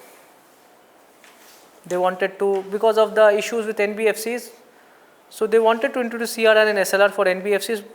What the idea was, if CRR, SLR, NBFCs, they raise those money, how do they raise money? Through bonds or through accessing funds from normal banks. They were required to put certain as CRR and SLR. However, NBFC said that then that would be a non-viable business. Already we are raising capital at higher interest, and we are required to even debit these CRR and SLR, and then that would be a non-viable business. So RBI said that okay, you are not required to do these, but you are required to come with Basel norms. They are under Basel frameworks, and that is more stringent. They have been converted into tiers. 4 tiers of NBFCs have been created. Domestically, systematically important NBFCs, just like DSIBs banks, they have NBFCs having capital or net assets of more than 10,000 crores. They are required to hold even more capital reserved as a part of Basel framework, because they are systemically important NBFCs. If they collapse, there will be issues in the non-banking sector. But RBI wanted to have CRR and SLR, which is opposed. So this is cooperative bank, one member, one vote, and there is no concept of profit or loss. If the bank is making profit, that is given as dividend to the depositors. Higher interest on depositors or lower interest on loans. But there is an issue that cooperative banks have been seen as a way to siphon off money of depositors by way of lending recklessly. So RBI wants to control this cooperative. There was issue with urban cooperative and multi-state cooperative banks. Cooperative banks are nothing but cooperative organization, just like Amul. They are simple like as they only deal in lending and deposit activity. That is why they are considered to be cooperative banks. And cooperative banks are registered as cooperative societies under respective state legislations. So that is why RBI has lesser control over that. But there was an amendment in RBI in Banking Regulation Act, and cooperative banks, specifically urban cooperative banks and multi-state cooperative banks, because the asset and the depositors base of these two categories were very high, and they were brought under RBI, and that also granted them DICGC insurance, Depositors Insurance Credit Guarantee Corporation of 5 lakh rupees. In that way, after that we have seen that urban cooperative banks, the rate of failure has gone down. There were multiple failures of urban cooperative banks in 2018. You go and see every Kanpur, Maharashtra, every 2 or 5, 10 days or 15 there was one cooperative bank which was failing. And recently Capital Cooperative Bank which has faced it. So that is why I feel RBI should come out with stringent directives as far as corporate governance is concerned, not all about the regulatory frameworks. There is a concept of corporate governance. Corporate governance issues are there in cooperative banks. And because of this, in the current banking, there was a Banking Amendment Act. It has increased the tenures of chairmen in banks. The idea is, if they have sanctioned loans, the earlier trend was they used to sanction loan, they used to retire. Let the other person take the headache of recovering the loan. Now the idea is the answerability and accountability would remain with the chairman as to how that loan got sanctioned by increasing the tenure. So the deposit acceptance and the lending in cooperatives is within the members? Exactly, it is all about within the members. Within the members. So How it's causing a greater impact on the population of wider sense? the idea is, small innocent people, they feel that under the just pretext of higher interest, they just give an advertisement that SBI would fetch you 5% interest on your deposit, we will give you 7% interest, and they get trapped.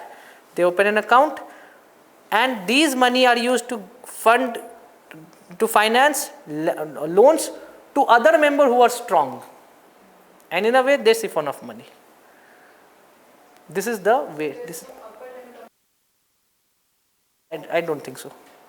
And you have to go deep into these things. They won't be asking these things. It is more than even RBI grade B examination won't be asking these questions. It becomes very difficult to know about the smaller fine prints. Then developmental financial institutions, these are also known as All India. One thing, these are also NBFCs.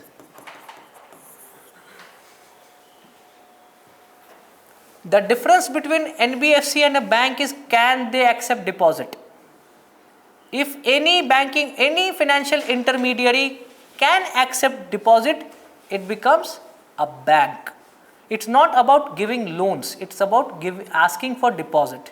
And that is why Payment Bank is a bank, but NABARD is not a bank. Can you have an account in NABARD? No. Can NABARD give you loan? Yes, through refinancing. Can you ask for loan from Payment Bank? No. Can you get your deposits? Can you open a deposit account in Payment Bank? Yes. That is why Payment Bank is a bank, but NABARD is an NBFC. Clear?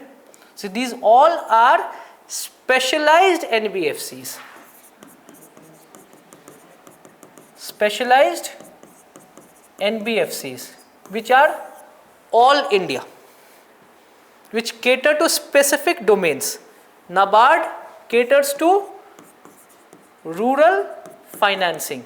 And one more thing, NABARD is also a regulator.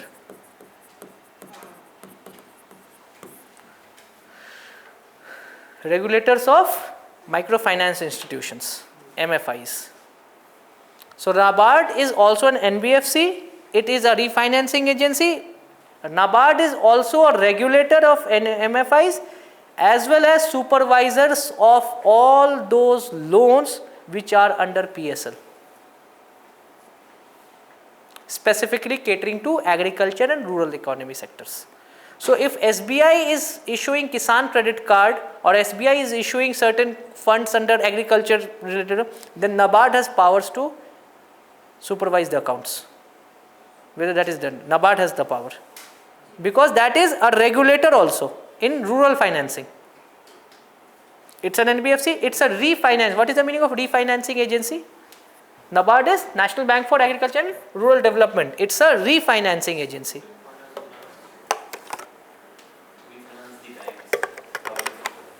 Exactly. If any extension for rural financing is done by banks or microfinance institution, in turn they can ask for support from NABARD, and the government would support NABARD. So NABARD gets funds from two sources. One is through government budget allocation, the rural, they say the rural credit and all these things through government budget, and second is by issuing bonds, and those bonds are backed by the government of India. So that is why you can subscribe to NABARD bonds. These are as safe as normal bonds, government securities, because these are backed by government of India as a source of fund.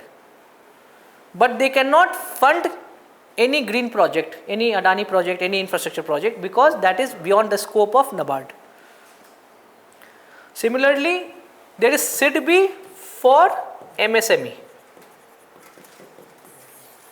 So there is a term that is Mudra Bank. Mudra Bank work as an associate of SIDBI. It works under SIDBI. So SIDBI is all about small scale industry, small industries development. However, we have moved away from small scale, medium scale and large scale towards MSME, micro, small and medium enterprises. That is why all those financing for MSMEs, they can go to SIDBI for funding. In that same manner, SIDBI also acts as a refinancing agency. However, they can have also direct financing, SIDBI. So basically, Mudra Bank directly finance to normal, whatsoever is the normal beneficiary, and SIDBI refinances Mudra Bank. Getting it? Third is this IFCI, it has been changed into NABFID.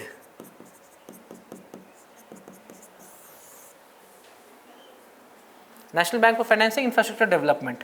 So it is a new NBFC which has subsumed this IFCI for long-term infra financing. What was found out that infrastructure projects are long gestation projects. It is very difficult for banks to fund infrastructure projects because of delays, cost overruns and all these things, and the way accounting is done. Suppose a road is getting constructed. Till the road is not constructed, how can banks talk about their profits? It is very difficult. The accounting of a project based contract is difficult. So it becomes very difficult to account for the profits. Every infrastructure project would run into NPA then. They would then move away from financing infrastructure projects. So that is why then how can infrastructure projects be financed? Either through infrastructure bonds, or it could be the trust, infrastructure trust, what is that? InvITs, or directly Government of India's budgetary allocations. So that means government budget becomes strained. So a specialized NBFC has been created to cater to that long-term financing of infrastructure. The terms are like that. They know the rules of the game. Okay. Similarly, we have EXIM to support trade, foreign trade. For example, if India wants to increase its exports, an exporter wants to increase his or her exports from India. So basically an importer would be asking for that exports from India, but that importer would be saying that we will settle 20% cash and 80% credit. Those things always turn into foreign exchange risks, currency risks are there. Then EXIM Bank comes into picture. The EXIM banks would say that, okay, whatsoever credit that you want to give, you take that credit from us and we will pay to that exporter. In that way, exporter gets his or her money from EXIM, and it is the export credits which is collected by EXIM. Else what would happen? That would be cross country, there would be litigations and all these things, and exporters would be very apprehensive about increasing its businesses through credits. It would always be asking for you settle that things in cash, and business 80 to 90% of the businesses are done in credits. It is deferred payments because there is a credit cycle that comes into picture. Okay, EXIM Bank supports that thing. And National Housing Bank, it is a regulator of housing finance companies. For example, India Bull Housing, PNB Housing, LIC Housing. So the idea of housing finance companies these are also non-banking financial companies. But if 100 crores is their loan portfolio, out of that 80% should go into housing finance, house loans, home loans. It should not be that this is a housing finance company and it has actually funded a mining project of a particular corporate. That is not allowed. A company has to be housing finance. If it is a housing finance, home loans is the majority of the portfolio of that particular, and that gets registration under NHB. National Housing Bank goes into these things. So these are different types of banks, AIFIs. Now comes NBFCs. They are financial intermediaries, but they are not banks because they do not deposit, do not accept deposit from public. But why NBFC is needed then? Because they offer lending or credit in the market at relaxed norms. So they take the risk of default by increasing interest rates.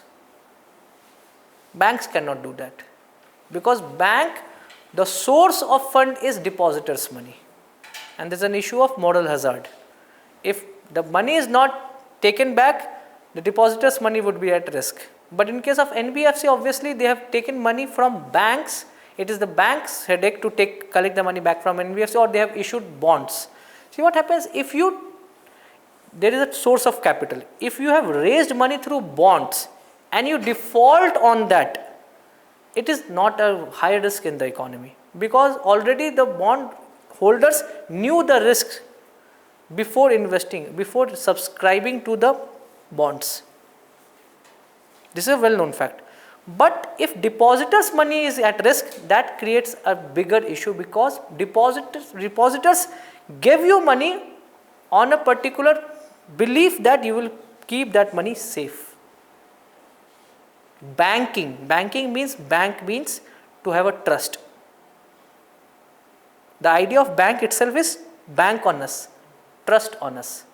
And because of reckless lending, it got turned into NP, and the depositor is coming to you and asking for your money, and you say that, sorry sir, we did some indiscriminate lending and we are sorry for that.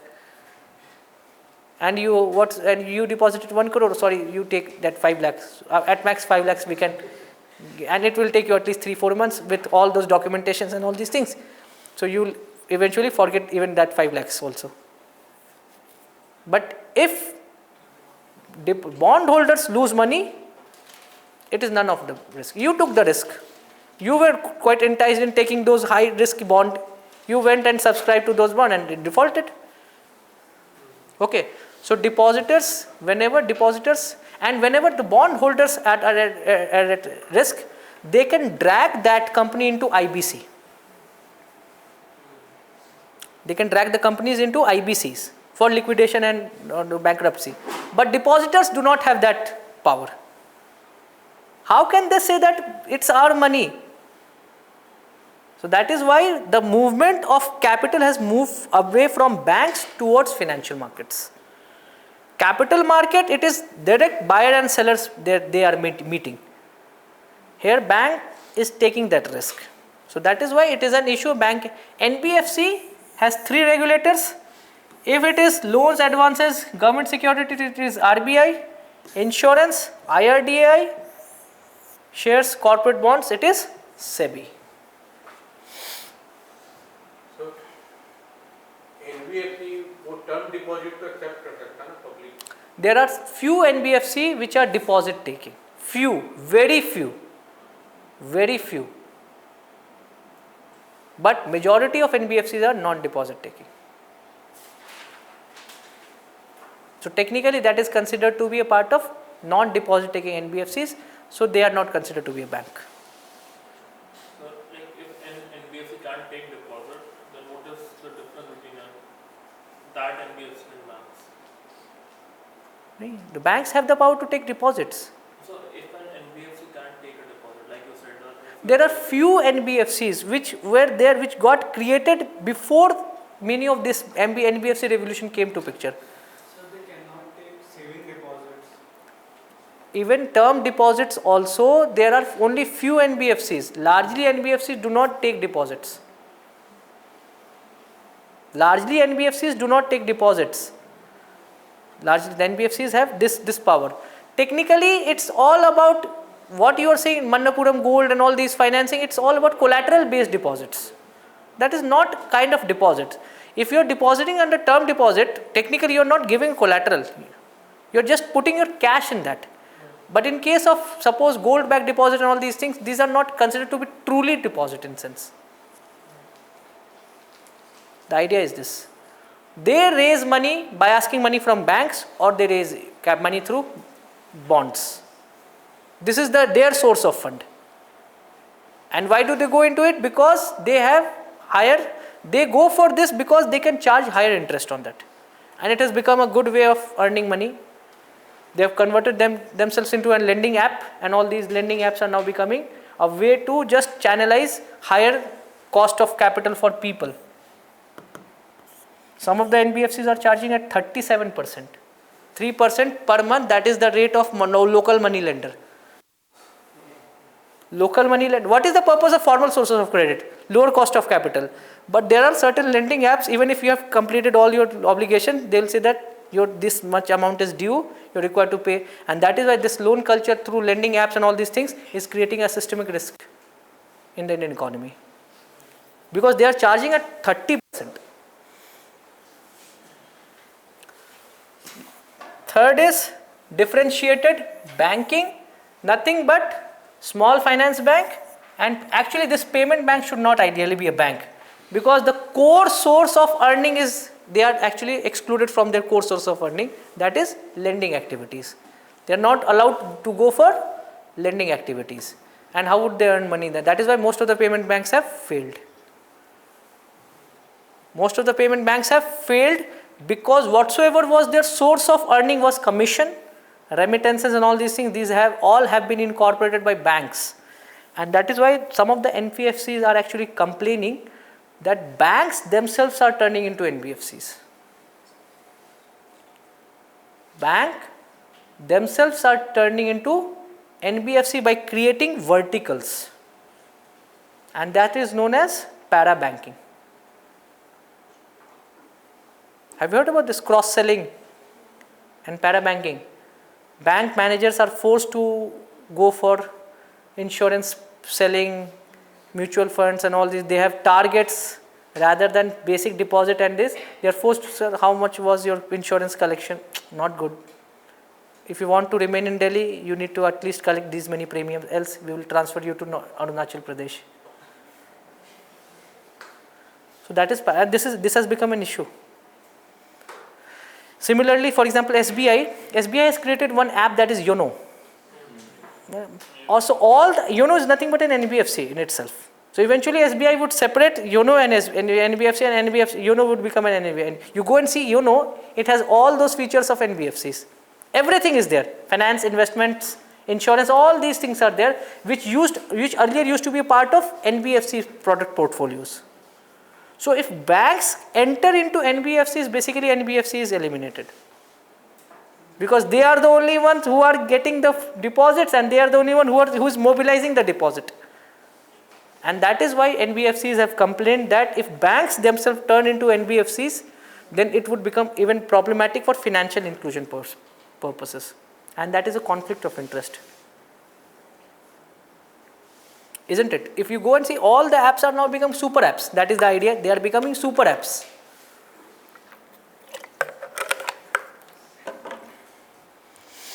Now, if you are a banker, you cannot sustain on just opening the account and taking deposit and giving loans. You need to cross-sell. You need to pitch for mutual fund investments and all these things, even if you are telling all the lies. So this would fetch you. How about the mutual fund investments which was done 1 year back? It's all negative, 30% negative. And many of the pensioners have been forced to, they went to the bank for savings deposit. Sir, please take this as FD. They'll fetch you, these FDs are 7%, 8%. These finfluencers are mad people. They will just make sure that all these people's hard-earned money would be all lost. So they invested that money in mutual fund, and it is at market risk. Obviously, the principal gets lost, and it becomes very difficult to gain it, because the risk-taking ability is proportional to the age, inversely proportional to the age. Lower is the age, higher is the risk-taking ability. Sir ये जो सहारा वगैरह में जो money deposit करते थे ये कैसे होता है? NBFC था. And Sahara did not used to deposit money, it used to issue bonds. Optionally fully convertible debentures, OFCD. They used to ask money not as a deposit. They used to give you account. For all those illiterate people, they used to think that it's a bank. They used to subscribe to bonds, and it was just bond account number. And they used to say after 7 years, 5 years, your bond would get converted into XYZ. But at that point, sorry sir, your bond has been reinvested. After again 7 years, reinvested. And at last, it got converted into equities. And Sahara's equity is nil. You take that equity with you. It came to limelight only when the deposit base went as high as 35,000 to 40,000 crores. More than 10-12 crore people invested their money in Sahara. Many of the schemes where you get money, you deposit 10,000, you will get a land. We will create a Sahara township. We will offer you a subsidized housing. These all were bonds. And now they are fighting, and it's SEBI which is actually, they have deposited huge money. They have deposited 25,000 crores to SEBI, and SEBI is not releasing the money. No one is asking. SEBI itself is tarnished with the last outgoings.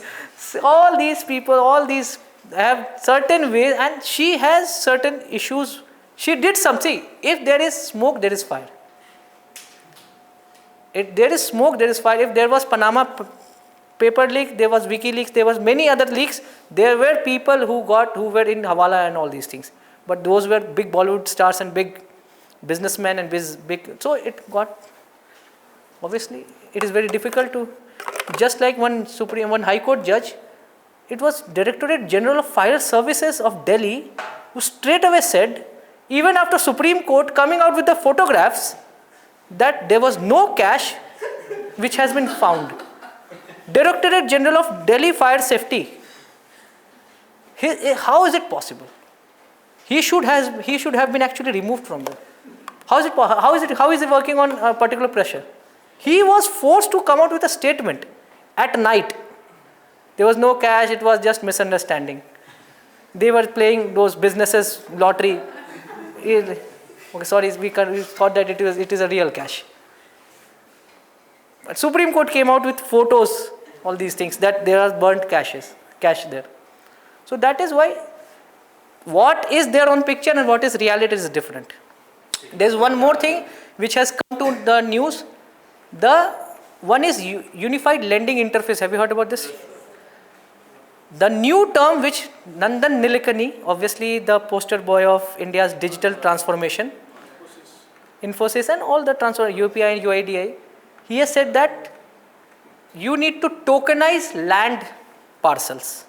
He says that all the lands are logged, they are fixed asset, illiquid asset. Why not tokenize it and trade it to unlock the value of land? Are you getting what he is saying? He says that just like shares are traded, why not you get a unique land parcel number that is easy and you trade it? It would become very easy for people to give the land as collateral, and values will get unlocked because the trades would happen quickly. Rather than you just sitting and waiting for buyers, it becomes very difficult to liquidate land. But there is one Zoho Capital, that Vembu, he is very famous, Zoho Capital's founder. He is different. He's something different. He works from a village.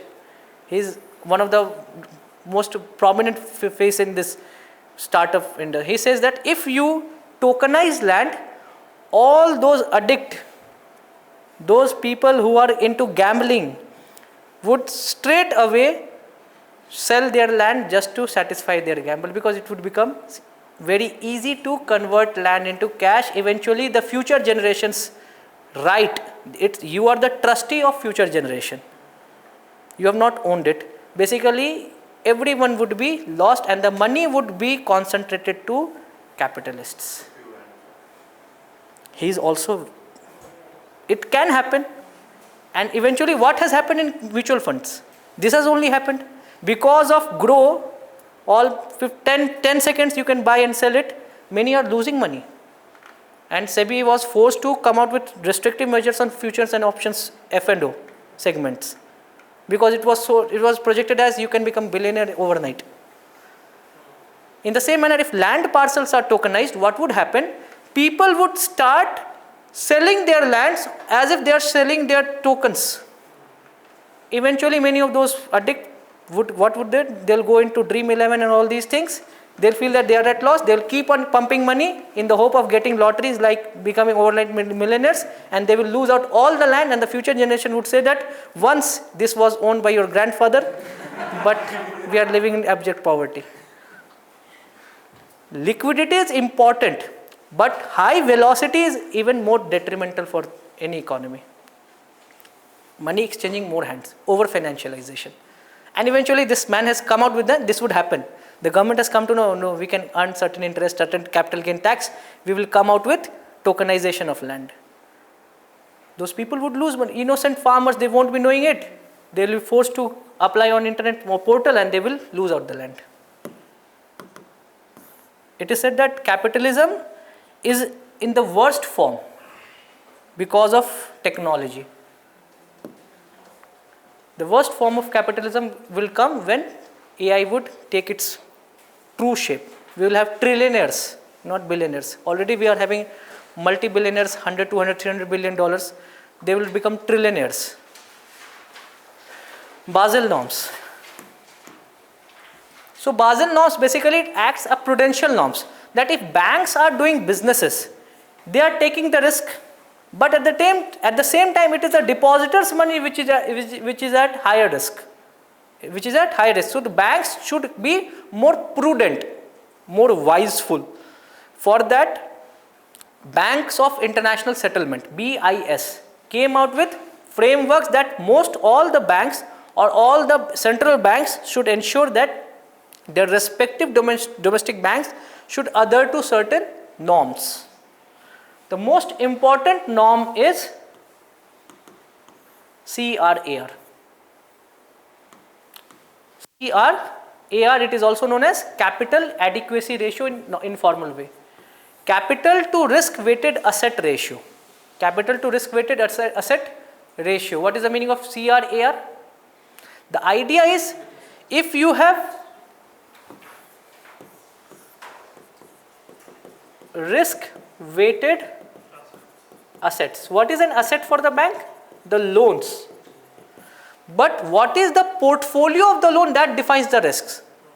Whether the loan is secured, whether it is unsecured. If higher is the portfolio of unsecured loan, more is the risk that the bank is taking. So higher is the collateral, if more is the non-collateralized lending, the risks associated should be more, and so that the total assets should be multiplied, individual assets should be multiplied with the risk weights.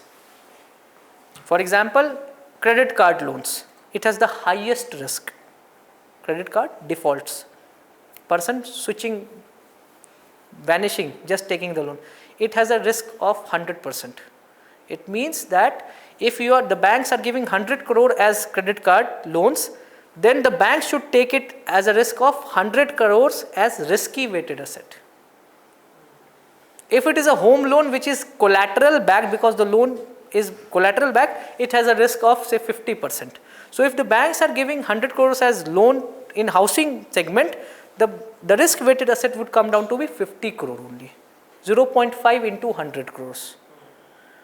So in that way you construct a risk weighted asset, risks multiplied by the assets, and whatsoever is the total value, you need to have tier 1 capital plus tier 2 capital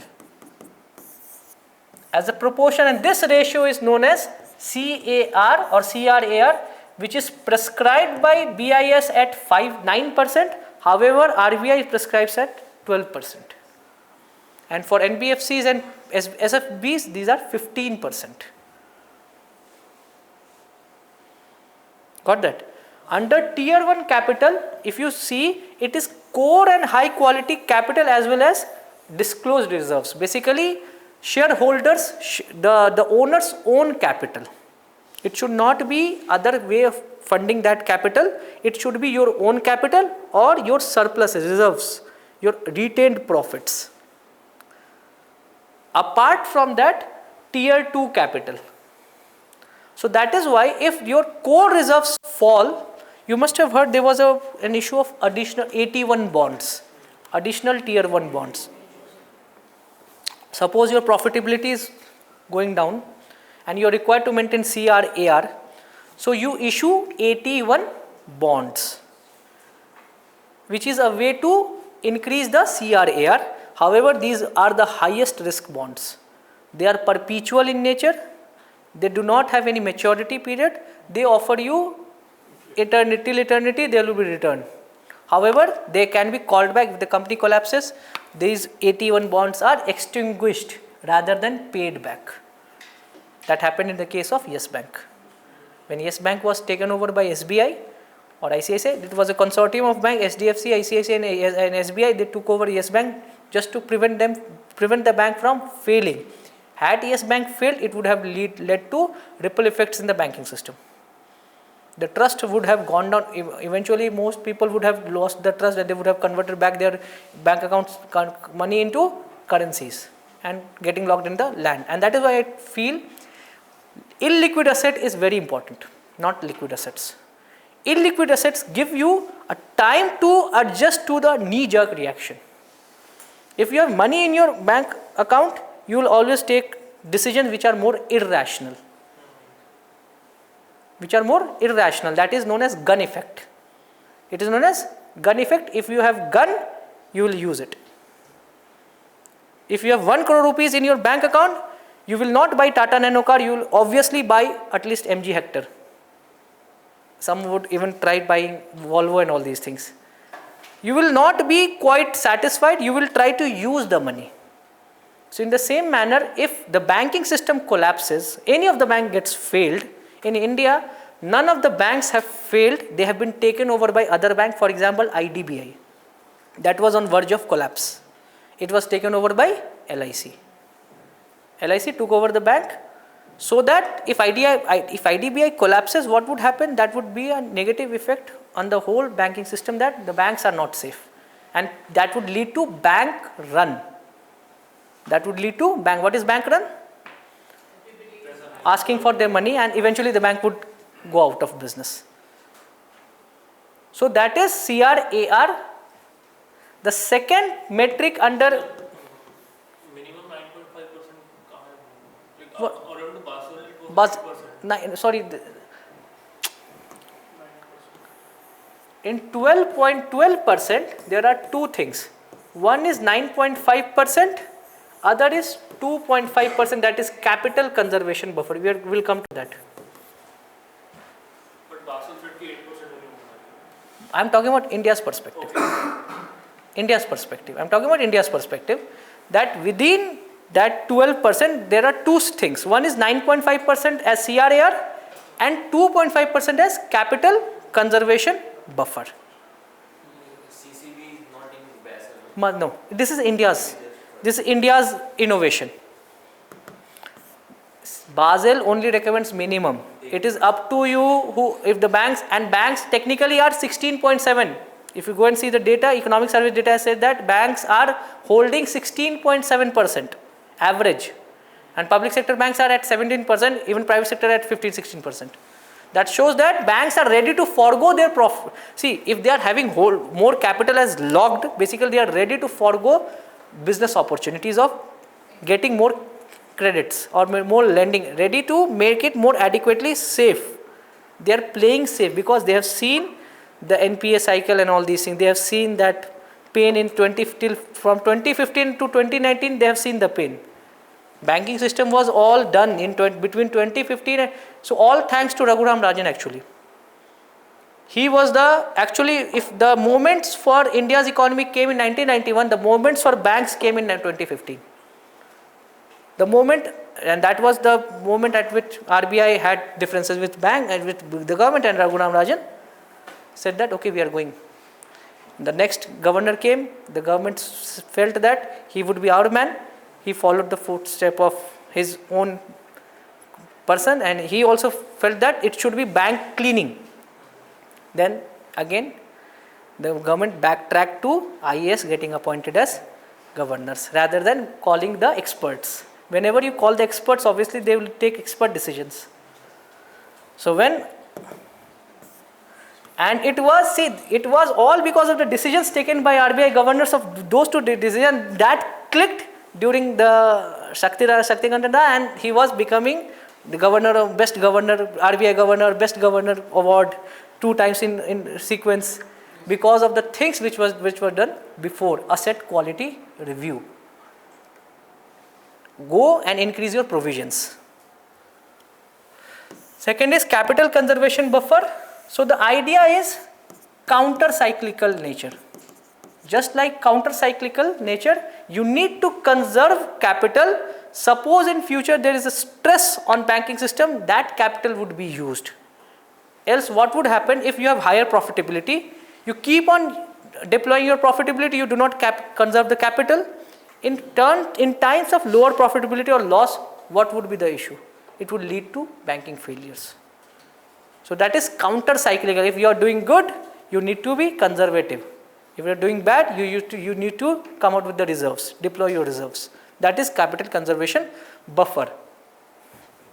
And third is liquidity. This is under Basel. Liquidity coverage ratio.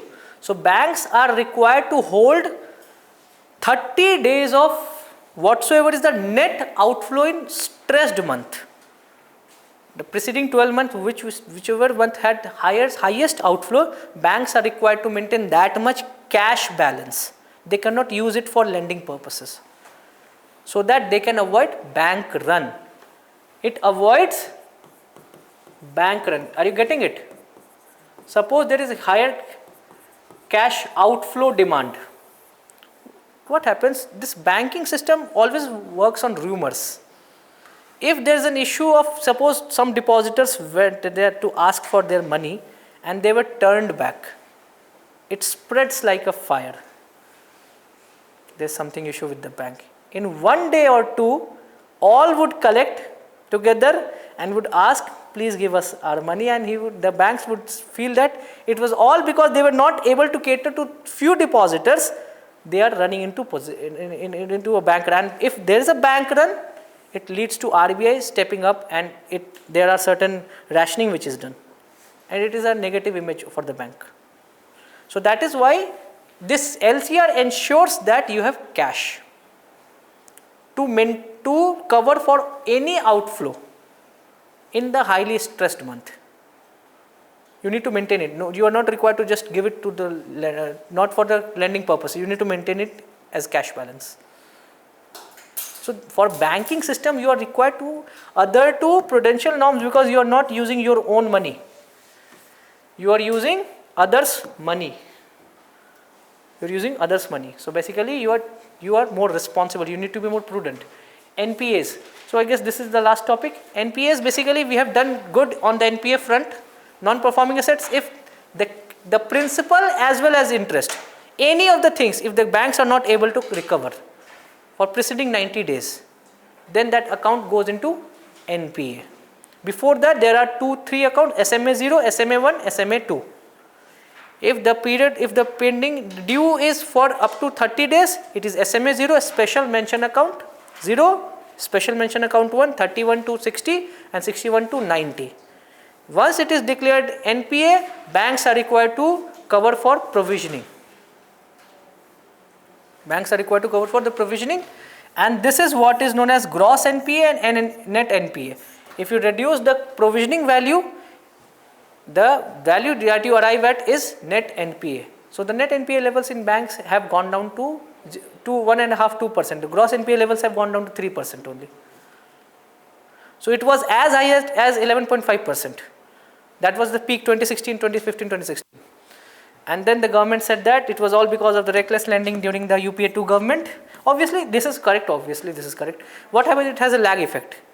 You do it bad, the government at the government which takes this thing. This is why it is known as cleaning up exercise. And once you do good, you reap the dividends. So that is why banks are making profits. So the other thing is write-off and waivers. Waiver is you are not pursuing the things which you have written off. If the loan is waived off, you are not pursuing any amount to recover the due. But if the loan is written off, basically you are reducing your provisioning costs. You are reducing your provisioning costs, and you are in pursuit of that particular loan. It may take some time. It may take different routes. It may take IBC. It may take many other ways, and it may take certain haircuts. Suppose 100 crore is your demand. There would be a settlement that okay, you take 60 crores instantly, and there would be settlement. And that is write-off. Write-off only erases that particular loan from asset size. If asset is reduced, liability is also reduced. But that does not mean that the recovery is not attempted. Recovery is always attempted. It is a way to make sure that provisioning costs are brought down. Okay. So this is all about banking. We'll see 3 questions. After that, we'll take a break. PSL, obviously one more topic, just PSL. The target is if a particular sector has to be catered, and in that for scheduled commercial bank, adjusted net bank. So whatsoever is the net bank credit which the bank have extended, the net loan, 40% should be for these sectors. But for RRBs, SFBs, it is 75%. Okay. Similarly, if it is this is also mandated for foreign banks having 20 or more branches in India. And one more thing, there are more foreign banks than private sector banks, than public sector banks combined.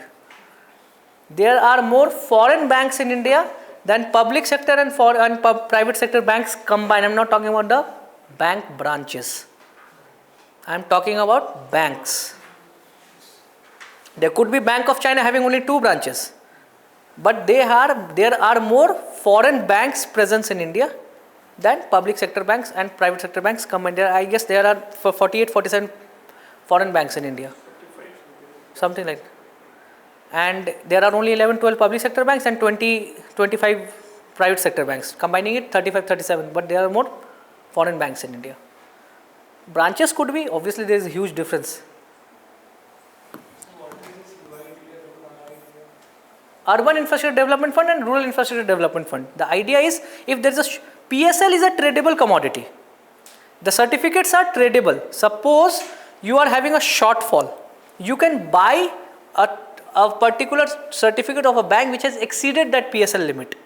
Even if you have a shortfall after that also, then you are required to deposit that much amount in Urban Infrastructure Development and Rural Infrastructure Development Fund for developmental purposes, which is catered by NABARD or SIDBI. Okay, if there is a shortfall, suppose 40% is your limit, you only did 25 or 30%. 5% you bought PSL certificate, still there is a shortfall of 5%. You are required to deposit in RIDF. Okay, so the questions are this.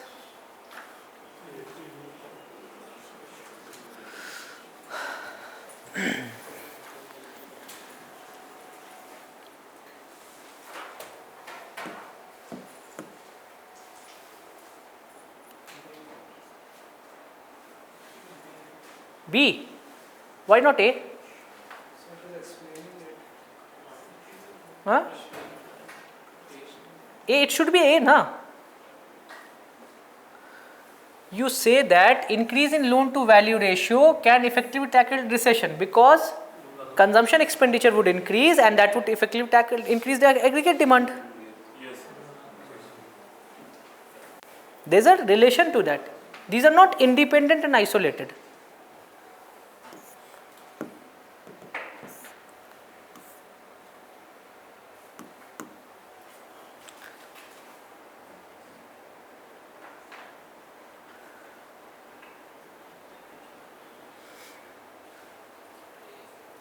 This is also A.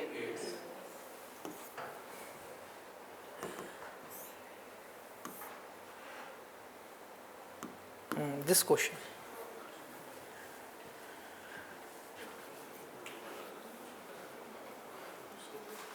Only one only. CR is defined by RBI. Minimum. Minimum. Okay, but Minimum is decided by RBI. Getting it?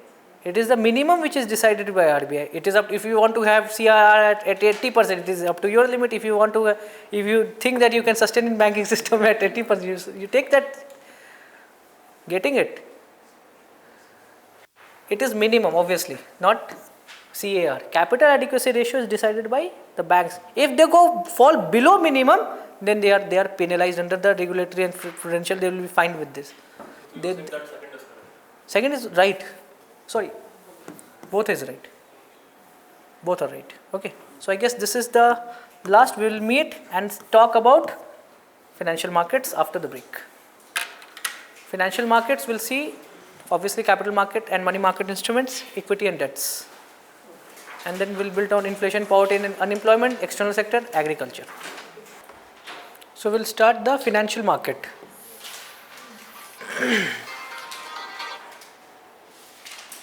So basically the movement has been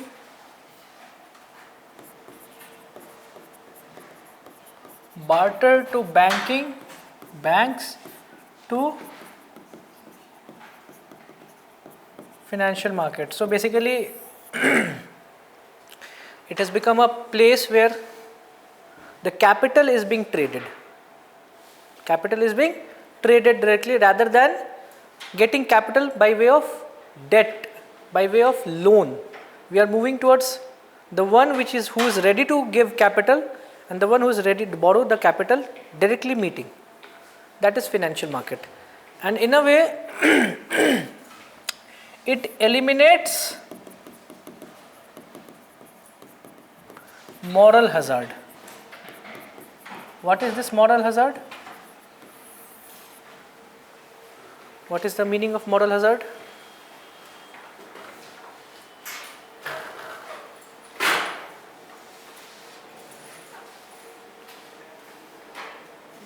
So moral hazard it is a generic term. In finance it means that if there are two parties A and B, they are transacting, but the effects is being borne by a third party. The effects or the consequences are borne by the third party. Then this situation creates moral hazard.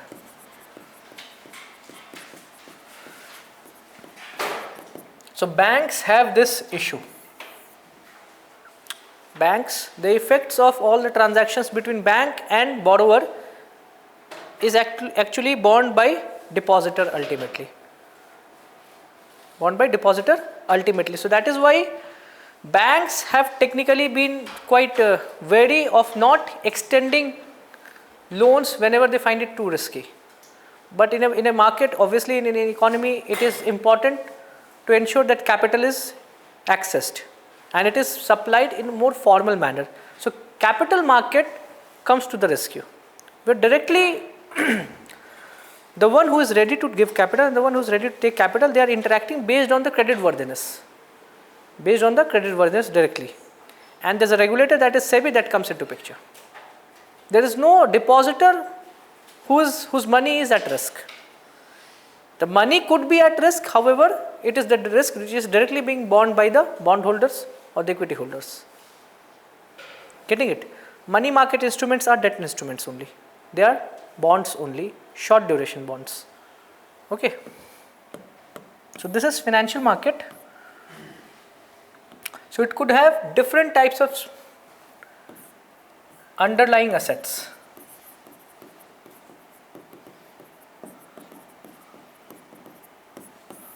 Assets could be debt, equity, currency, interest rates. Interest rates are also traded. It could be commodity, insurance, bank guarantees, insurance, reinsurance,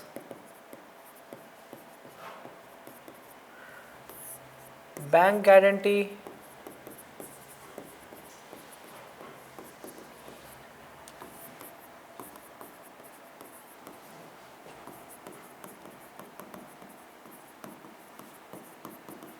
there are many products.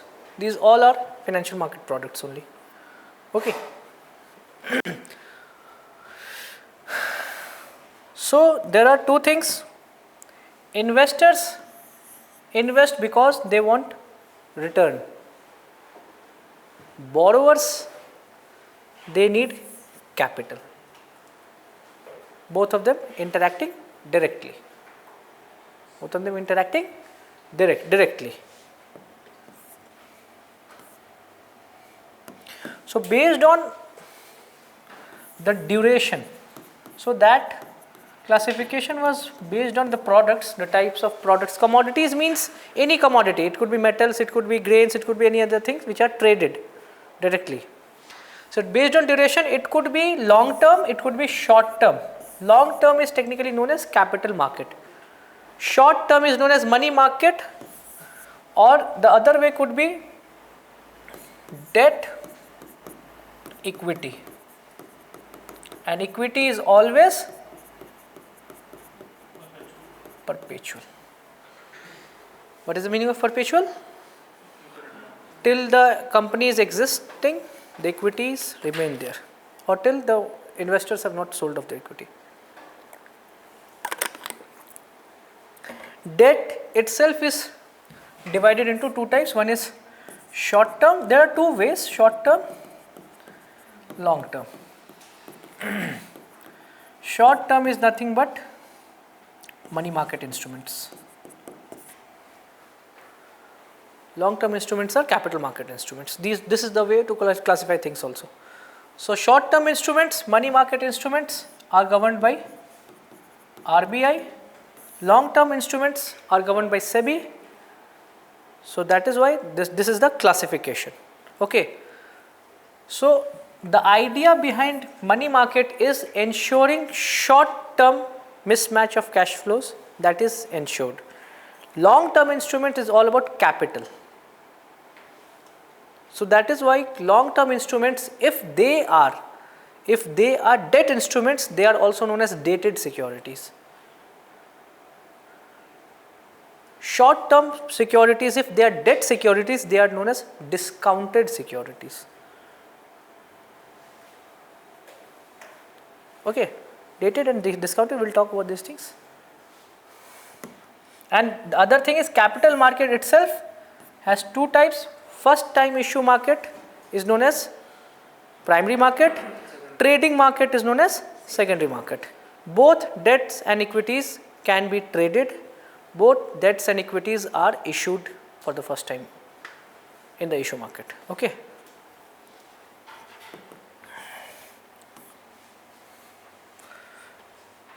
So if we talk about different types of financial market, it would be money market, capital market, commodity market, derivative market. There are many other, we have talked about various types of assets. Currency market, forex market. Then there are interest rate market. Suppose there is a floating rate interest and a fixed rate interest. They are exchanged. That is known as interest rate swaps. That is exchanged so as to mitigate if there is potential increase in interest rate. It is a way to hedge your risks. That is the idea behind interest rate swaps. Now terms related to debt market, that is also applicable to money market instruments and debt, capital market debt instruments. The one thing is, first is coupon rate. This is a fixed interest rate and it is basically simple interest. There is simple interest. There is no compounding.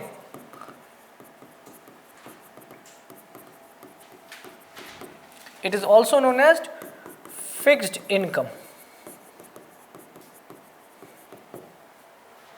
If the bond price is rupees 100 and the coupon rate is 7%, 7 rupees would be paid at the time of the face value of bond is 100 rupees. No matter the bond price keeps moving up or goes down, 7 rupees would remain as it is. It would be paid. That is your coupon. It remains irrespective of the movement of the bond price. Face value. It is based on the face value. Then there is market price. That is also known as the current price of the instrument or the current price of the bond. Issue price, the price at which the bonds are issued for the first time. The issue price can be the face value. It could be less than the face value if it is discounted bonds. If it is a discounted bond, then issue price and face value would be different. Technically, obviously, the issue price would be lower than the face value. Face value is that value which is paid to the bondholder at the time of maturity. Whosoever is holding that particular instrument is paid that thing at the end of the expiry period. That is the face value. In that case, market price will be equal to face value. No, market price at the fag end itself, it reaches that face value at the fag end. Okay. Now that is why face value is also known as maturity amount. And whosoever is holding the bond at the time of maturity gets that amount. But in the meantime, it is traded in the secondary market, and that is why the market price could have 3 options. It could be either par, when the face value is equal to the current market price is equal to the face value. That means issue price equal to current market price. The bonds are trading at par. The bond is trading at premium when the market price of the bond is more than the issue price. That means there is more demand of bond. There is more demand of bond. And second, bond is trading at discount. It means market price of the bond. Both of this is in the secondary market. In the secondary market is less than the issue price. It means there is less demand of bond. Now the demand of bond is dependent upon what is the interest rate in the economy. And technically what is the inflation in the economy. What is the inflation in the economy governs what is the bond price technically. So we will talk about that. That is yield.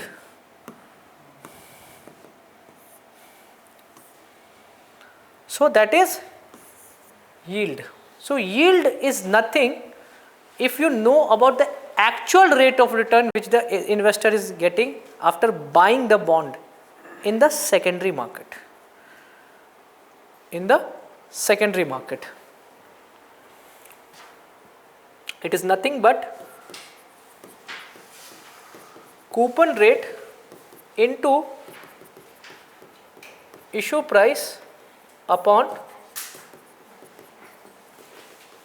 market price.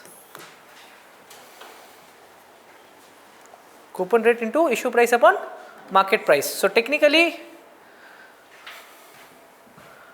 this is yield. So this is constant. This is also constant. So yield and market price have inverse relationship. Constant, I told you, fixed rate, coupon rate is fixed, issue price is fixed, market price keeps on changing, and that is how yields keep on changing. So yields are inversely related to market price. Are you getting it? Getting it? Yes. So if yield of the bond is higher, it is a signal that the market price of the bond is lower, and that only shows that there is a higher demand of money getting injected into short term instruments rather than people targeting long term bonds. It is a signal that inflation may be rising. It is a signal that inflation may be rising. And that is how we create yield curve. We create yield curve. So what is yield curve? It is a curve, what? Yield curve? But what does it trace? With respect to demand, like Yield curve is a curve that traces the movement of yield of various debt securities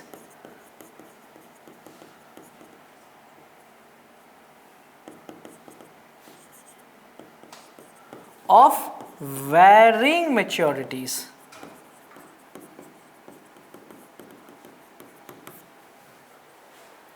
Varying maturity, what does it mean?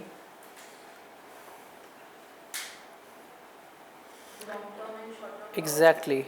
So we know that securities are issued for say 1 year, 2 year, 5 year, 10 year, 20 year, 15 year, up till 50 years. There is a talk that Indian government should issue bonds of 50 years.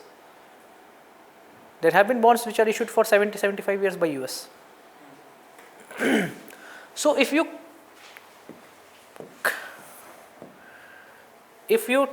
create, this is yield and this is tenure of different maturity.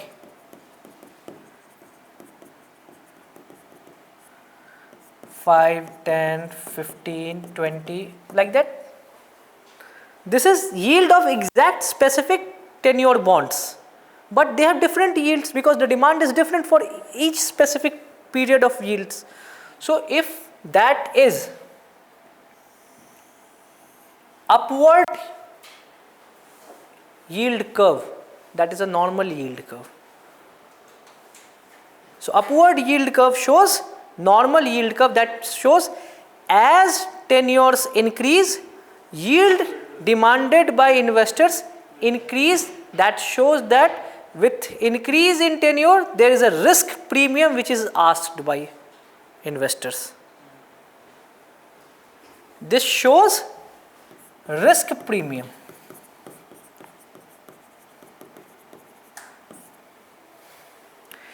Why increase in time period is increasing the yield demanded? Because investors feel that they are in future, how can they predict the inflation?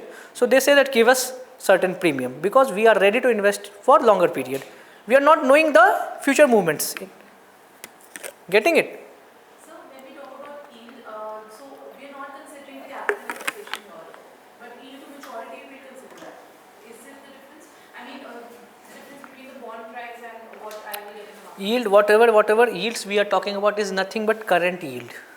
Yield at that point of yield to maturity is a term which shows that if that particular bond at the time of purchase is held till maturity, and if you receive all subsequent coupons, what would be the effective yield that you will generate over that period till maturity?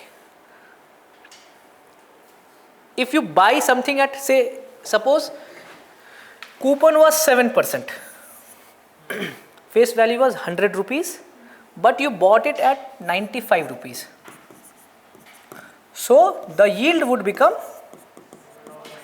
upon 0.95 if I say. So basically yield would be higher. That yield is current yield. But what about the difference between maturity value and what I'm paying right now? Because that also will be my yield. What? So at maturity I'll get 100 rupees for this. If I hold it till maturity, na, that 100 rupees would be paid at the last installment. 5 rupees will be considered then. The 5 extra that I'll get, because right now I'm paying 95. And if I hold it till maturity, I'll be getting 100. But that would be counted as a part of yield to maturity itself. That would be the calculation is time value of money. It is very complex. Every discounted cash flow, it would be the series 1 plus r raised to power n, n minus 1, n minus 2. So from there you calculate a single value which should replace all these things, cash flow discounted system. Okay, don't go, this is all finance then that is finance. How time value of money comes into picture. This is all about the project costs, these are internal rate of return comes into picture. How can you discount it to 0? Okay, but here we are talking about current yield. Suppose I am entering the secondary market and I am buying it at the first time. If this is upward, this is normal, but there is a curve that is downward. It is known as inverted yield curve. Now, knowing about these concepts, what does it signify?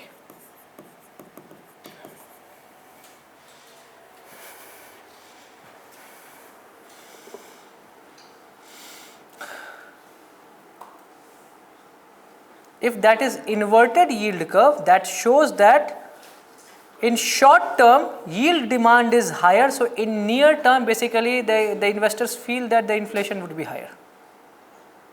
So there would be economic volatility in near term.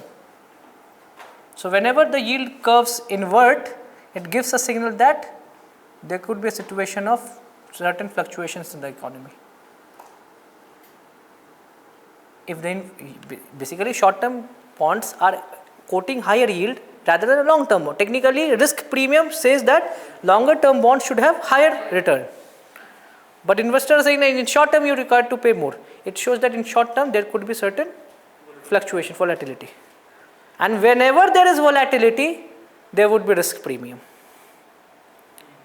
They are investing without knowing the consequence, so they will ask for risks, premium over that risk. Risk to reward, that is risk premium. Okay. So in this case then operation twist is conducted. Operation twist is a way, basically operation twist is a way to undo this thing, inverted yield curve, yeah. Undo this thing without changing the inflation and without changing the liquidity scenario in the bank, in the market. If the RBI wants to change the short term yield and long term yield, they want to change it towards upward, they will do operation twist.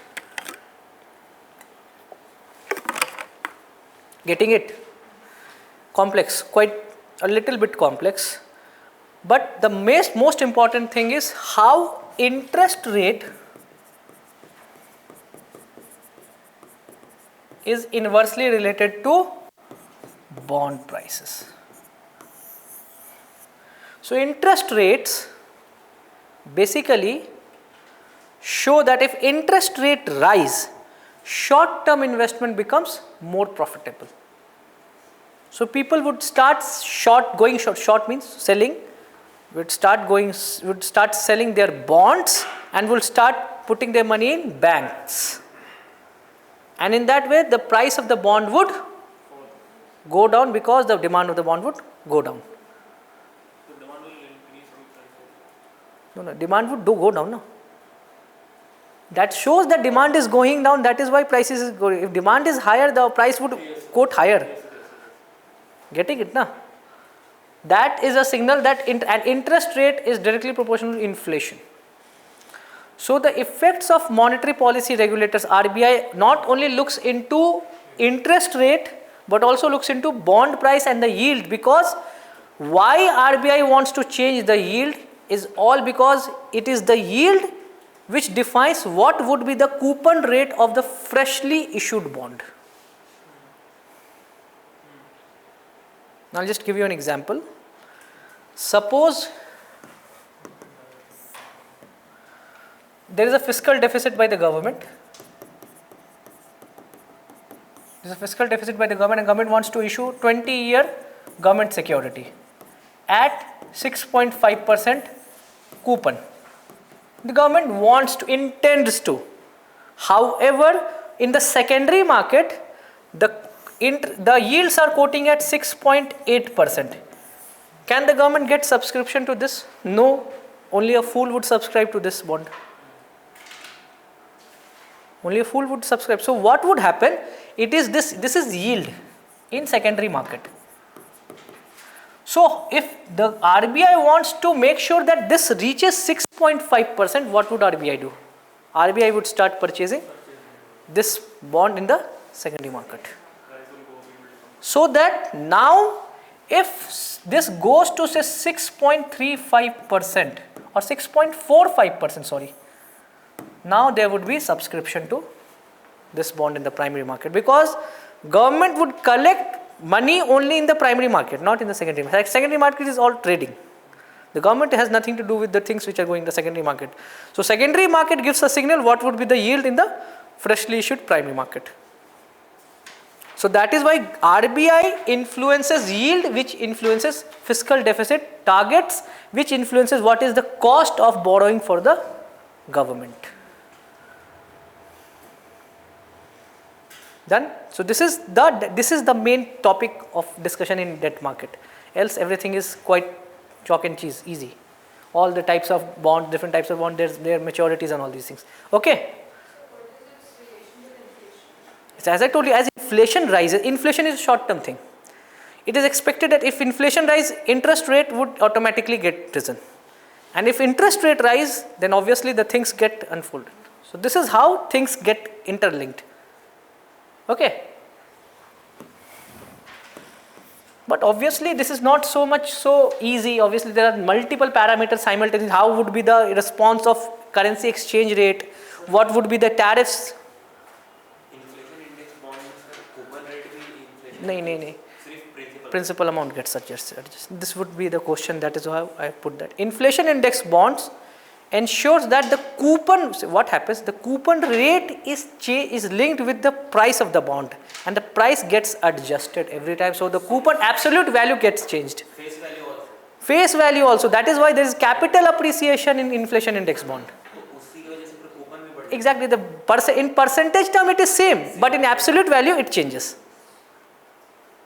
So that is why inflation index bond, if you invest in that, you also get appreciation. One of the example of inflation index bond is the debacle which the government brought out was which bond? Sovereign gold bond. It is the most disastrous thing which the government could have done, and they are paying for that. So what was sovereign gold? They have stopped this. No, what did the government think at that time? That we will make sure that people are dissuaded from importing physical gold, rather than we will make sure we will give them paper gold. But they did not think about that gold is not just an instrument of import, it's a hedge. It's a hedge instrument. So in times of global economic uncertainties, the prices of gold would go like anything.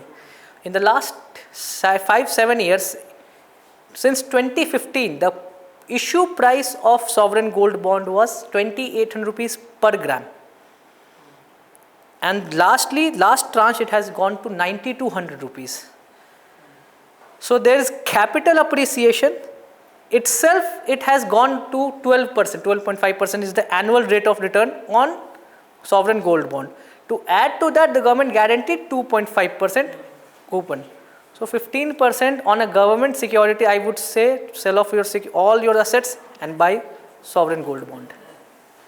And the government is thinking that this was a disaster. At the time of maturity, recently that is why they reduce the import duty, so that the price of gold would come down. But the gold is not only linked with India's demand. Gold, I told you, gold is a hedge instrument. Gold prices are nothing to do with the demand of the gold.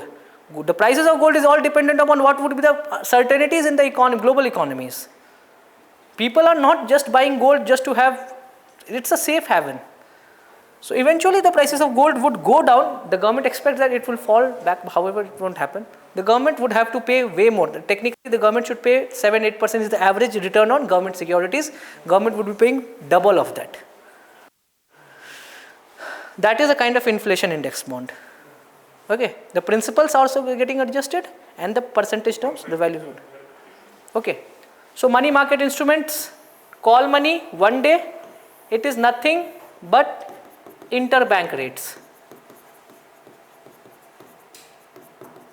What happens? Have you heard about LIBOR and MIBORs? Yeah. LIBOR and MIBOR. These are nothing but call money rates. Overnight, suppose a bank has extra liquidity. Another bank has dried up liquidity. So rather than going for repo, one bank says to other bank, you give us your extra liquidity. Already you will have to get interests on that to make sure that you pay the depositors. So you give us that particular thing, that particular liquidity, that is call money. If that is overnight, it is call money. If it is 2 to 14, it is notice money. Or if it is 15 to 364 days, it is term money. But the name itself says something different. Call money can be called by the one who has given at any time. Suppose I give you today at 10:15 a.m. overnight, I can call back at 12:50. I do not know, I may be requiring that thing, that is call money. That is call money. The other banks would have, obviously they will charge lesser because that is callable. That is callable. Notice money, basically the one who has given will give you notice that I want this back. Term, it has to be a specific terms of contract. It cannot be called anytime.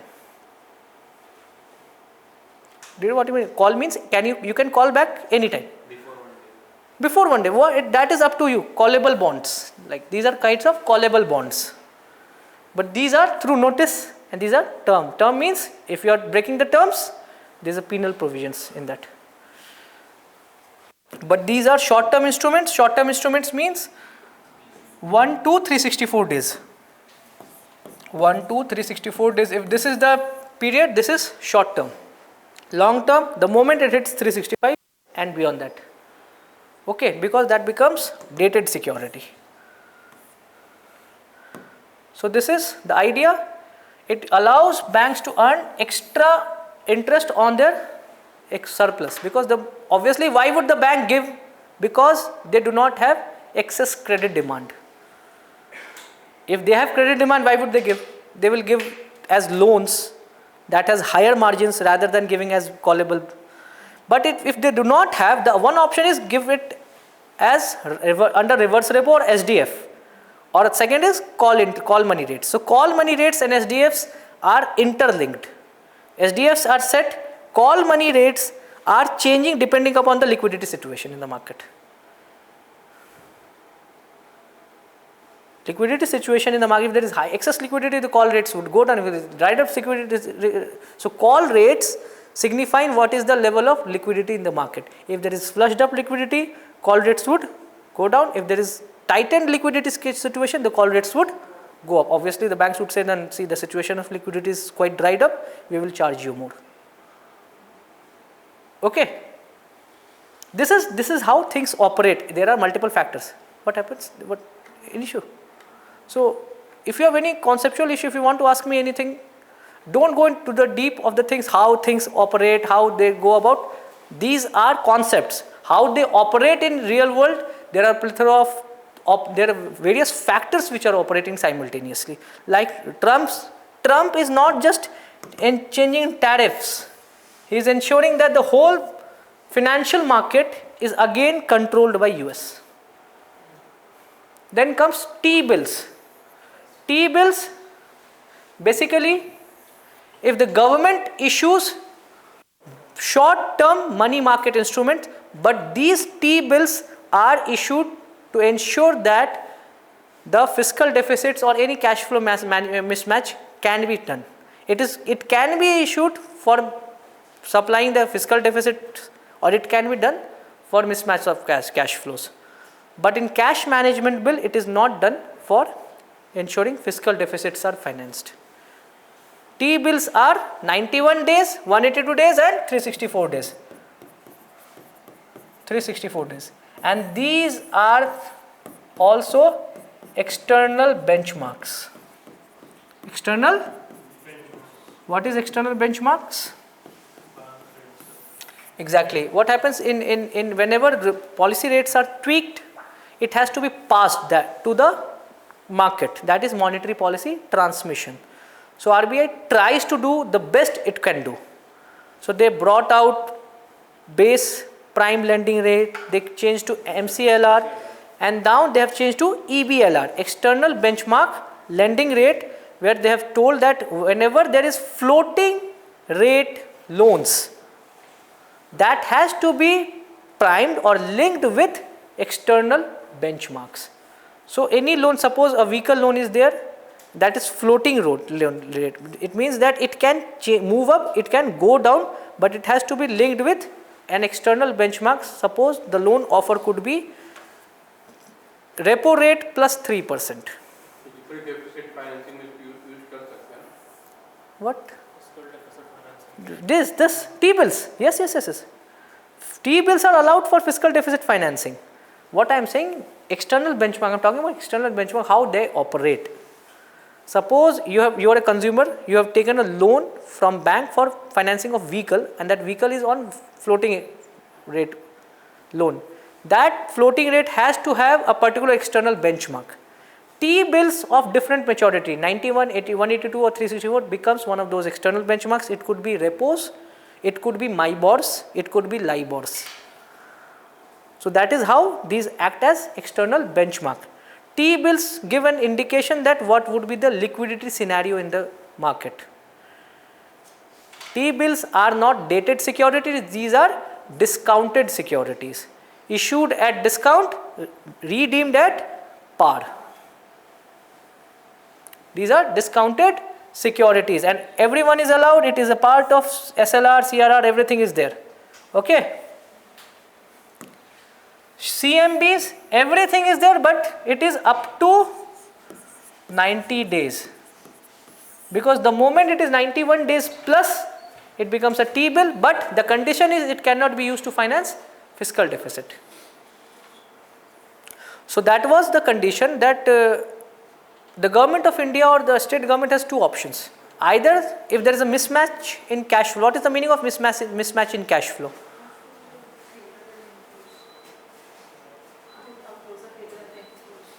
For the government, what does it mean? What does it mean that the government faces mismatch in cash flow? Are more I can say frequent and more systematic than what the government expect in terms of tax collection. Tax collection could be different because the tax collection could happen at some later date whatsoever the government has projected. So that can lead to mismatch. So there are two ways mismatch can be bridged. The one way was issuing of ad hoc treasury bills by the Reserve Bank of India that used to happen in before 1997. The government used to say RBI that you issue ad hoc treasury bill on behalf of us because you are backed with the government and you will only subscribe to that ad hoc treasury bill.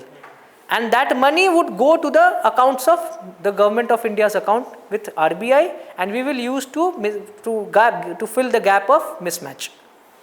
But that way it became a way that it was looked upon as if it was a mode of deficit financing. It was a way of deficit. So the government of India and RBI said that we should move away from this and ways and means advance was brought in. Ways and means advance is one way to fund the mismatch in cash flow, other is cash management bill. Okay, WMA will deal that.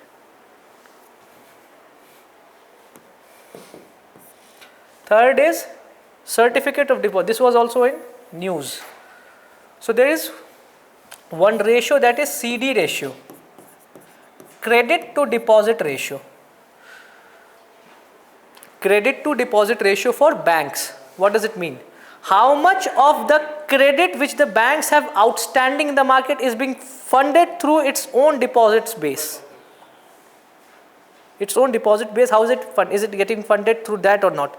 So technically the banks, the safe zone is 60 to 70%. Lower is also not very good, higher is also not very. Lower it means that you do not have credit demand. You have huge credit depositors base, but you are not having huge credit demand. And higher means that you are in need of credit fuel. That fuel is depositors base, but you do not have sound depositors base. In that case, you are required to issue certificate of deposits.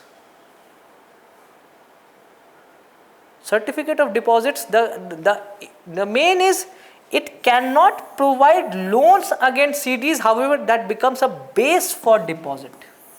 It only supplements the base.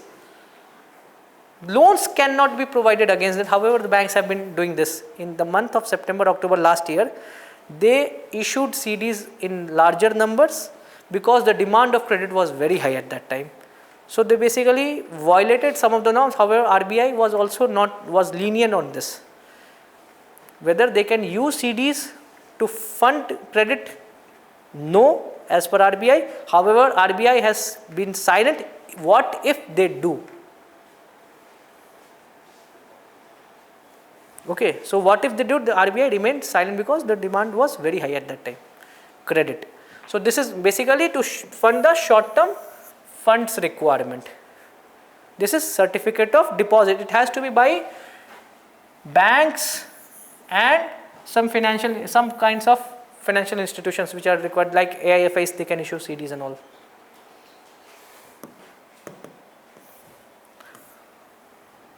Then this is CP, commercial paper. If non-banking or non-financial companies issue, for example, oil marketing companies, for example, Reliance, they expect that the revenue streams are quite intermittent.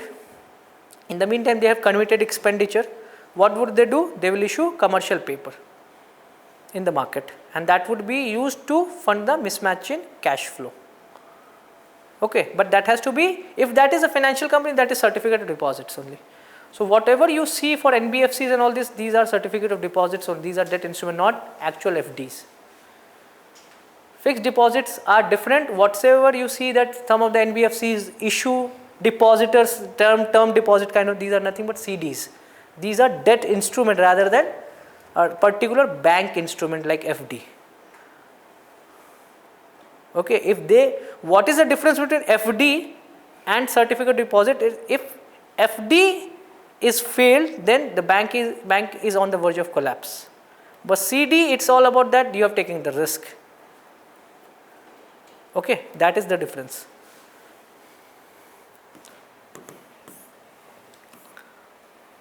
Then comes capital market. Money market, the main theme was mismatch in cash flow, short-term needs.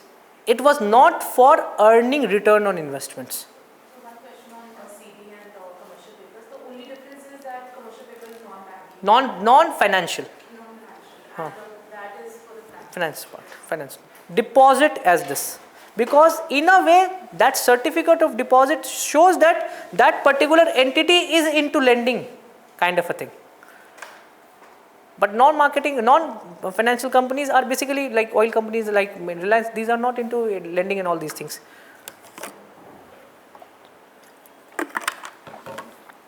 Then we have capital market. The idea is return on investment.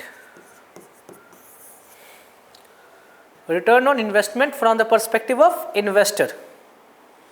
And what is the role, what is the perspective of the borrower? It is access to capital at cheaper cost. The cost of capital should be low.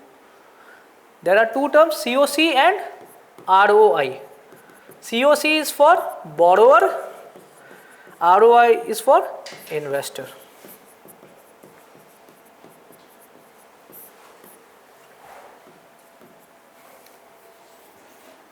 Okay, so this is how things operate, and ultimately basically it is an alternative to taking loans from bank. Basically the idea is most of the capex does not have guarantee of revenue generation. Expectations of revenue generation and guarantee of revenue generations are two different things. Have you heard about two things? National Monetization Pipeline, NMP, and there is one more thing, PPP. PPP is always done in greenfield investments, fueling greenfield investments. NMP is all about monetizing already revenue generating investments. Brownfield, you are monetizing it. So NMP, the response on NMP has been quite positive, perfect, even beyond expectation, because they are already generating, revenue generating. But when it comes to PPP, you have seen that many of those has led to NPAs and all these things, because the capex may not guarantee. The idea behind capex is generation of revenues, but it may not happen whatsoever was expected. So banks remain wary of that. They feel that they are not entering into that territory, because if they enter into that territory, how would they account for the profits? It becomes very difficult, and that is why it has been happening that banks are now thinking more into retail loans. Banks are happy to give you credit cards. Banks are, if you go and see on the metro station, SBI is all over there. Please sir, take one credit card. No matter you say, sir, I already have, please sir, you take one more. If you want to just search for a vehicle and just say finance from vehicle, for vehicle loan, you will get 20 or 50 calls every day. Take it from us. These all are retail loans. But if any person says that I want to create an infrastructure project for this, we want to create housing complexes for poor, nobody would be ready to finance it because they know that already there would be issues of land acquisition. But even if they do it, there would be certain environmental. There's an example, this Dehradun Expressway, Delhi Dehradun Expressway, that has got stranded. The last portion of Delhi Dehradun Expressway, it is all built. It was built in January itself, but it is not completed because there is one portion which is 1600 meter square, 16,000 square feet. There's a dispute for that owner is not ready to sell it. He has gone to Supreme Court. Supreme Court has not taken up the matter in the last 10 years. And that portion is still unfinished. In Pink Line Metro, you go, there was a missing link. Pink Line is supposedly connected, all connected, but there was a missing link in Mayur Vihar to Trilokpuri. There were certain issues that some of those land were not, some of the residents were not ready to give the land. And that leads to infrastructural delays, cost overruns. So how would bank account, everything would now become NPS then? NPS, but if it is financed through capital market, there would be urgency to finish it because the return on investors would be there. Else they would be dragged to IBC, insolvency and bankruptcy. Okay, that capital market has both debt as well as equities. That is why it has dual regulator. Why capital market has dual regulator? In the long term part, the government security is regulated by RBI. Capital market debt instruments have two types, one government, other corporates. The corporate securities are regulated by SEBI, but the government securities, GSEC, is regulated by RBI because we have retail direct scheme, we have many other things. If we want to buy government securities, we are required to go and subscribe to RBI's eCuber and all these RD, retail direct accounts. Okay. So one is primary market, this is also known as issue market. Equity is always long term. Equity is always perpetual. There is no concept of term in that. Term means it has an expiry period. Equity, we are the owner of that. You are the owner, you are the shareholder. It is for perpetuity. Till it is existent, you are part of that. Till you have not sold off your equities. It is term means it has certain end date. Okay. It can be through IPO, it could be through FPO. The difference between IPO and FPO is if it is listed, if the company has not been listed for any first time, it is IPO. If they want to again increase their share capital, they want to issue fresh shares, that is known as FPO. But the issue for the fresh share for already existing company will be in the primary market itself. Then it changes, then it goes to the secondary market for trading. Okay.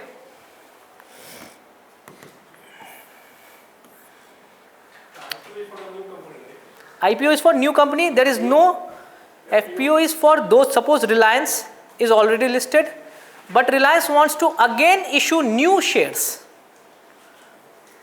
They have created new shares by increasing, they have taken the shareholders' decision in board of directors, they wanted to increase the share capital. If they have increased the share capital, and they first need to go to the primary market, issue it. If it is subscribed, obviously, then they will say that they are listing on market on that day, and then it is traded. Okay. So secondary market is always trading of securities through stock exchanges, specifically in India, BSE and NSE, Bombay Stock Exchange and National Stock Exchange. Now comes capital market. There are plethora of instruments, but these four instruments are popular because they have been made popular by influencers. Financial influencers are there. Equity, Equity is nothing but shares are of two type. One is equity, other is preference. So this is what is we are talking about, equity. Sorry. So whenever you become owners in the company, you are basically allotted equity. You have voting rights as if you are the owner. Your owner means you are part of the owners. Preference means you act like a debt holder, but you are not given debt, a kind of perpetual debt. Debt means there is a term of contract that would expire and you will be returned with the principal amount. That is debt. But in preference share, the principal amount is never returned. You are guaranteed a fixed, or you can say specific, dividend ratio that is defined. And the claim to get dividend is higher than equity holders. No matter the company is making losses or profit, you will get the debts, or you will get the dividend. In case of preference shareholders, equity you may or you may not get. That is dependent upon the performance of the company and decision of the board of directors. So in case the company is bankrupt, The first claim is preference. Last claim is even in the equity promoters. Promoters have the last claim. Okay, equity shareholder, they will get the second last or third. There is a hierarchy in this. promoters are a separate category. Promoters are the one who has brought their own capital. They have started the company with the share capital. If you see the balance sheet, there are two sides. One is liability, other is assets. Under the liability, the top head is share capital. Under the share capital, you will see the promoters capital, equity, reserves and surplus, everything. That is all liability for the company, which has to be repaid to the promoters. Promoter. So for that is why for a government company, whenever there is an issue of share or whenever there is an issue of losses to the company, the promoter, which is the government, is required to infuse capital into the bank, into that particular company. That is known as capital infusion. They do it through government budgetary supports. For example, BSNL, it was revived through budgetary support only. This capital infusion. In banks also that is done. Then we have mutual funds and ETFs, derivatives. So the term is market capitalization. That is nothing. This is related to equity. Now we have switched to equity. So market capitalization is nothing but current market price of the share into free floating.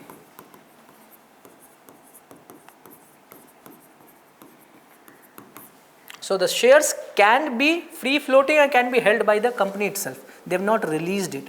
If they want to further release it, they will go through FPO. Whatsoever is ready to be traded is free floating. Okay. Whatsoever is traded. Suppose Reliance wants to trade only for few portion, that is free floating, and multiplied it with the current market price, you come to the market capitalization of that company. MCAP. Based on that, we have blue chip, we have large caps, mid cap, small cap and micro cap companies.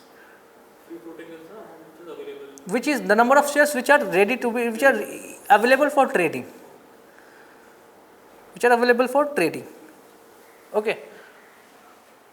What about penny stocks? Penny stocks technically is a US term. Basically what happened, if those stocks whose prices used to be less than $1, they used to be considered as penny stocks. In real sense, penny stocks are those stocks which have low transaction volumes. Technically they are low priced and it is very difficult to buy or sell those shares. These are all for speculative activities. It has nothing to do with the performance of the company. There was one time a company's share went as high as 3 lakh rupees recently only.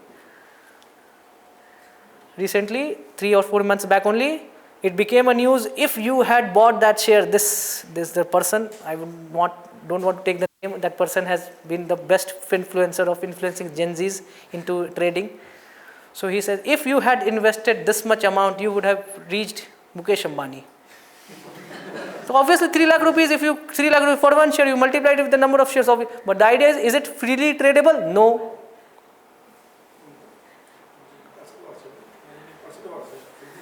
No, no. That is Finfluencer. He's very popular.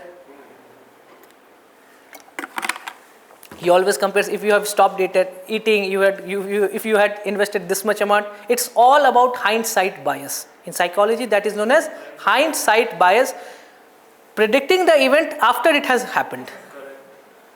That we could have predicted it beforehand. As if Indian government knew that India would be one day Trump would come, one day he would come up with a reciprocal tariff, and one day we will be slapped with 26%. Thinking about that, we should plan our activities. It is hindsight bias. We know that. There's one more thing, confirmation bias. There's one more thing, confirmation bias, that happens in stock markets also. Confirmation bias, that we hold to one of the things and we feel that this would get confirmed no matter we keep on making losses. Just like buying lotteries. We keep on buying lottery tickets that one day we will be there, that millionaire. And in the meantime, we have lost so much. That is confirming to our false notions. Earning per share. Earning per share is nothing but whatsoever is the net profit, that is PAT, profit after tax, upon total number of shares free floating, that is earning per share. Okay, these are metrics. All those terminologies were for listed companies. Unlisted companies themselves have their own terminologies. One of them is private equity. Private equity means those companies which have not listed themselves but are ready to accept capital via equity route. Example could be Shark Tank India. So whatsoever pitching that you see in Shark Tank India is nothing but asking for private equity. Those sharks are sitting there and saying, okay, there is negotiation over the counter, that is OTC, rather than exchange traded. Okay, that is private equity. Seed funding for the first time. First time, if money has been injected, that is seed funding. Venture capitalists, if the company has become bigger and they start raising various rounds of funding. Have you heard about Series A, Series B, Series C funding? These are nothing but VC, venture capitalist firms. They are actually ready to invest in these companies in different rounds. That is venture capitalists. Okay, these are non-listed companies. Now comes bonds and debentures, that is long-term debt securities. Long-term debt securities. So bonds, if they are issued by government, that is bonds. If it is issued by private entity corporates, it is debentures. So government bonds technically have less risk. So obviously they are considered to be safe. They are considered to be safe and secured. Generally, I would say not always. Generally, municipal bonds are less secure than government securities. Although both are governments only. So government securities, these are dated. Dated securities means fixed date of maturity. Fixed date of maturity. Issued by RBI, these are also known as gilt bonds. Earlier, retail investors were not allowed to invest in that. They could only access these things through mutual fund route. Now they have been allowed, that is retail direct scheme. They can access government securities in primary market, long-term borrowing, and if it is issued by state government, it is state development loans. So technically what happens that it is considered that state government should not finance that revenue deficit part. So it is all about developmental projects only they should finance through lending, through borrowing activities. So that is why it is considered to be state development loans. However, it is at par with government securities. It's just a way of it's a nomenclature basically.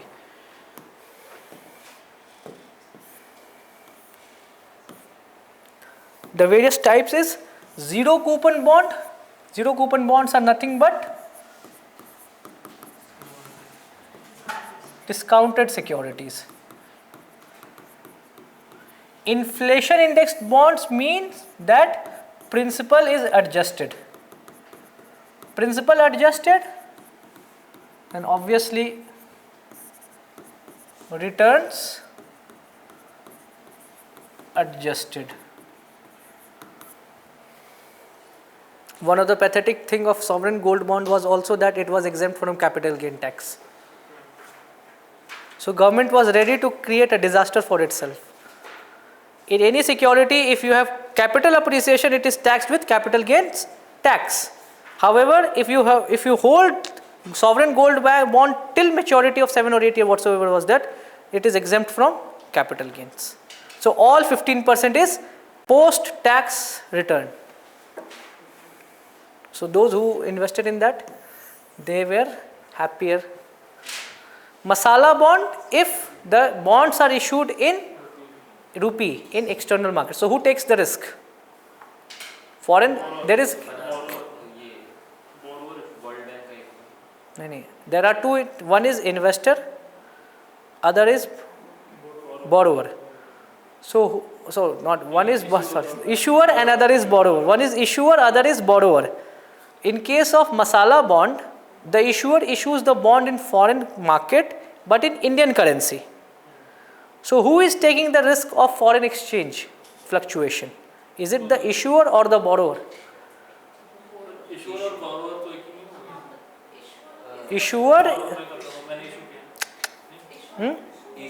So issuer and investors. Issuer and investor. Investor is taking the risk. Why? Because at the time of maturity, the money will again be converted into rupees only. And that is why masala bond has traditionally not been so successful. If the Indian government, if the Indian currency is stable, they will be happy to accept masala bond. But Indian currency itself has seen fluctuations. That is why masala bond has not been so successful. But nobody would be taking the risk. Municipal bonds by municipal authorities. Negative yield bond is something by Japan. So what happened at some point of time? Japan was so much in deflation that it was very difficult to even give any return on that. And people were not even ready to put the money in banks. So what they wanted, that okay, you give us minus 0.1%, still we will invest in bonds because those are government backed. We are ready to take hit in our capital amount itself, just to protect the capital, because there was pessimism in the market. If there is pessimism in the market, obviously there is deflation means pessimism. And if there is deflation, it becomes very difficult to give interest rates. Even if there is zero interest rate, putting money in the bank is risky because that may lead to bank failure. It could lead to bank failure. So people are ready to invest in those bonds even at the cost of capital. So, but then why not hold the money with yourself? With yourself? Why not hold the money with yourself? Basically, the idea is they want to keep that thing secured with the government. Cash, it's risky. Na, see, you are not talking about 5,000, 6,000, 7,000, 10,000. You are talking about crores and crores of money. You are not talking about 10,000, 20,000 rupees. We are talking about, say, if you have 200 crore rupees, can you keep this as cash with yourself? Ready to take the risk of your life? But they could have invested it outside. That is not allowed for retail investors, na? Okay. Retail investors cannot directly access. So these all were things when the capital market was not integrated. Now we have integrated capital market. There are funds where you can invest in Chinese stock markets. There are mutual funds which have been created for many other different emerging markets, emerging market mutual funds investing in many of the other Brazil and all these things. Okay.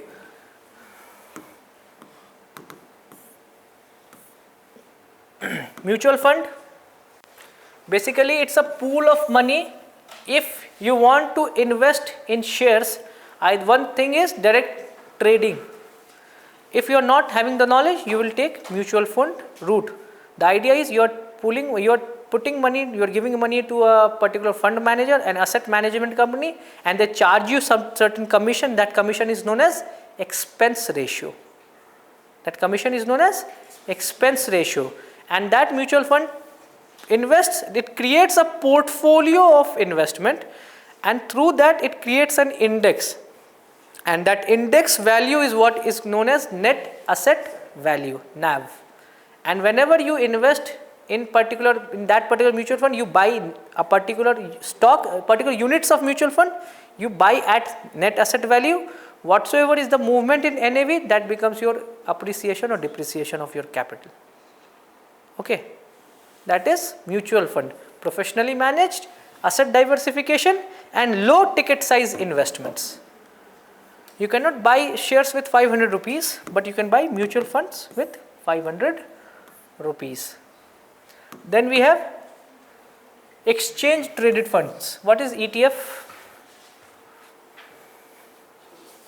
It is collection of shares, but it is a single share. So in that case, it is used. A pool of single person invest. It is kind of mutual fund is traded on a stock exchange only. I mean, as a single entity. It is there. But what does it mean? Does it signify? The question is, it is the exchange traded on exchange. The name itself suggests that it is exchange traded. Mutual fund is active trading, active management of money. But this is passive investment where the index, the benchmark index are reflected as mirror. It mirrors the movement. Suppose a particular exchange traded fund has a benchmark which is Sensex, and Sensex has 30 shares listed. And whatsoever would be the movement in 30 shares without active investment, your ETF would mirror the same movement. It would be same gain, same percentage terms gain. You will see the same values. You are not doing anything. You are sitting back, relaxing. You have bought an ETF. An ETF is just mirroring whatsoever is the movement in your Sensex or the whatsoever is the benchmark. There are different benchmarks. So that is known as passive investment. Why people are going for this? Because it has lower commission charges, very less, 0.1, 0.2%. And it has been found out that even after so much of GAN and all of those things, the return on ETFs has been higher than those of actively managed funds. That shows that no matter how much knowledge you have, you cannot beat the market, because market works on only market knows. You expect this would happen, but it may be contra to what is happening. So you sit back, you say, let all those people trade, and we will just buy, we will just mirror whatsoever is the movement. This is not managed by anyone, right? This is managed by AMC only. They will say that you are buying, are you investing in a particular fund, mutual fund, or you are buying ETF. ETF, they will say that we will charge you 0.1%. But they don't play an active role in management. So why are you taking a commission? Can't you buy it directly? No. Else you create your own portfolio. 30 stocks, you buy one shares. It would become difficult to manage. You buy. At least you say they won't offer you anything for free. Next is REITs. What is REITs and what is InvITs? What is REITs? This was made popular by the outgoing chairperson, SEBI. She said that rather than actual investments in real estate, people should choose REITs route. Real Estate Investment Trust. It says that suppose you want to buy commercial property, or you want to invest in real estate, but the ticket size is very high. It is very difficult. If you want to buy a office space, it is unaffordable. So what happens that there are many companies which pool investments from those investors who are ready to invest in real estate. They pool it and they go in return, in turn they actually invest in those commercial properties. Whatsoever is the appreciation in capital or whatsoever is the rental income, they share it with them, with the investors as dividend income. That becomes return on investment. So in that way, real estate demand goes up. First, you are also part of owner of those things. Suppose a mall has come up or any office space by DLF has come up, you cannot buy even a seat that costs crores of rupees. So you said that there's a real estate investment trust, Black Embassy, something like that. It started in India. It has not been so popular. It is popular in Singapore and all many other developed economies. So you invest in REITs, and REITs in turn invest in those office properties. It's a kind of mutual fund only, but they are not trading in shares. They are trading real properties. These are derivatives of real economic activities. See, mutual fund is just a reflection of share movement. But if you invest in REITs, basically you are funding infrastructural projects. You are funding commercial property demand. So that is why if you invest in REITs and in InvITs, similar to REITs, but the money is invested in infrastructural properties. Suppose a bridge has to come up, suppose anything, and then InvITs are raised. And you buy units of InvITs. In turn, the money is invested in infrastructure development. Okay, so that is REITs, but those mutual funds are only financial products. These are real products. Okay.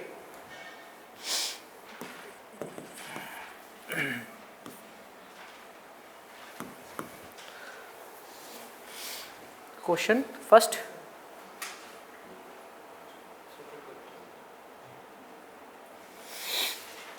C.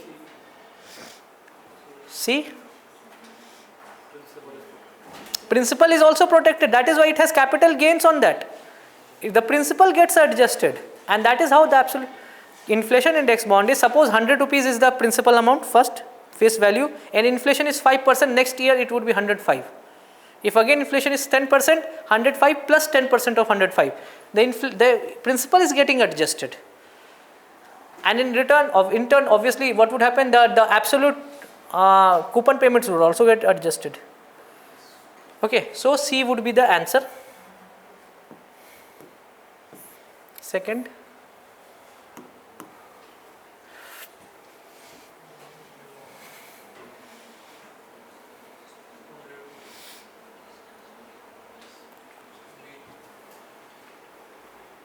This is incorrect.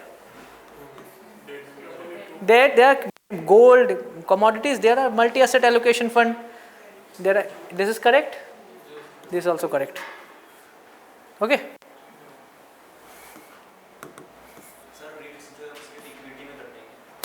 REITs.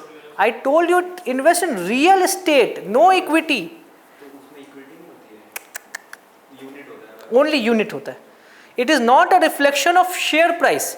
It is a reflection that unit price is showing that this is the portion of your ownership in real commercial property. Getting it? So that is why if you invest in REITs and InvITs, basically you are funding real economic development.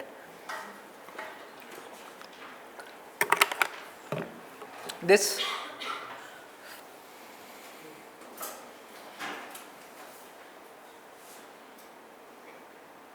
is correct. This is incorrect. Cash management bills are issued by governments only. It is commercial paper which is issued by oil marketing companies, or if it is financial company, it is certificate of deposits.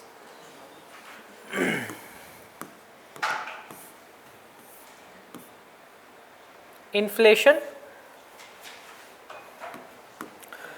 So first is inflation is general price rise. What is the effect of inflation on different categories? First is who gains from inflation? Why? Because the depreciation of rupee. Is it actual gain or a notional gain? Is it an actual gain or a notional gain? It's a notional gain. There's no actual gain. You feel as if you have gained, not you are actually gaining from it. And who loses? Creditor. It is also a notional loss. You have not lost, but it has led to erosion of your value, time value of money. If you consider the time value of money, you have lost on that investment. Face value is the same. You are not said that if it is 7% or 8%, you will be getting 7-8%, but if the inflation is beyond that, you are losing out on the purchasing power year on year. But that is not actual loss, that is notional loss. Getting actual and notional are two different things. Then what is the effect on bond holders and equity holders? Who loses from inflation? Fixed income bond holders, because their coupon rates are fixed. They would want, if inflation is high, they would want, please, I want to sell my bond, I will again purchase a new bond because the coupon rates would be higher. But once they have logged into a particular bond, they feel that if they hold it till maturity, they are at loss. And why equity holders would gain? Because they own a part of the company. Then what? Price increases, the price of the company will rise. Return में rise होगा. As the price of if inflation rises, Profit rise. how? Price बढ़ेगा market price. Then how would profit rise? Because sir company का भी तो price बढ़ेगा. So this is what they consider as, there's always a lag between what the inflation is and what the market price is. If inflation is 5%, they will increase the market price by 10%. They will cover up for the inflation for even future inflation projections. It will not be primed with inflation rate, it would be over and above inflation every time. Suppose inflation is 5%, they will increase prices by 10%. So that 5% would be the extra profits that they will start earning on that. Because if it is equal, then there is no profit. Obviously the costs would also increase for them. But they will cover. The classic example is transportation costs. Whenever fuel prices rise, the price of tickets of flights rise by even more than that. It is not proportional. If the price of fuel rise, the bus tickets rise by more than that to cover for the potential further increase in price, but that leads to more profits for the companies. Or they will try other way, what they will try to do, they will start reducing the quality of offering in a way to cover for the losses, and that would mean more can be produced from less amount of inputs. That is also a profit for them. Example is shrinkflation. The sizes keep on going down. What is shrinkflation? If inflation rises, they do not increase the price, they reduce the quantity. Okay, that in a way is also more from less. So that is profit for them. So that is why equity holders would have profits. Effects on businesses, why more profits for businesses in case of inflation? If inflation is higher, it actually leads to suffering for small businessmen. However, it is profitable for large businessmen. They can protect themselves from inflation. How do they protect? They have large capital. So how do they do about this? This is known as hedging. This is known as futures contract.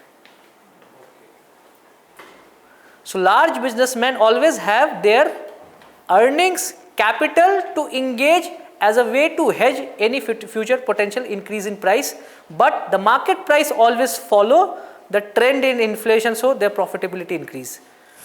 So they will do hedging, they will lock the cost of inputs at a particular price, but if the price in the market increases, they will increase the selling price.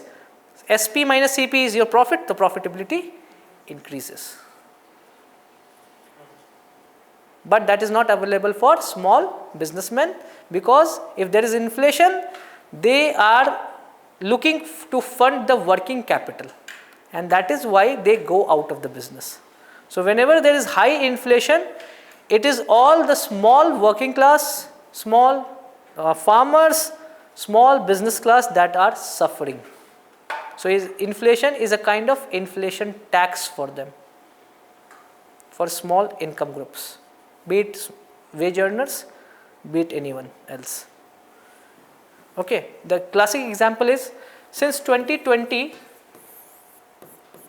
The profitability has increased by 2.5 to 3 times for companies, large corporates, but the wages have not increased by 2 to 3 times. This has been documented by Indian Express.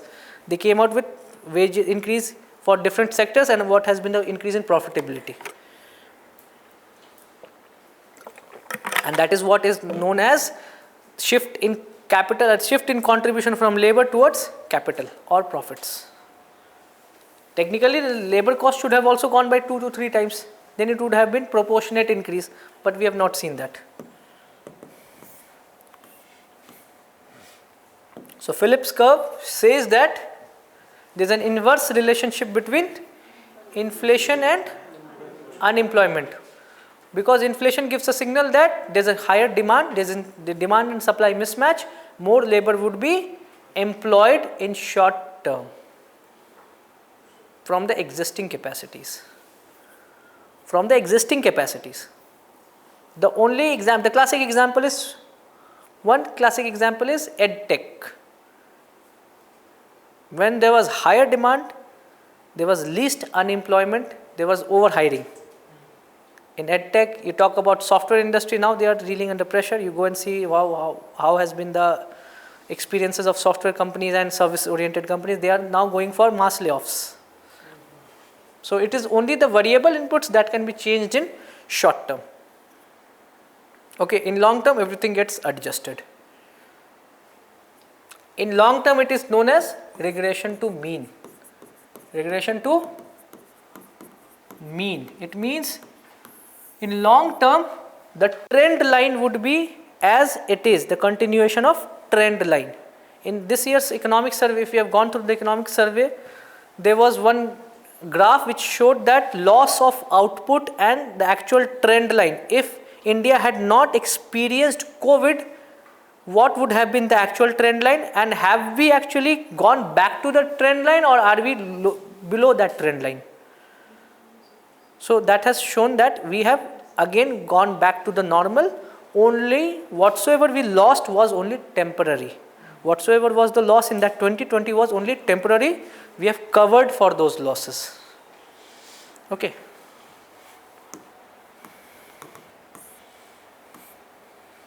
Demand pull, basically, see one thing, demand pull, cost push, all of them operate together. However, for demand pull, if rise in income is there, that is demand pull. But if there is increase in wages, that is cost push. So in India, what type of inflation works? It is largely demand pull inflation. The supply side constraints may be there, but there is more demand that is outstripping the supply. That is more demand which is outstripping the supply. It is all because of increase in income or increase in government expenditure. And that is why if there is more cash, this 8th pay commission, introduction of 8th pay commission would lead to demand pull inflation. So if salaries are increased, it will be a demand pull, right? So that is what I am saying. If wages increase, wages are always from the perspective of firms. Incomes are always from the perspective of consumers. Both are similar. Idea is both are referring to the same thing, but from what reference are you looking at? Are you looking from the consumer's perspective or from the producer's perspective? If you are looking from producer's perspective, whatsoever is the increase in cost of production, that is cost push inflation. Even if it is labor cost, that is a wage cost, that is also a labor cost input for the firm. But for consumers' demand, you will see what is the various sources which is leading to more expenditure in the economy. Whether it is the income of the household, whether it is the private expenditure, or whether it is government expenditure. So increase, if introduction of 8th pay commission is most likely to lead to demand pull inflation. But one more thing, formalization of economy, specifically ensuring that informal workers are treated at par with formal workers in terms of their wages and on their compensation, that would lead to cost push inflation. So in a way, informalization of economy is a way to balance out inflation in the market.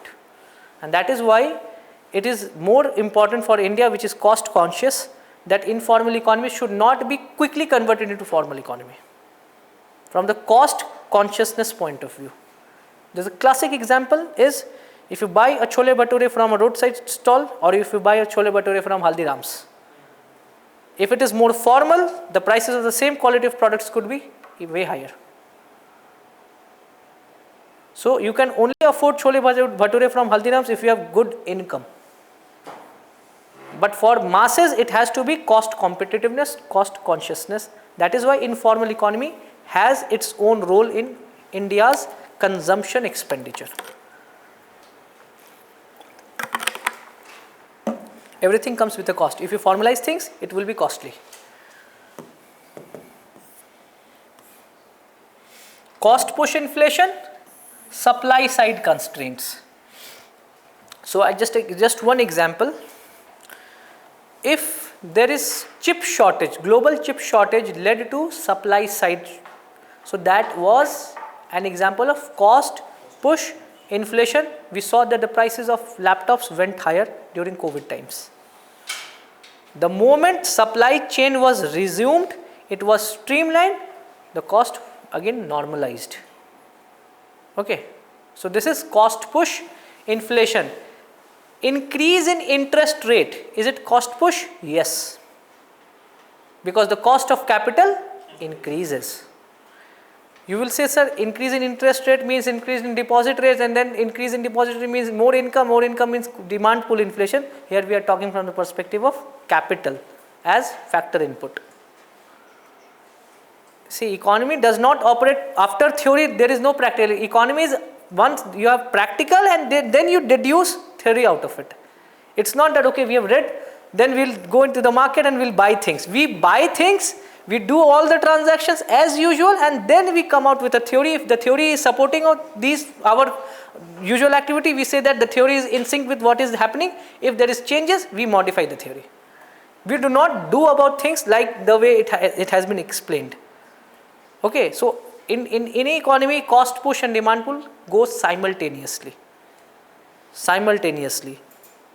It is not that only cost push would be there and then demand pull would be something like different.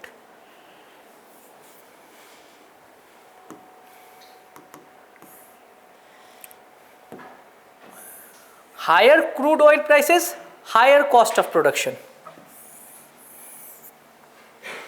But higher demand of fuel, demand pull inflation. Okay, that is different. Both are signaling the same. There is general price rise. Inflation is there, but who is doing what is leading to what is defining whether it is cost push or demand pull. Then third, there is another type of inflation, that is built-in inflation, structural. It also shows that if there is inefficiency in production, that shows that obviously you are not able to efficiently produce things in a more cost-effective manner. And that is a feature of economy which is more using obsolete technology, which is not up to date. The human capital formation is not so great. Example, African economy. African economy also faces huge, many of the countries in Africa face huge inflation. But those inflation is not because of cost push or demand pull. The issue is they are inefficient. The way they produce things is highly inefficient. Okay, and this requires structural reforms.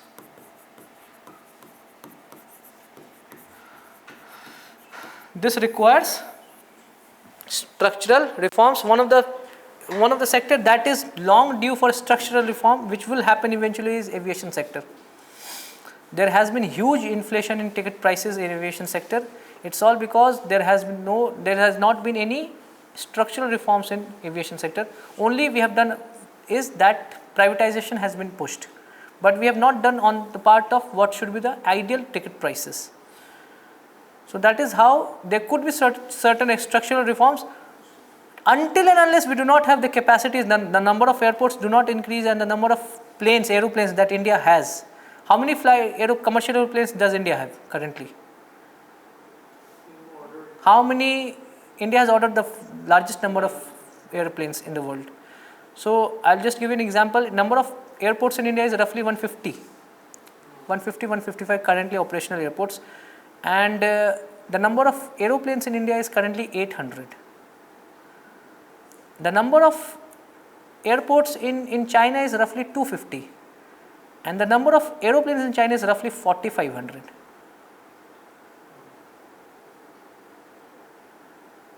The number of aeroplanes in US is airports in US is roughly 500, and the number of aeroplanes in US is roughly 13,000. It's a flying bus for them. The way we treat normal bus service, they treat planes as a flying bus. So until as we do not have that many aeroplanes, we cannot go for structural reforms, because we know that there is a demand and supply mismatch, where the supply of services is quite way less than the demand of services. Till we do not have so many airplanes, we will have always structural inflation in aviation market. Okay.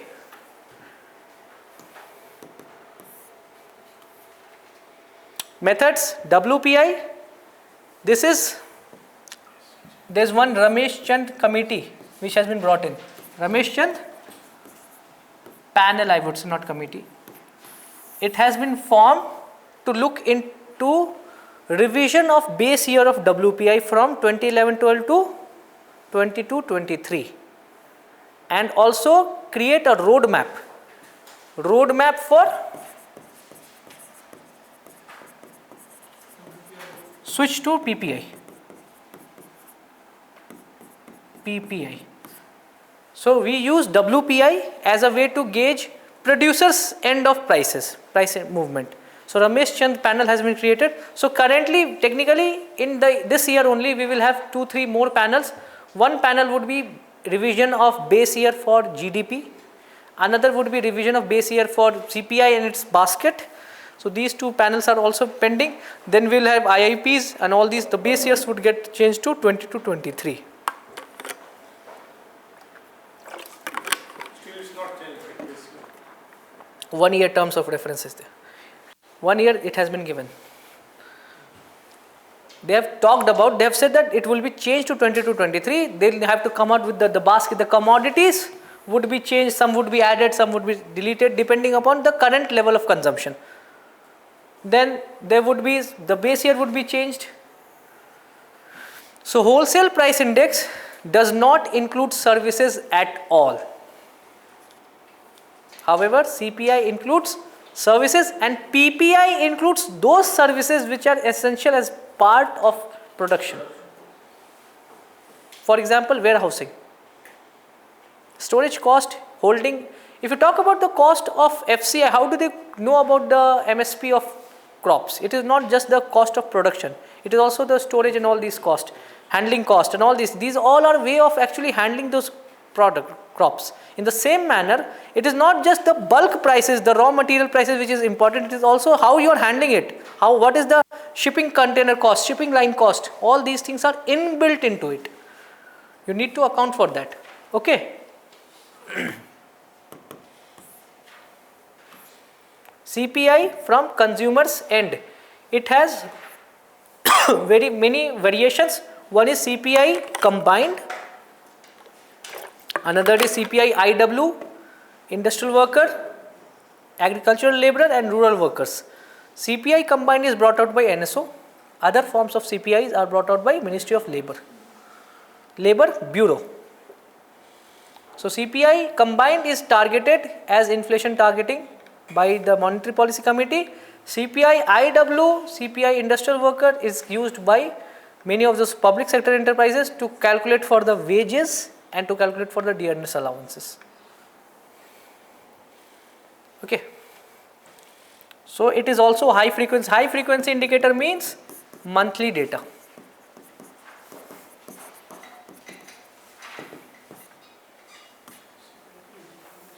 What? No. First they have brought in only for WPI. That would happen subsequent, or it may so happen that the Ramesh Chand committee would be given the task of coming out with all these details, but that has only been announced for WPI. So these are the Now one thing, there is a time lag which is less in case of WPI, but that is more in case of CPI, because CPI, the data is collated from the market. It is it is more granular. Granular means it goes till the district levels. You go and see the CPI data, you will find out what is the CPI for your districts also. However, production stages, obviously data is captured from Ministry of Commerce and Industry sites. Ministry of Heavy Industry, Ministry of Commerce and Industry, because it is easy to gauge the the wholesale prices, commodity prices, global commodity price. That is why the time lag is less in WPI. And data collection is more centralized, ministry level data is collected, it is more decentralized. And last, fluctuation, it has low fluctuation. Most of the time WPI would be hovering at low values. The inflation values in WPI would be at 2%, -1%, -1%, -1%, -2%. But it is CPI which is highly fluctuating. It is all because of food and fuel. CPI values keep on fluctuating. The fluctuation is wider as compared to WPI.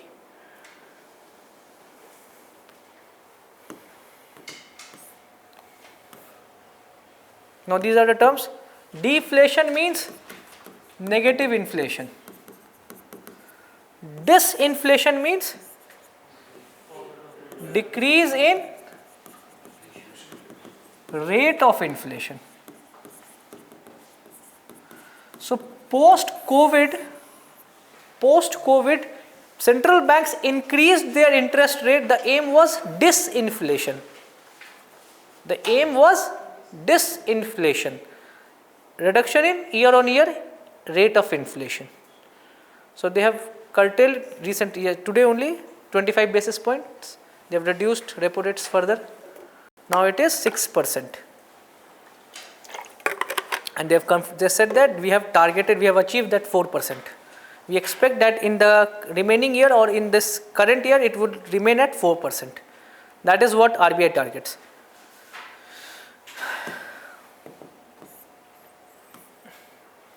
Third is stagflation.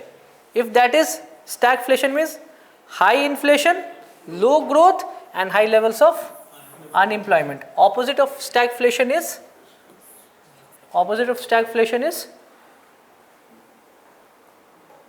opposite means there is no opposite word. The idea of the opposite condition is Goldilocks.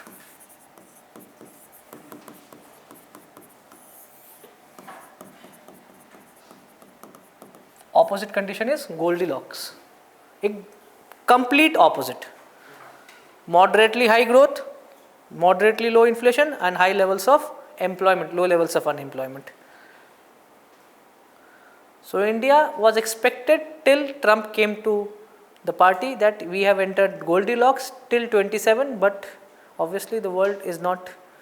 Fluctuation is a new normal. Arun Jaitley, when he was the finance minister, he said that we have entered a phase wherein the fluctuations and the boom and bust cycle in economy would be quite frequent rather than happening over a period of say 10-15 years, which earlier used to be the trend. 10-15 years it used to take. 1997 we had Asian financial crisis, 2008 we had global financial crisis, 2008 to 2020 we have another. NPA issues was not so much, we are talking from global perspective. 2020 we had COVID. However, since 2020 we have seen 2-3 more cycles, back-to-back cycles. So Goldilocks inflation is moderate or inflation reduced? Low levels of inflation. 4 to 6. 4 to 6. It is moderate. See, everything is moderate. It is moderate. We do not target 2 or 3% inflation because that is not good for Indian economy. Even the government would not like 2 or 3% inflation because the nominal GDP growth rate would go down. And we target moderately high growth rate. We also do not target very high growth rate because whenever there is very high growth rate, it leads to loss of momentum in subsequent year. If you grow at 10%, it is very difficult to keep on growing at 10% year on year. So you lose the momentum and you enter a low growth phase. So you target 7-8%, that is good. and you target an inflation of 4%, 5%, that is moderately high growth rate and moderately stable inflation, that is Goldilocks period. So we entered that phase, however, we have again gone back to 6.5, 6.2. Skewflation, inflation in some, inflation in not so much inflation in other products. Comes poverty. So poverty absolute value, it is gauged through poverty line. This is minimum basic needs and survival rate. It is based on survival. It is a feature of developing economies and least developed economies. Absolute poverties. In India, absolute poverty levels have gone down to below 5% as per the government data also, as per SBI reports also.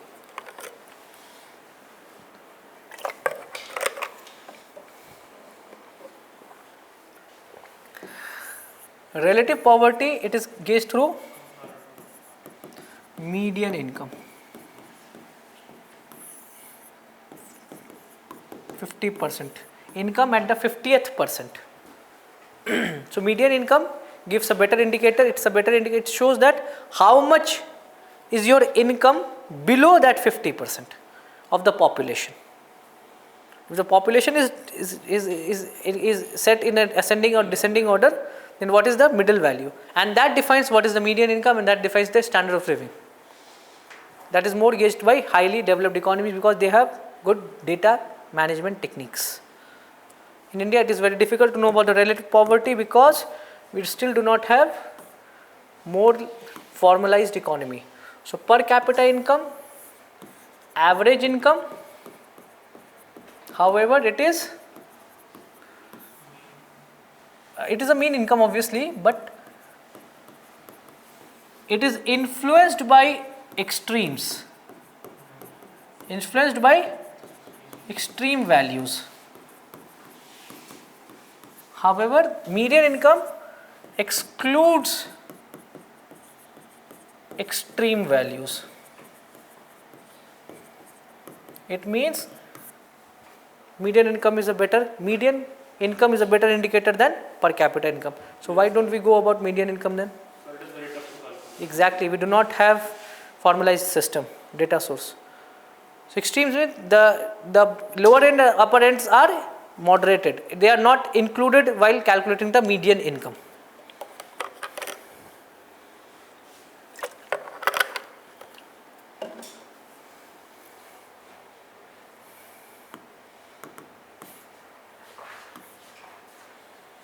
Poverty line estimations. So first it started with calorie based. Initial, it was all calorie based, 2400 and 2100. Then we said that we need to move towards income based estimation. So the World Bank estimates income based, that is $2.15 per capita per day.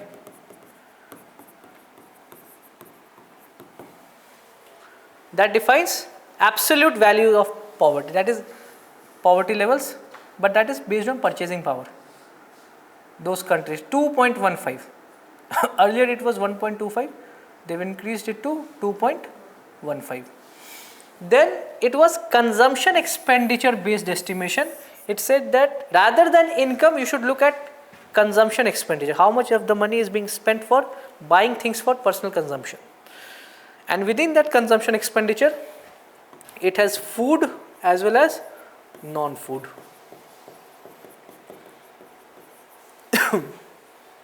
And of late, there is a tendency to capture poverty through multi-dimensional approach, that is multi-dimensional poverty. So we use both of these. However, the government has given more value to this. However, they have released consumption expenditure, household consumption expenditure survey for the 2022-23 and 23-24. So we expect that Government of India would be capturing consumption expenditure based poverty lines and coming out with official poverty line. which is still due. We have not come out with official poverty line in the last 10-15 years. The last official poverty line was used keeping in reference of Tendulkar committee, and we are extrapolating that value. 31 or 21? At the gut of poverty? 31%. How much it was they, how much it was? I mean, what you are asking, the value, or you are talking about the proportion of people below poverty? Percentage, I am not aware. I just know that Rangarajan committee, it went higher. Yeah. It was 30-31% in Rangarajan committee. However, the government of India rejected that report. In India, it is said that absolute levels of poverty is around about 5%. 5%. And this is gauged from consumption expenditure survey. We will come to this value only. Consumption expenditure survey says. So first we will talk about the methodology. One is uniform recall period. This is not used now. So all types of consumption basket items were to be recalled. Suppose a surveyor goes to a particular household and says that in the last 30 days have you consumed these many items? If they say yes, they are not poor. If they say no, you are considered to be poor. However, this was flawed way because some of those items are low frequency consumption, some are high frequency consumption. If they ask me that in the last 30 days have you spent money on footwear? No, I would say no, then that does not mean that I am poor. I have not bought it, I have something that is more durable. So this is how mixed recall period was brought in, that it bifurcated those items into two sets, low frequency and high frequency, 30 days and 365 days. But the best way was, so which particular method gave higher level of poverty? Uniform recall or mixed recall? Uniform recall. And the government would always want to show that they are doing good in the poverty, so they change the methodology itself, change the rules of the game. We cannot hit more sixes, so make the boundary shorter to 30 yards. We will hit Hong Kong sixes. There is a game, Hong Kong sixes, have you seen that? Hong Kong cricket, cricket, it's all sixes. And the third is modified mixed recall period. So the current household consumption expenditure survey is done on this methodology. Modified mixed recall period. They have come out with 3 sets of data, 365 days, 30 days and 7 days. If you ask someone, have you purchased vegetable oil? He will say yes. In the last 7 days, yes. But have you eaten non-veg? No. Then that does not mean you are poor, because non-veg is not eaten every day. Have you purchased clothes? No. That does not mean that you are poor. So in a way, the methodology is changed to be more suitable to actually, we are capturing poor. Those, it should always be to capture the targeted population rather than over inclusion. One of the criticism of NFSA is that it has over included those who should ideally not be getting free ration food. Many of the committees have said that it should be reduced to 50%, even lower than that. 30% is ideal. But we are having 67-70%, 81 point something crores, and still we are Vishwaguru. So this is a blot on the face that we are forced to give ration to supposedly the 3rd largest population of the world. Had that been a country, it would have been the 3rd largest population. 81 crore population. If that was a country in itself, a whole of the country is getting free food. Highly socialistic. Super. Never ever in the history that a whole of the country is getting free food. Isn't it like that? That does not mean that we have become self-sufficient. That shows that we are actually flawed. Our decisions are flawed. Isn't it? Our decisions are flawed. 81.38 crore population getting free food, and we are publicizing as if we have achieved something. And at other place we are showing that we have reached bottom 5%. The per capita consumption expenditure is 1373. That is why we are in that category, as if we are coming out with the data. With the Chinese were actually accused of tampering with the data and coming out with the flawed data. We should not come out with these data. So this was a way to just mold the votes. Okay, so now the consumption expenditure survey, what the government has come out with that it is done after every 5 years. It is done after every 5 years. However, it was done in 20, so consumption expenditure, the year in which consumption expenditure survey is done, that year becomes the base year. You keep this in mind. Because how would the government say that we are revising base year without any backing? They need to come out with the data that okay, we are revising CPI, we are revising WPI. On what basis? Sir, we felt that this year is looking good. The stars are aligned in that manner that we should take this as a base year. No. It has to be backed up by specific survey, which points out that these are the items which were consumed, these are the items which had higher weightage, these are the items which should be added or subtracted. Suppose in current times, if the government of India still is capturing the lamp and all these matchbox prices and not including LED prices, that is a flawed consumption. Because in LED prices you will see that constant prices are there, because in matchbox, because matchboxes the demand has gone down like anything. So in that manner you need to update your consumption basket. Getting it? So in that same thing, what happened in 2016-17, the data should have been published for 2016-17, but the government did not come out with the data because in that year it was showing that our poverty levels have increased. So the data was not released in the public domain. So we delayed further for 5 years. And we chose that year which had higher pent up demand. And we came out with a good data, and the data is our consumption expenditure has increased. These are nominal values. You don't think that these are real values, that in the last 20 years our consumption expenditure has gone up by 9 times. In nominal terms, in current prices terms, our consumption expenditure average, these are average.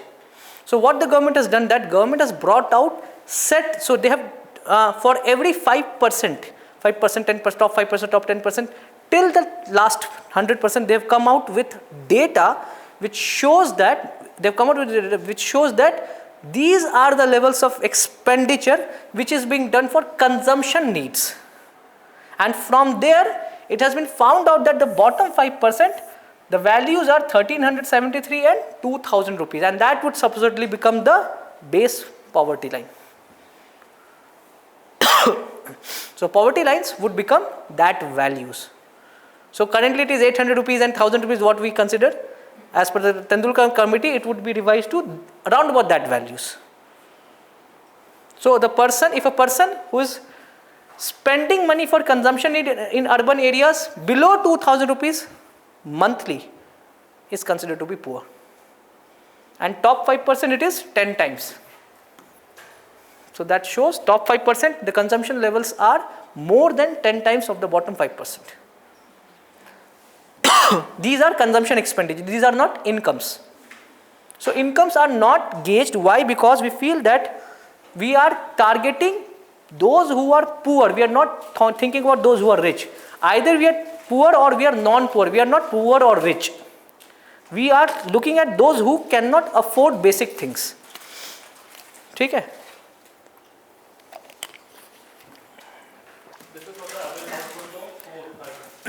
This is per capita per person. Oh, this is for 5. Then we have regressed back to even. This is per capita per person. But the best part has been share of food gone down. So it was earlier 53% in rural. It has gone down to 46.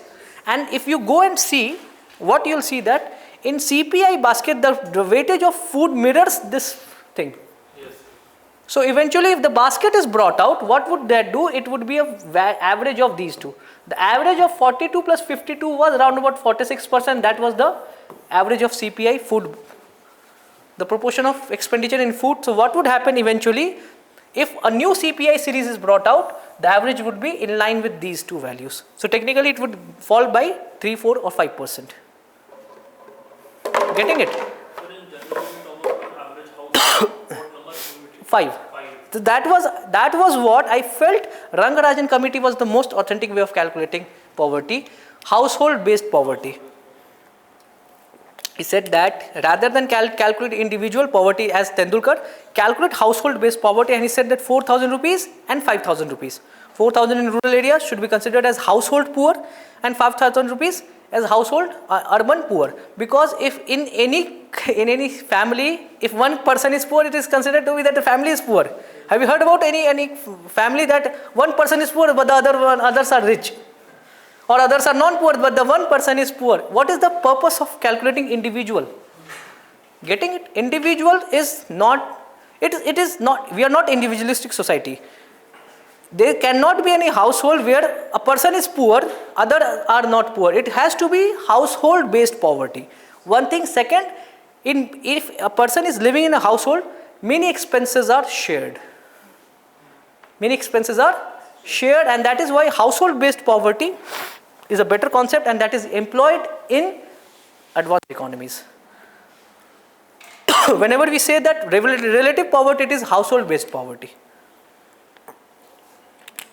They will say that median household income, average household income, bottom 5 household income, top 5 household income. They won't say per capita income, household income, because they feel obviously if the household is rich or the household is well off, all the members are expected to be well off. So that was good, but obviously, so this has been the change in value in nominal terms. So the government has come out with 2 sets of data. One, without giving certain subsidies and government facilities which the government says, for example, free food grains and many of the extension of subsidies which the government does. If the government adds those subsidies, obviously the household consumption expenditure rises. So they have come out with 2 sets of data. One without subsidies, without government support, and with government support.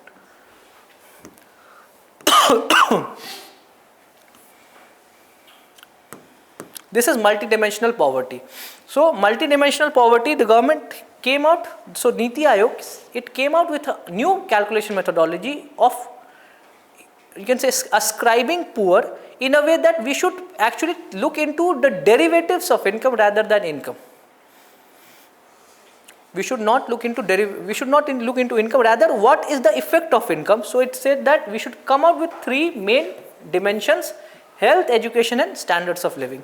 It is modeled on Global Multidimensional Poverty Index by, I guess, Oxford and some other, UNDP is one of the partners in that. Okay, so based on that, India's indicators are these. So they have tweaked the Global Multidimensional Poverty Index, wherein the government of India has added 2 more dimensions: maternal health and bank account. Maternal health and bank account. Why? Because it suits them. The government has done quite a bit on these things with the Pradhan Mantri Jan Dhan Yojana and coming out with Pradhan Mantri Matritva Suraksha Abhiyan.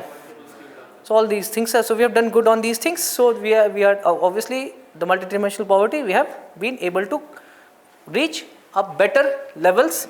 So in terms of multidimensional poverty, we have pulled more than 24.7 crore people out of poverty. That became headlines that time.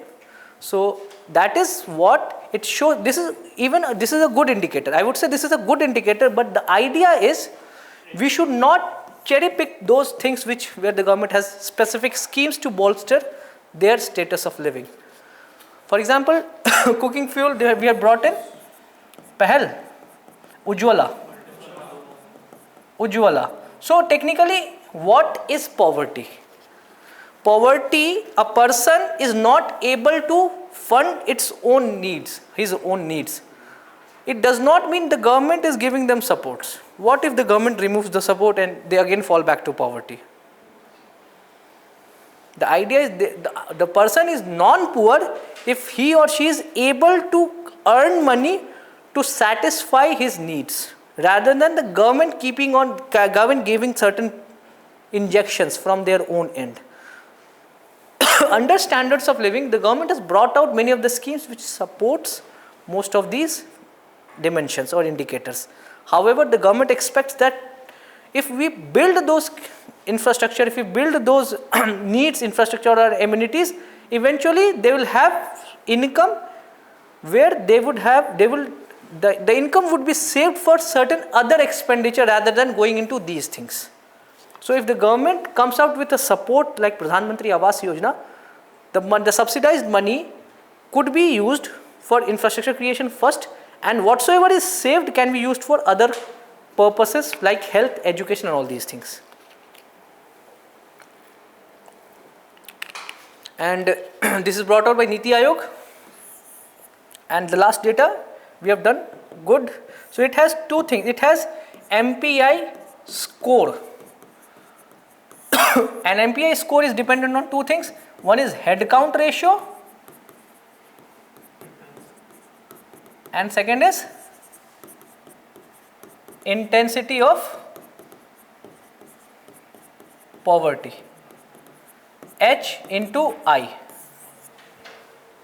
How many people are below, how many of them are head count they are poor, and how many of them are actually poor in the sense that in many of those dimensions. In how many dimensions they are poor? If that is beyond 50%, the intensity is considered to be higher. So they multiply it and they come out with H into I score, that is your MPI score. Numbers into how many dimensions?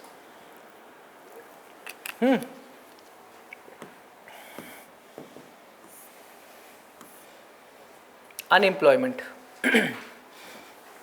So unemployment, obviously the main idea is looking for work but not getting it.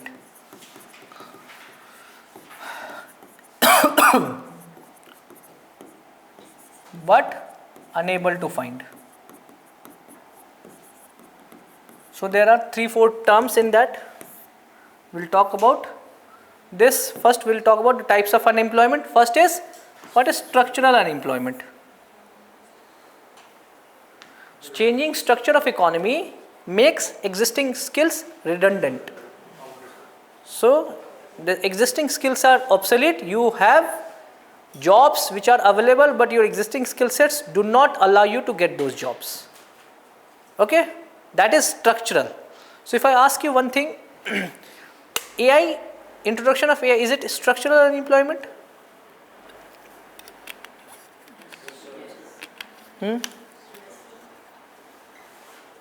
Then we'll talk about one more, then we'll discuss that. Second is disguised unemployment. Disguised means more are engaged, so each resources are not fully utilized. So they are working for less salaries. They are settling for less salaries because of more supply of labor. That is a feature of Indian agriculture, and because of increased feminization of workforce in Indian agriculture, that is even becoming even more alarming in Indian agriculture. The wages have collapsed like any rural wages have collapsed like anything in agrarian economy. Okay, because already there were many men who were working, and now females are also joining the rural workforce. So more supply, less requirement, more disguised unemployment. Frictional. Basically you want to have better job opportunities, so you have, for a temporary period, you have stopped working. If I ask you, if you all have been, if you are not looking for work, basically you are not looking for, and are you frictionally unemployed?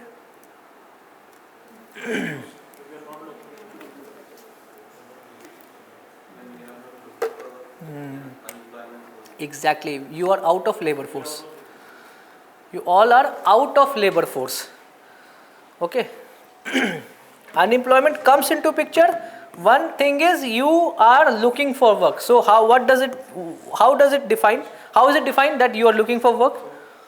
You register yourself to many of the job portals, many of the employment exchanges, you work through many of the informal contracts, you search LinkedIn and all these things, then you are looking for work.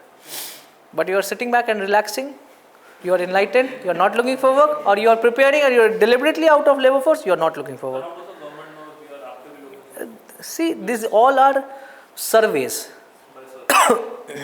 Survey, the concept of survey is sample correlated with population. If you know about survey, techniques are sampling, then we come out with scores, T scores, Z scores, Gaussian distribution, and then we say that whether the sample was reflective of the population or not through T scores and Z scores, and then we say that whatsoever was evident in sample, that could be the property of the population. It's not one to one. It is very difficult that we go ask everyone that, are you employed? It is very difficult. And no one does it. Only the census is one-to-one. One more thing we'll talk about PLFS. Next is cyclical unemployment. Just like the boom and bust cycle of the economy, the employment keeps on changing. In the booming period, there would be more employment. In the bust cycle, there would be less employment. So in depression or in recession, there would be more job losses and layoffs. Similarly, seasonal unemployment, seasonality of work. Seasonality of work means tourism, for example. We have lean season and peak season. Lean season and peak season. If any work has lean season and peak season, it is seasonality. For example, catering services during marriage, it has peak season and lean season. If you want to arrange for any party in July, August, it is lean season, you will get all the facilities at discounted prices. You go and ask for parties in December or in February, you will be quoted with highest prices. Peak and lean. This is technological unemployment. Now you differentiate what is technological unemployment and what is structural unemployment. What is the code? If technology replaces man, if technology kills job, it is technological unemployment. If technology changes the requirement of job, it is structural unemployment. So the moot question is, does introduction or is AI,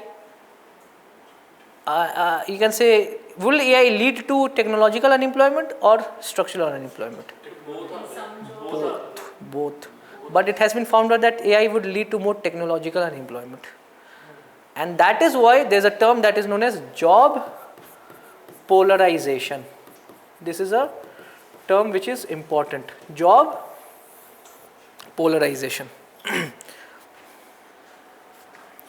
What is job polarization? What is polarization?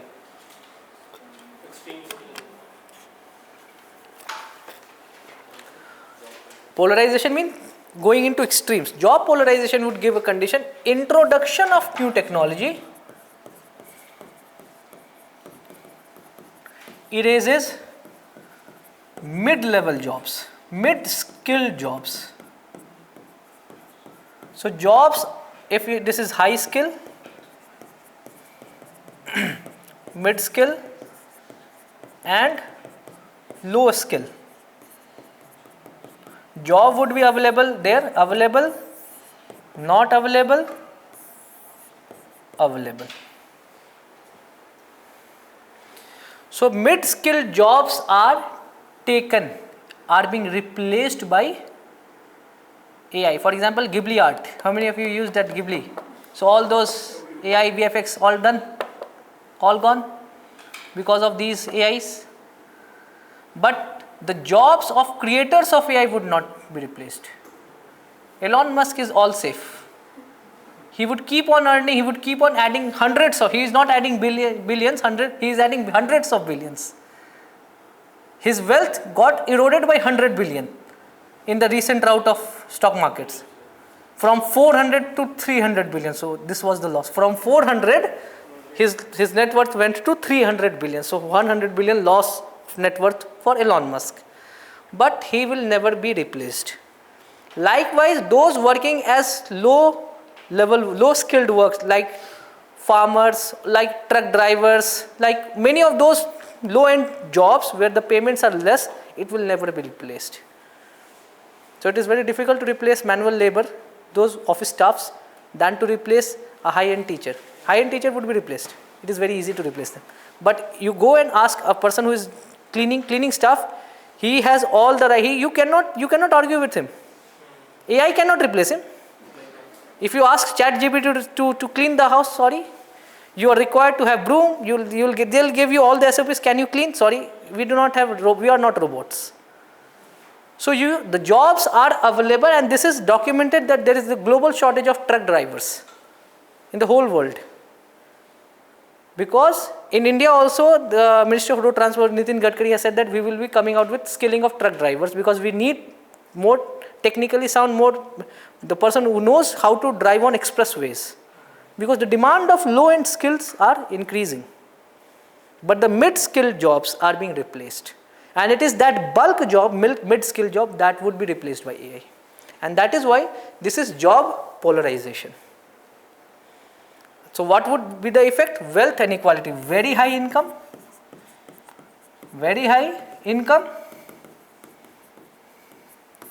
no income, very low income. And that is evident in service industry also. Those who are coders, those who are coding artificial intelligence and all those deep tech technologies, their salaries are in crores in India. They are earning in crores. 1 crore, 1.5 crore, 2 crore, that is normal in Bangalore. Earning 1.5 crores annual. Because they are high end, very skilled, highly skilled. They are not basically debugging and all these, they are not system engineers and all these things. These all are being done by AI. Now AI has said that you are not required to learn codes, we will code by our own. You are required to master us. Okay, so this is technological unemployment. This is evident in the whole world, but India has said that we have not experienced technological unemployment, but they are experiencing it. India do not want to admit that we are also in the same bus, we are in the same ship which is sinking. We only say that we also have a hope that one day we will become developed. But the idea is we still have issues with unemployment in India. The quality of workforce is poor in India. So these are the various terms. Working age population 15 to 59 years. 15 and 59 inclusive. Okay, labor force, within that those who are working plus seeking to work.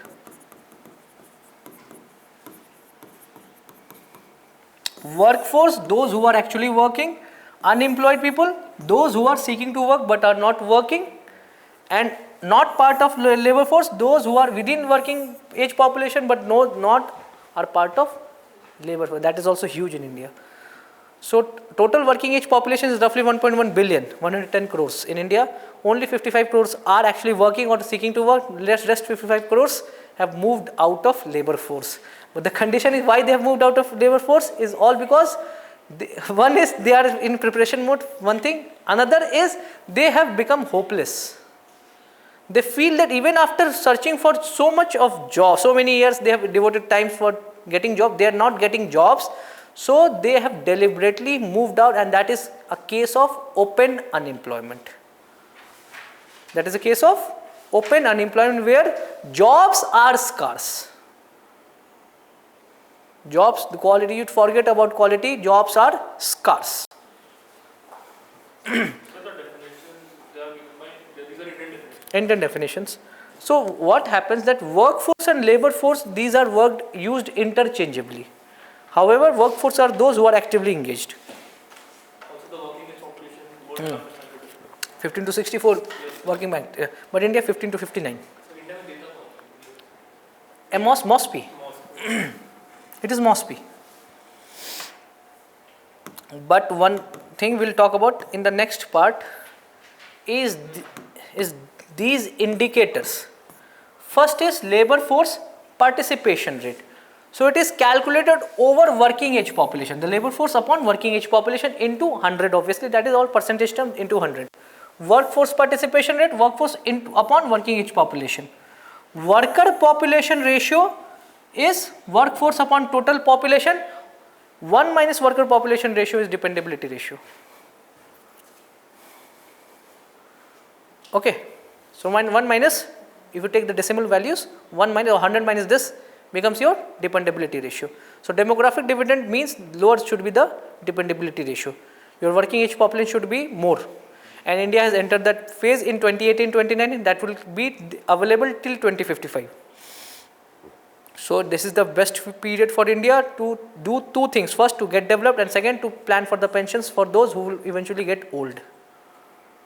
Else, what would happen? Most of the money would go to pensions. The way UK has been facing this thing, UK is a failed state, that's a known thing. It is just on the brink of failure. One day US will be claiming you become a part of US, we will fund you. Total your economy is, what is your economy is what we have lost in 3 days. Overseas territories. It can, so what would have, why any country which faces economic turmoil, the best indicator is see how many times prime ministers have been changed there. That is a good indicator. If India faced economic turmoil between 1980s and 1998, you see the number of prime ministers which were there. I even do not know how many prime ministers were there. They were prime minister for 13-15 days only. So the same thing is there for UK. How many prime ministers? I guess 5, 6 prime ministers have changed in the last 7. In last 10 years, 8 to 9. Eight prime ministers. So for a country which was a colonial power, which had monarchy, who used to be 80-90 years, one Victoria ruling for 65 years, 70 years, it has seen 8 prime ministers over 10 years. What does it signify? Are they becoming developed or are they having certain burdens? Okay, so unemployment rate is something different. It is calculated over labor force, and that is why it gives a rosy picture. Because if you calculate it over working age population, that would be huge. Because if you add working age population, unemployed people would also include those who have moved out of labor force, and that would be huge.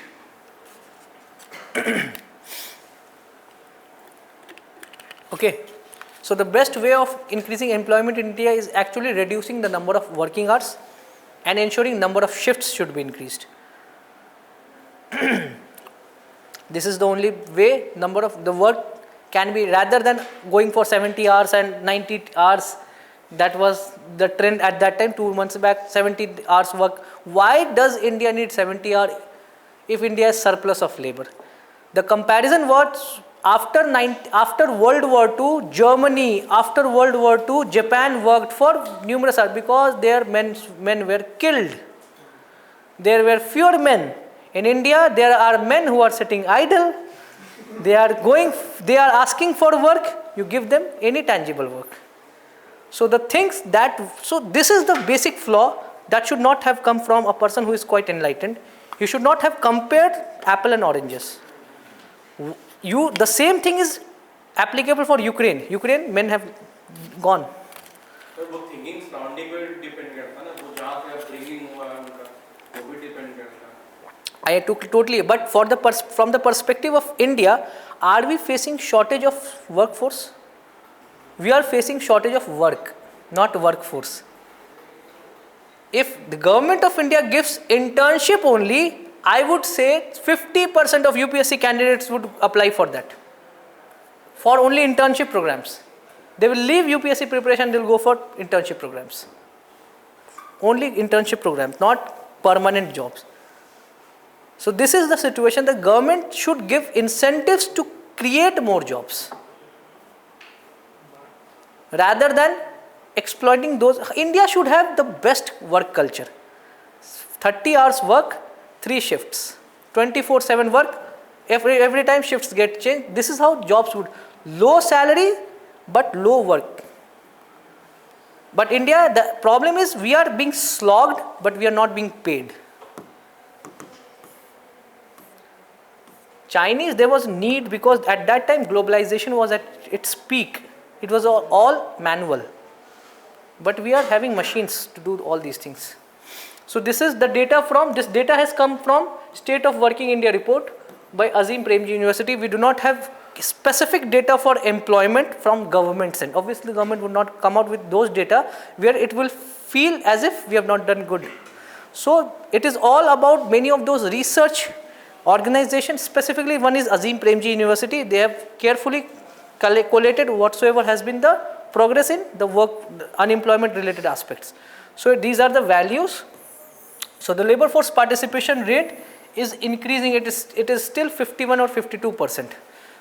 That means those people who are within working age population, only 52% are actually working or ready to work.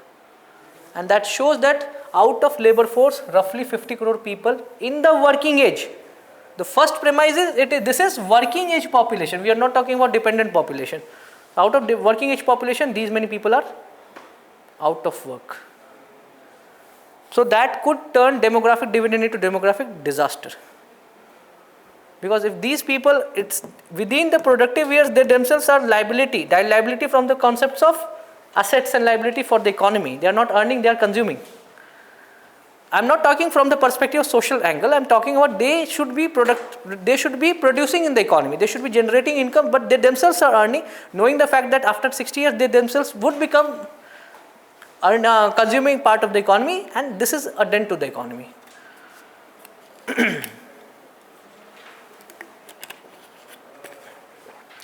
So earlier this PLFS has been brought in. What is PLFS? Periodic Labour Force Survey. It is brought out by Ministry of Statistics and Program Implement. This is not brought out by Ministry of Labour and Employment. This is MOSPI, National Statistical Office. NSO brings it out. Earlier it used to be brought out every year, annually, but from April, 15th of April, they bring out monthly data. Every month they will bring out PLFS data. And PLFS data has three things. It brings out three things. One is labor force participation rate. Second is worker population ratio, and third is unemployment rate. And PLFS data is brought out for all sets of combined thing: rural, urban, combined. Rural, under that rural, they have male, female, and combined is all. Similarly, these three, similarly, these three.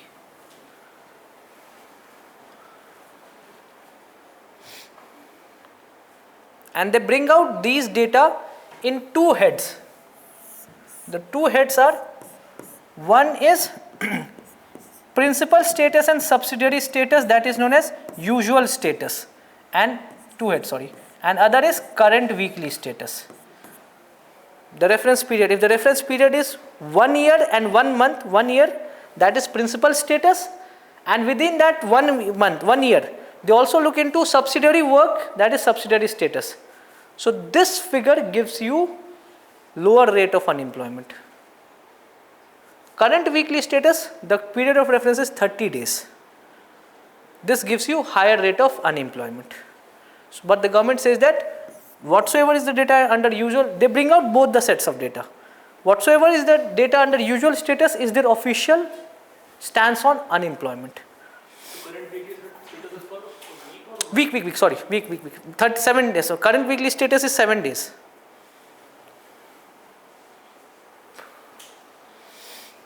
Okay. So from this year, this financial year, that would be brought out every month.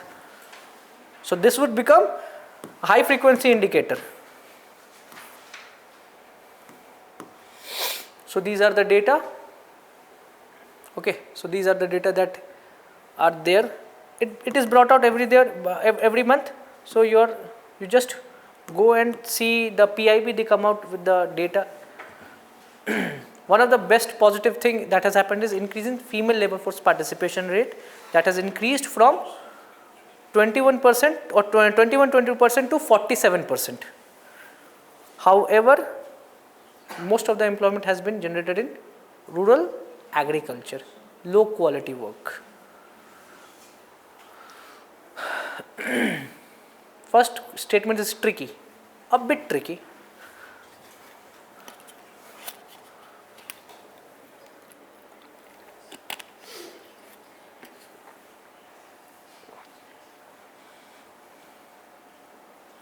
Good. This is a good question.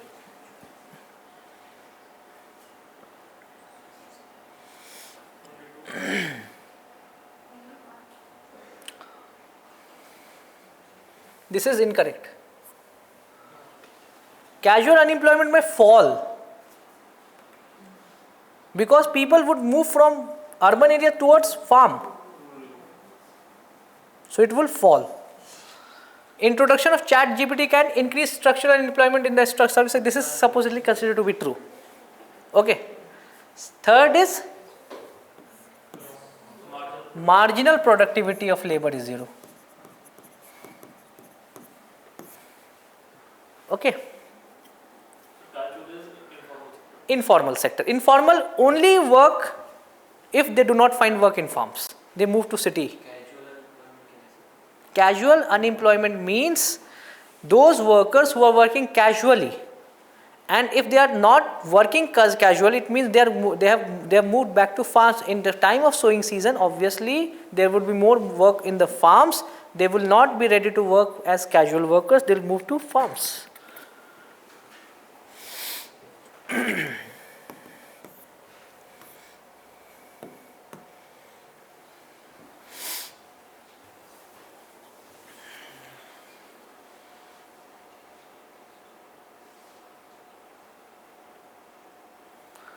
Employment elasticity refers to the percentage of change in employment, change in labor force, percentage change in GDP. Jobless growth in the economy implies low employment elasticity. This is correct. It means with the increase in GDP, the number of jobs have not been created in the same proportion. The proportion of job creation has been less, all because we have leapfrogged the industrial sector. The role of industrial sector is that it creates many jobs which are sustainable in nature. Service sector jobs, there is less entry barrier. So what is the meaning of this? Industries, you cannot replace a trained skilled force overnight. It is very difficult. You cannot start a new business overnight. You cannot start a factory overnight. Okay, we will challenge you to do it tomorrow only. We will set up a Tesla factory. But if a person challenges you that tomorrow can you set up a restaurant? Yes. Yes. In 2 days I can set up a restaurant. In 3 days I can set up a service-oriented economy. I'll just 3 or 4 or 5 best employees would pull out. They'll hire a place and they'll contact to the same clients and they'll start their own startups. But can Tata Steel workers, can they challenge Tata that wait for 5 days? We can set a parallel Tata Steel factory. Not possible. He will get entangled in land acquisition and all these things only. So that is why industrial sector jobs are quite secured. First, it is more stable, and whatsoever is the employment generated, it creates a ripple, if positive, or you can say domino effects in further rounds of employment getting created in service sector. That is why any industrial towns you'll see a very vibrant, a hugely vibrant service economy there. Any industrial town, you talk about any industrial town, you talk about Jharkhand, Jamshedpur, you talk about in south, there are many industrial towns, in Salem, or you talk about in Tamil Nadu, there are many industrial towns. India's Detroit, Tamil Nadu is becoming India's industrial state. So that has been well documented. So that is why the level of urbanization and the level of consumption is huge in those industrial towns or industrial cities.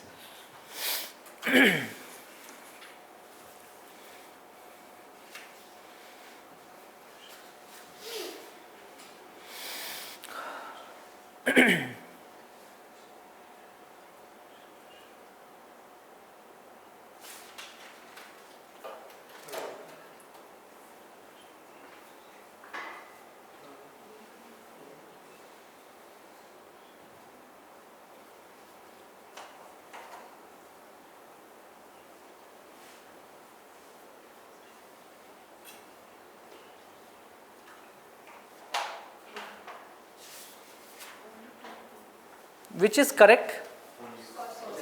First is correct, second is correct, third may or may not be, because the denominator itself is different. One is over working age population, other is over total population. So you cannot compare, it can be more, it can be less. Okay.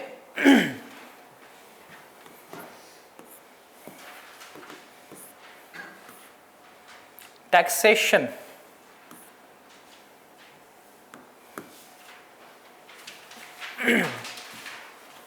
So basically it is mandatory fee levied by the government for sourcing, for mobilizing funds for public services.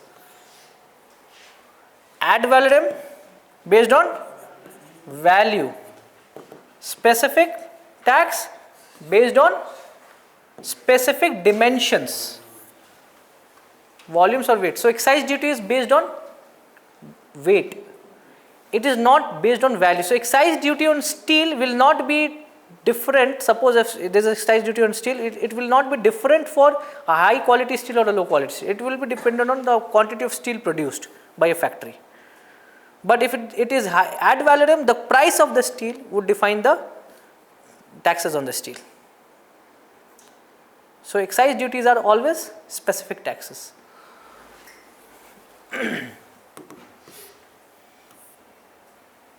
Cess, tax on tax. This is also tax on tax. However, this is for a specific purpose, this is for any purpose. So the idea is surcharges are added whenever you reach. These surcharges were brought in the income tax when a person is earning huge income. And that is why there was tax and tax that has been introduced, so that those people who are earning very high income, they should be charged with a surcharge over and above the highest slab rate. But the money can be used for any purpose. Cess has a specific purpose which is there. Most of the money which is collected as a part of cess is not shared with the government of different states, apart from GST compensation cess. There is a legal or there is a constitutional obligation to share the proceeds. However, not with the other cess. So that has become a bone of contention between the government of India and the state government, that how about the share of other cess, and cess is forming more than 20% of total collection by the central government.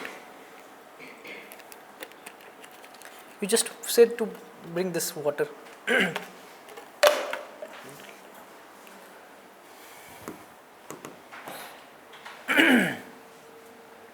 Indirect taxes. So direct or indirect taxes, ultimately it is passed on to the consumer.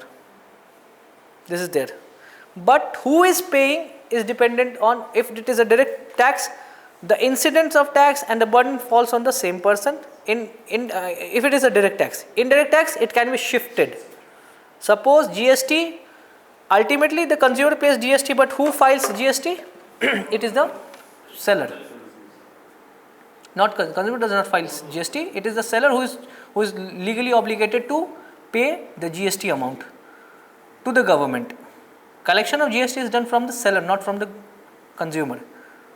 So that is an indirect tax. But indirect taxes, those taxes, the person to whom this tax is imposed, that person is only actually forced to pay those obligations. And that is why it has complex calculations, because there are various exemptions. To reduce this complexity in direct taxes, they have brought in many of the reforms. For example, income tax, they have brought in new tax regime, NTR. So there are two options, OTR and NTR.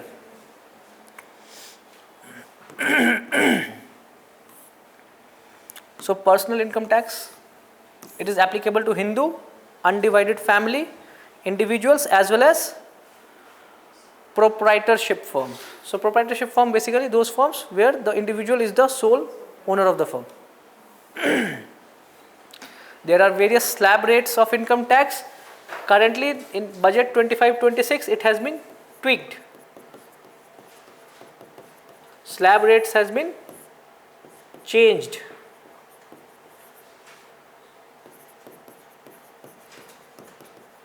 And it includes all types of income from various sources, whether salary, business, interest,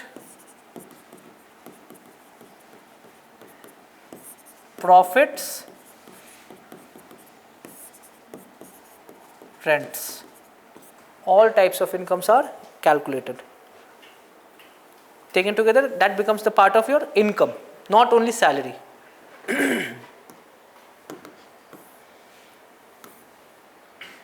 Corporate tax, specifically it is a kind of tax, direct tax, which are levied to corporates.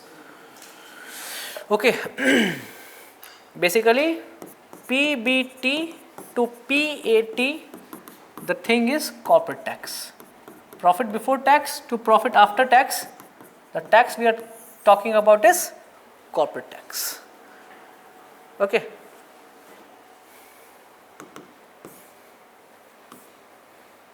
Then dividend distribution tax, it has been abolished. What has been done that earlier there was a dividend distribution tax of 15%.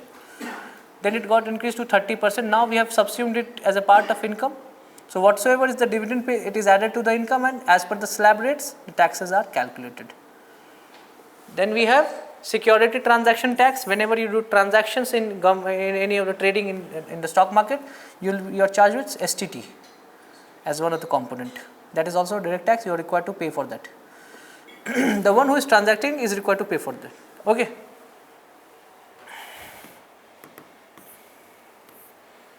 Angel tax, it has been abolished.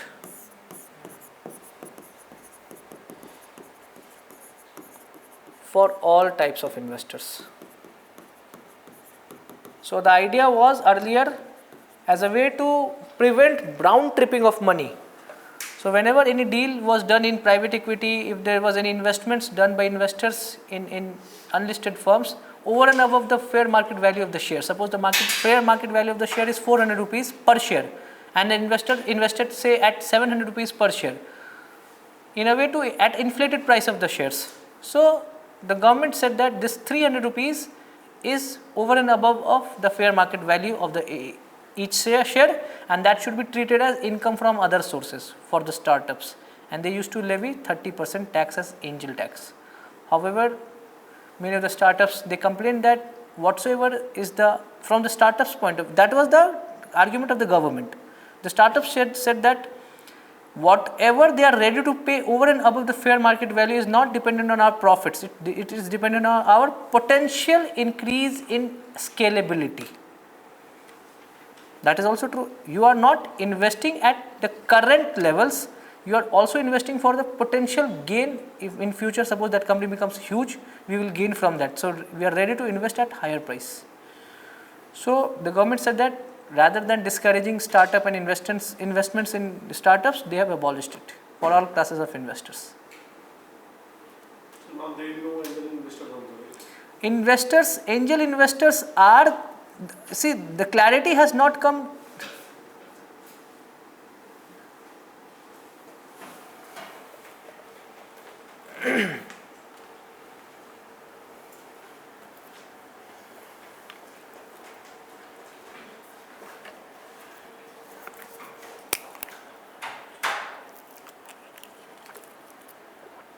Earlier there were certain differences which were brought in.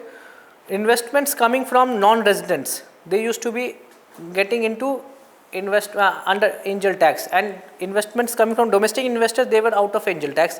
They have removed this classification. So angel tax for classes of investors have been removed, but those investments where the valuations are more than 25 crores, angel tax are still applicable. But that is applicable for domestic investors also, that is applicable for foreign investors also. There is no class distinctions which are there. Okay, you can raise capital from anywhere. The idea was it was all done to discourage investments from China. Equalization levy, this has become a bone of contention. The government of India brought this equalization levy as digital services tax. That if any company is doing, any non-resident company is doing advertisement in Indian market, then the government, there should be a particular taxation which should be collected from those digital advertisement. This is there, however, Trump administration is forcing the government to remove this digital services tax. The government has removed this. the negotiations are there that they have removed, but actually I think that this should be available. For US or all? We have removed all. From 1st of April 2025, we have removed all. To all investment, or from US, those coming from US? That 6% tax has been removed, so the government is expected to face a loss of 3,000 crores. Okay, maybe. I thought that was only for US companies. The government voted to remove, Lok Sabha has voted to remove it. Okay. Okay. So indirect taxes, it is easy collection, but this is regressive. One question is GST actually regressive? Yes, sir. Regressive means it is more painful for those at the low income pyramid.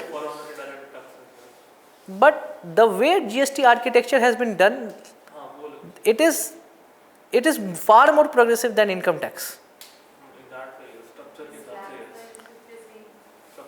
Most of the essential goods have been kept at 0% and 5%. And most of the sin goods are at 28%, and on top of that there is a compensation cess to that. So in reality GST is not that much regressive. Because if you are buying luxury item and still you feel that you are from low income group, then why are you buying luxury item?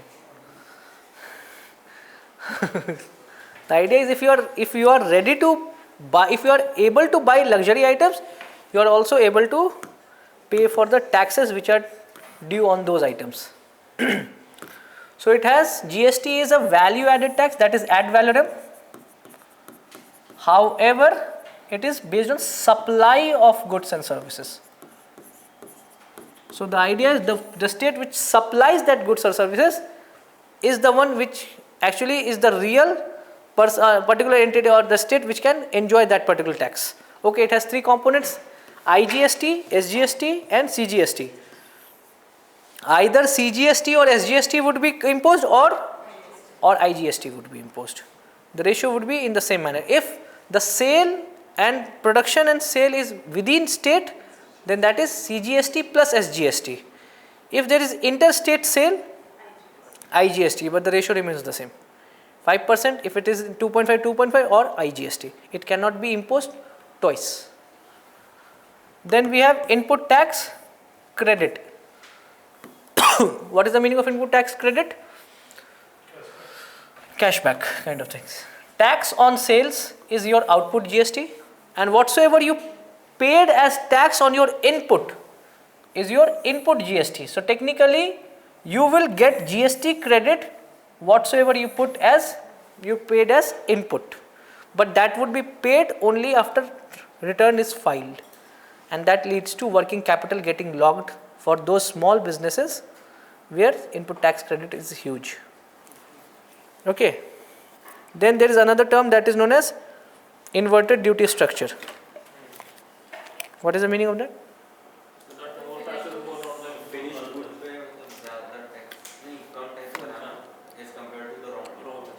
So what is the implication of that? Working capital gets blocked and it encourages more imports. It discourages domestic production, because obviously you will start buying imported goods, finished goods. So these are the terms: tax base, tax buoyancy, tax elasticity. Tax elasticity is what we talk as revenue neutral rate. What is revenue neutral rate? So if we want to alter the slab of a particular product, or if we want to club two slabs together, we need to find that particular point of tax which should not lead to loss of tax. So in that sense we are talking about what would be the change in actual tax collected vis-a-vis change in the tax rate. So that is all about tax responsiveness. So revenue neutral rate, whenever we talk about revenue neutral rate, we are talking about tax elasticity, responsiveness of tax revenue to the change in tax rate. This is what is known as, this is found out through Laffer curve. Laffer curve talks about tax elasticity. It says that beyond a point, if you keep on increasing tax, the tax collection would go down. Bell curve. Tax base is total income or sales over which tax can be collected.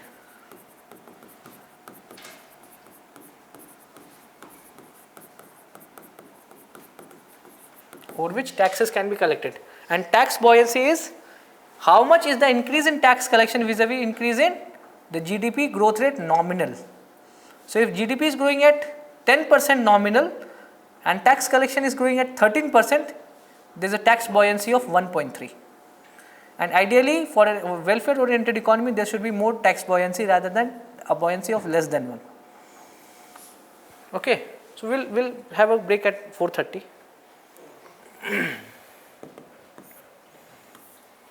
So this is Laffer curve.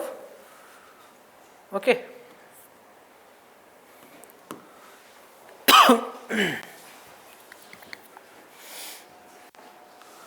Assess is a tax on tax collected for a specific purpose. This is correct.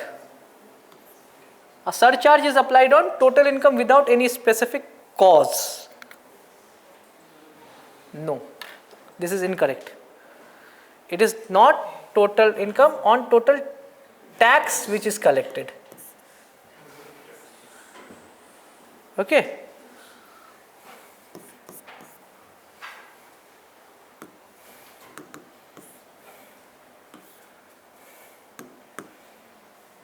It is easy. Total number of people who pay taxes in the economy? No. It is a base over which tax can be collected. Buoyancy, indicator of efficient revenue mobilization with response to growth in GDP. Elasticity is this. All incorrect.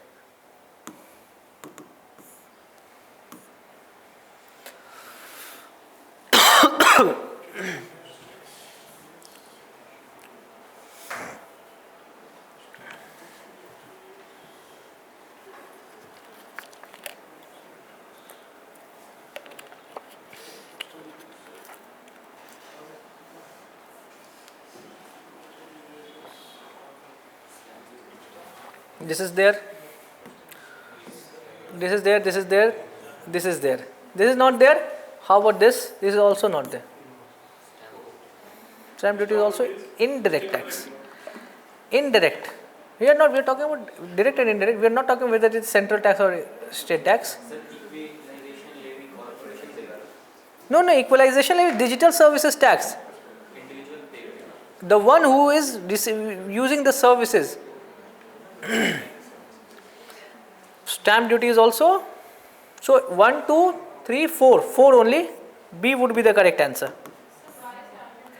Why I told you there are various states where stamp duties are directly paid, but there are various other states where stamp duties are paid by the one who has actually taken those rights to sell those stamps.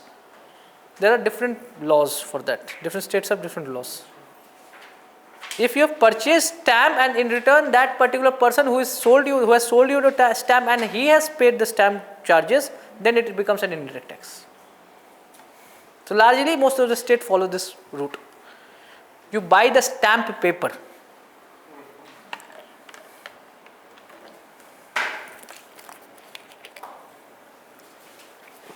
There was a movie stamp, forgery of stamp papers and all these things. This is a common thing. So budget and fiscal policy. So basically when we talk about fiscal policy, receipts, expenditure and borrowings. This is all about fiscal policy.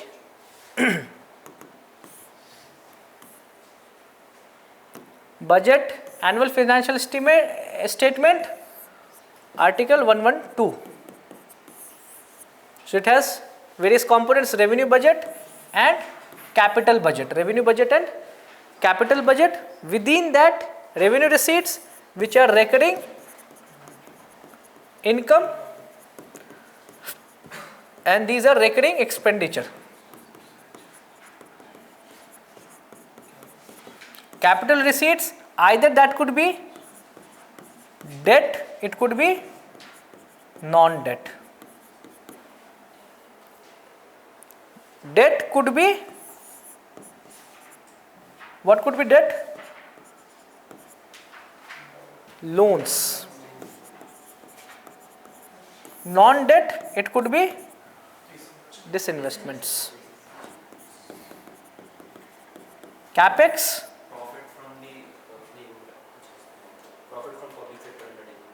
the profits are actually part of revenue, non-tax revenue. Okay. Capital expenditure, if you are giving loans, or it could be capital expenditure, could be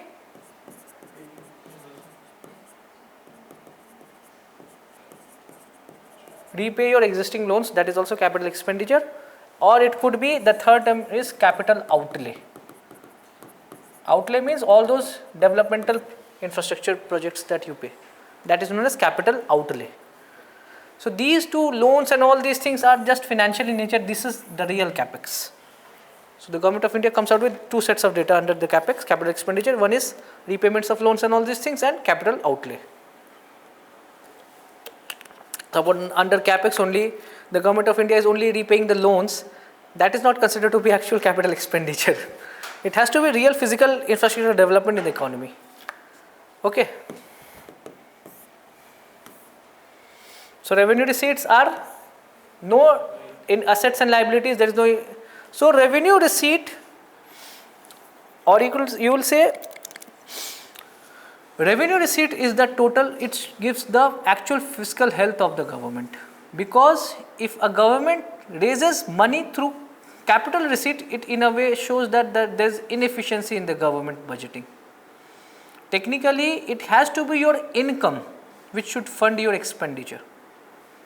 And the income for the government is nothing but revenue receipts, because that is not, they are not touching any assets and liabilities. For a particular individual, if you want to grow, you should increase your income sources rather than you are dependent on selling your assets or borrowings. There are two ways of getting money. One is you earn that money, or you sell your assets to get the money. If any particular entity is selling assets or taking loans just to fund their needs, that is unsound financial practice. Rather, your income sources should be higher, better and more wider. So tax could be various direct and indirect taxes. Non-tax revenue could be interest, dividends, profits, and various spectrum licenses. So spectrum sale is non-tax revenue or a disinvestment. Is spectrum an asset for the government? What does that? But we don't consider it in that category. So if there is a spectrum auction, what happens? There is a spectrum auction. Is the money considered to be part of non-tax revenue or a part of capital receipt? Why? Recurring, time to time आता है, पर monthly payment, not monthly, but I can time. But isn't it selling of assets? Isn't spectrum an asset for the government? It is. Then it should be capex, capital receipts. Ideally, No.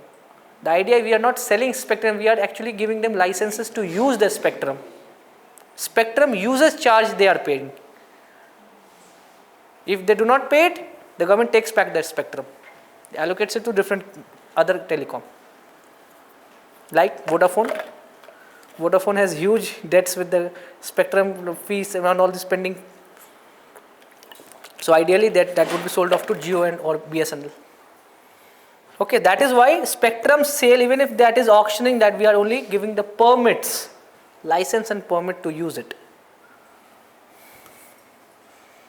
Revenue expenditure, obviously recurring, consumption based, and there is no impact on assets and liabilities. One thing, is revenue expenditure a better indicator or a capex a better indicator for an economy from the perspective of growth?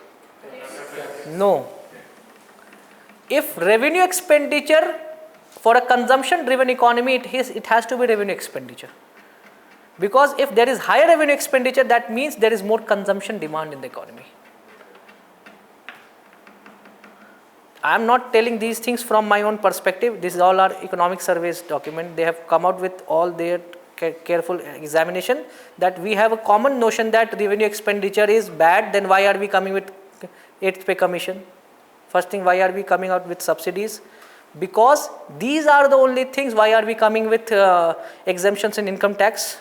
We are foregoing revenues. These are the ways to actually propel consumption demand in the economy, because we see that our economy is not investment led economy, our economy is more consumption driven economy, and it is the government which should actually be the front runner of consumption demand in the economy.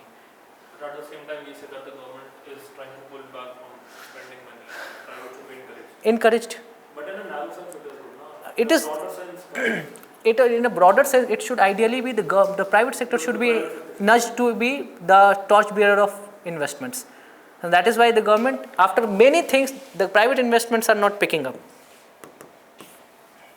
Ideally, capex should come from the private sector. And revenue, the government should be more into welfare kind of a thing. So that is why the government has brought out in this year's budget, they are again re-energizing the PPP model. They are saying that all the ministries which are into those infrastructure development, be it Ministry of Shipping, Ministry of Ports, all these, there are various 5-6 ministries which are there in the Ministry of Power, Ministry of Road and Rail. The idea is they are telling you chalk out plans which all projects are viable from the perspective of PPP. We cannot keep on funding these things from budget, else what would happen, we will cut down on the subsidies or we will cut down on the revenue expenditure, and that would be more detrimental for the economy.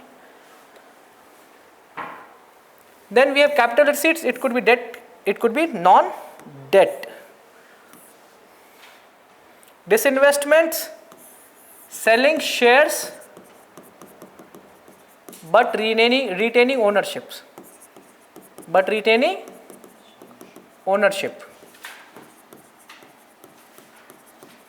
Strategic disinvestment means privatization. Most recent being Air India.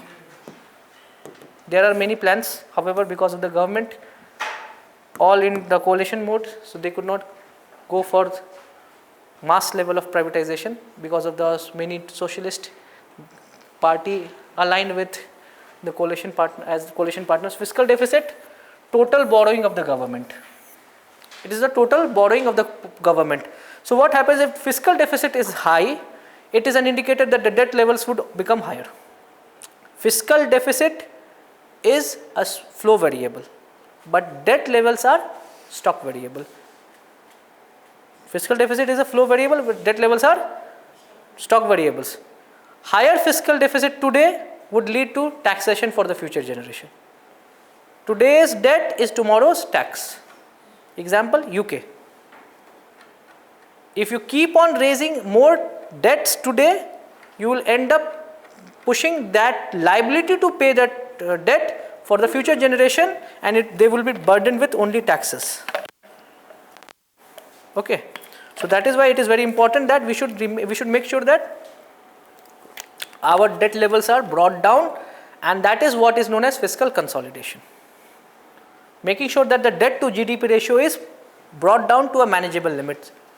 Okay, by reducing year-on-year fiscal deficits, and also making sure that the outstanding debts are paid back, so that debt to GDP ratio is brought down. If there is more fiscal deficit, obviously the government would be actually asking credit in the market. That would lead to more demand of credit, interest rate would remain higher, and that would mean private entities even more discouraged from asking loan, and that would lead to crowding out effect. Revenue deficit is revenue receipts minus revenue expenditure. This is not good for the economy. This used to be a common notion, however, it is all about how do you see it. A standard level of revenue deficit is good for the economy. Ideally, the government should not think about making zero revenue deficit, because to reduce revenue deficit, the way the government would tackle is reduce revenue expenditure rather than increase revenue receipts. And in that way, what would happen? The consumption demand in the economy would go down. Effective revenue deficit, they say that whatsoever the grant is a kind of revenue expenditure, but some of the grants are given for creation of capital asset, for example under various centrally sponsored schemes like Samagri Shiksha Abhiyan.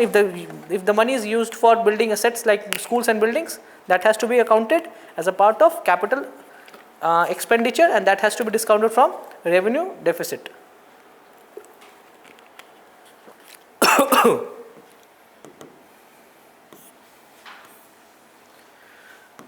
This is the most complicated part, primary deficit.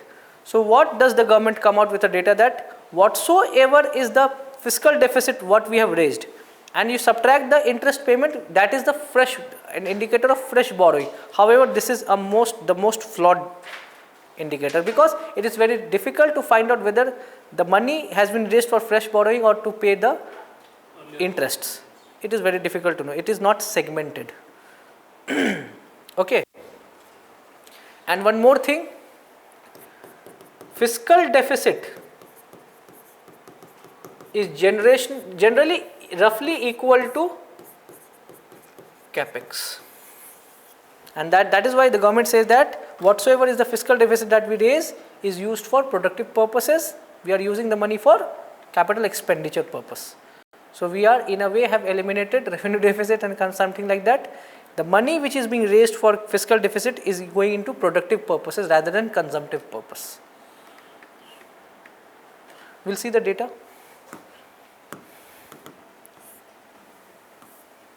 So this is this year's data. So you see total expenditure, the government has said that this year's budget would be 50.65 lakh crores, this year's budget.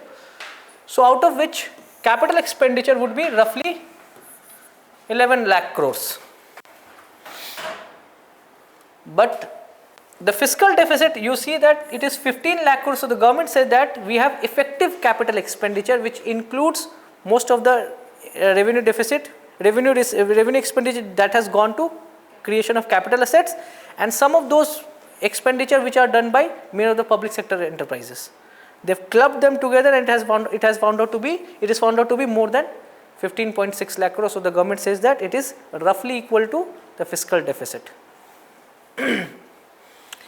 Out of capex, they have come out two things. This is the real capex, capital outlay. Other is loans. These are all financial obligations. So in terms of fiscal deficit, we have been on a path of fiscal consolidation, and the government projects that our debt to GDP ratio, which is currently at, what is the ratio of? 57%. So we will reduce it to 50% by 2030, and eventually we will make sure that our debt to GDP ratio is made sure. Currently the total debt to GDP ratio for both the government combined is 83%. The NK Singh committee recommended 60%, which is very difficult to get. So the government is targeting that 50% should be for center and 20% should be for state. 70% is what the government is targeting in near term. Okay, that is achievable.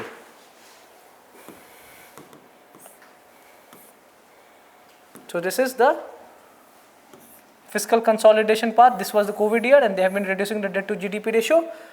This is an indicator. A new matrix which has what? Nishu? NK Singh. NK Singh committee. Review of the FRBM Act.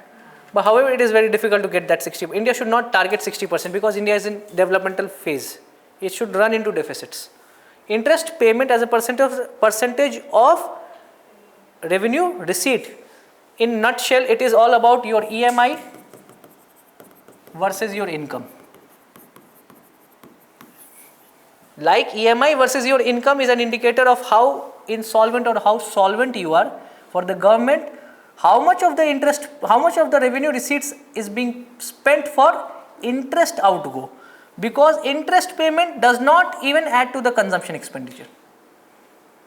So technically government has come out with a data this year that revenue expenditure is a good thing. However, we need to bring down the interest payment to revenue expenditure.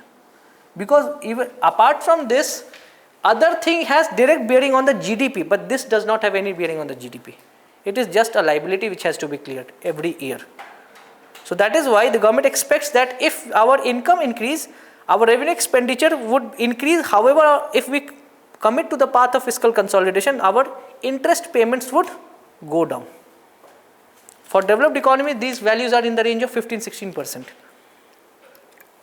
That is why debt to GDP ratio of developed economy, even though they are at 150% or 160%, they are able to pay interests because their GDP, their revenue expenditure or their revenue receipts are huge.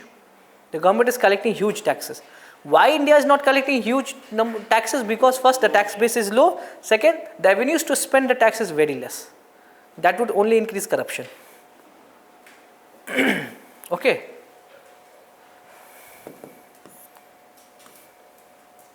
So these are the figures. Obviously, the source of income, borrowing and liability is GST, income tax and corporate tax. So for the first time, I would say in the last 2-3 years, the direct tax collection as a proportion of total tax collection is higher than indirect tax collection. However, it should not be very high. What happens if direct tax collection as a proportion of total tax collection becomes very high, then again that leads to an issue of tax burden and people start moving out and renunciate their citizenship and take citizenship of other countries. And that has become an issue for the government. Okay.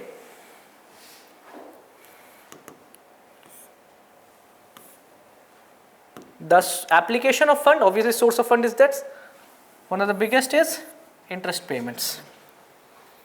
Transfers as duty share of state as per the financial devolutions, all these things are there, and these are other things which are available. So interest payment as a proportion of GDP is very high, as a proportion of total budget is very high. So the government says that it's all about the past year's commitments, so we are forced to pay interests. India has never defaulted on its interest payment obligations. So India says that debt to GDP ratio, India has both the effect. India would reduce this, at the same time India would increase this also. So India is in a developmental phase where India's GDP would also increase and India's debt would also go down. There would be faster reduction in debt to GDP ratio. Denominator getting increased and numerator also going down. This would lead to faster reduction in GDP growth, debt to GDP ratio. Okay.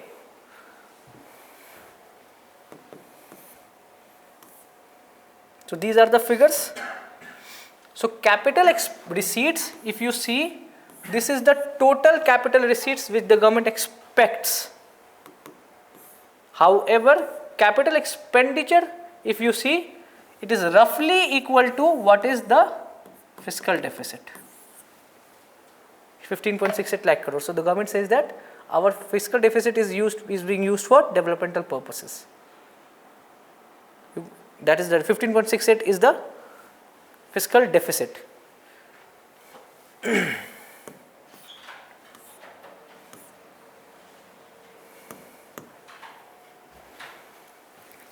take this.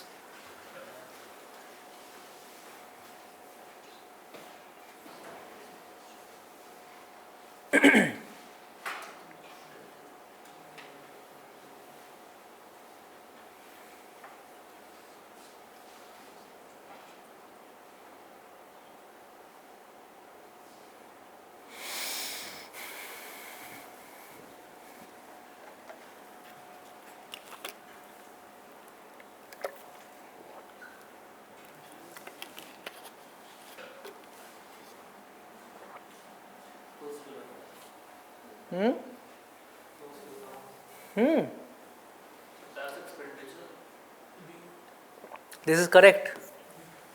This is revenue foregone. You give incentives, tax breaks and all these things to allow companies to set up, to increase the competitiveness of Indian economy. For example, Apple was given certain tax breaks. Is that tax expenditure the amount of money which is used to collect the tax? No. That is not the tax. Revenue, that is not. That is other thing. That is also tax expenditure. Tax expenditure is revenue foregone, which you are ready to forego. So then what is that amount? I'm just cost of tax collection, that is. Is it the cost? Cost of tax collection. That is not tax expenditure.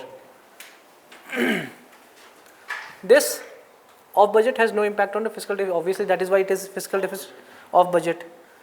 Third is incorrect. It is GFCF, gross fixed capital formation, not the final consumption expenditure. Capex is all for increasing the capital formation in the economy. Okay.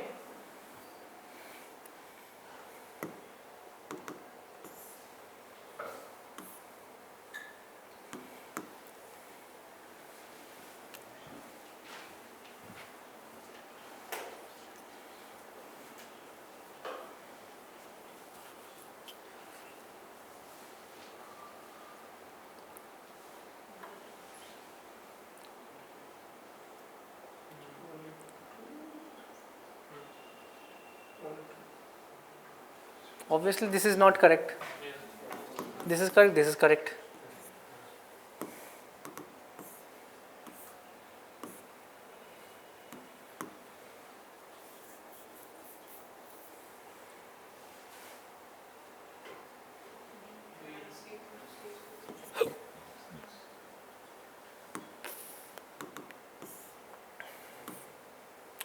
We'll take a break. 20 minutes. So now we'll start the external sector. Okay? Okay.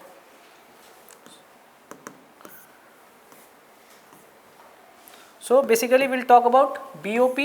It is all about the transactions between resident and ROW, rest of the world.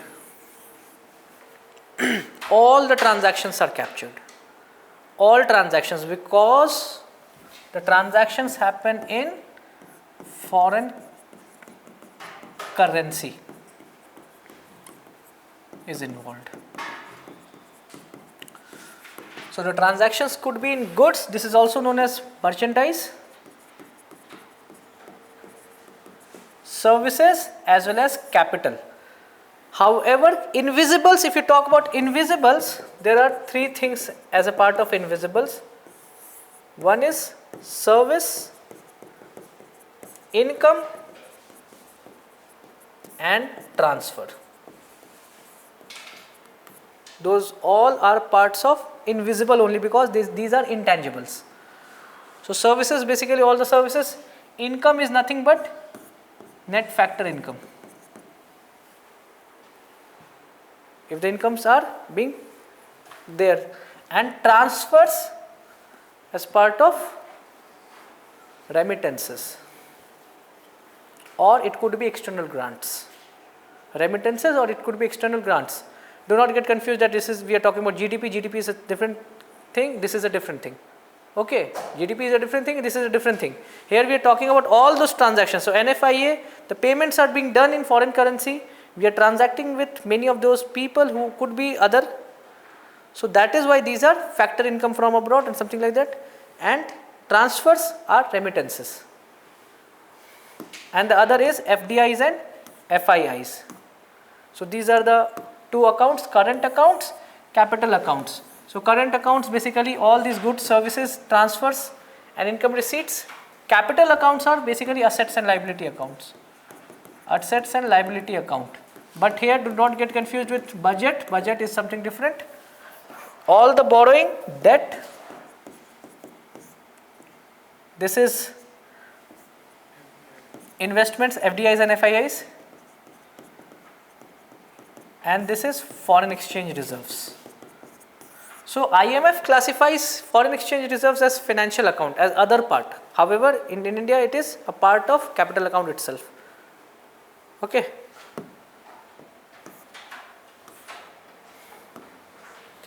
So merchandise account,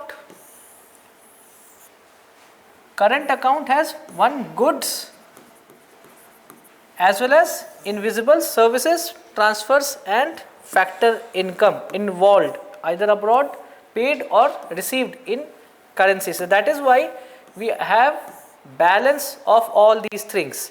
So whenever we talk about current account, whether it is balanced current account deficit or current account surplus, basically we are talking about whether we are talking about trade or invisibles. Of late we have found out that we have been surpluses in services, but we have been deficit on the merchandise. So overall we are experiencing current account deficit in the range of 1.1% of GDP. This is well and truly manageable. Till 2.5 to 3% it is manageable within limits, because whatsoever is the shortfall in CAD is being supplemented through surpluses in capital account. However, it is expected that this will get moderated even further and we will have even higher reserves, forex reserves getting ballooned. We will have more reserves getting added. Now if you talk about the capital account, it has FDIs and FPIs, or it has grants, deposits, external commercial borrowings. Okay, so these are debt, those are non-debt. FDI and FPI.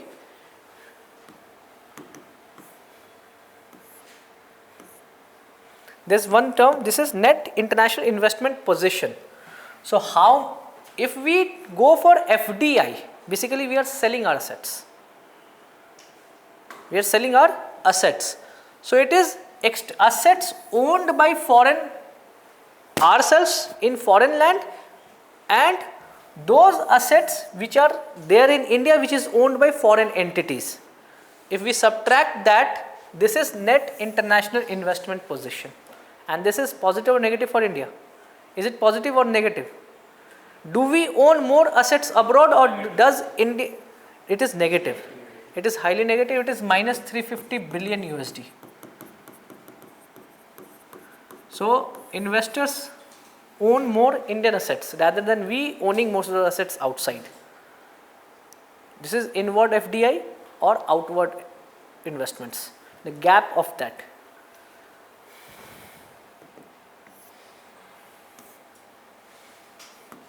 So if we talk about the FDI, it could be financial investments, the limits are 10% and above.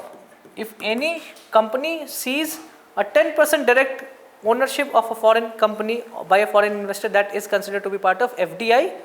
No matter, it can go below that after that, but for the first time it has to be 10%. Once, okay.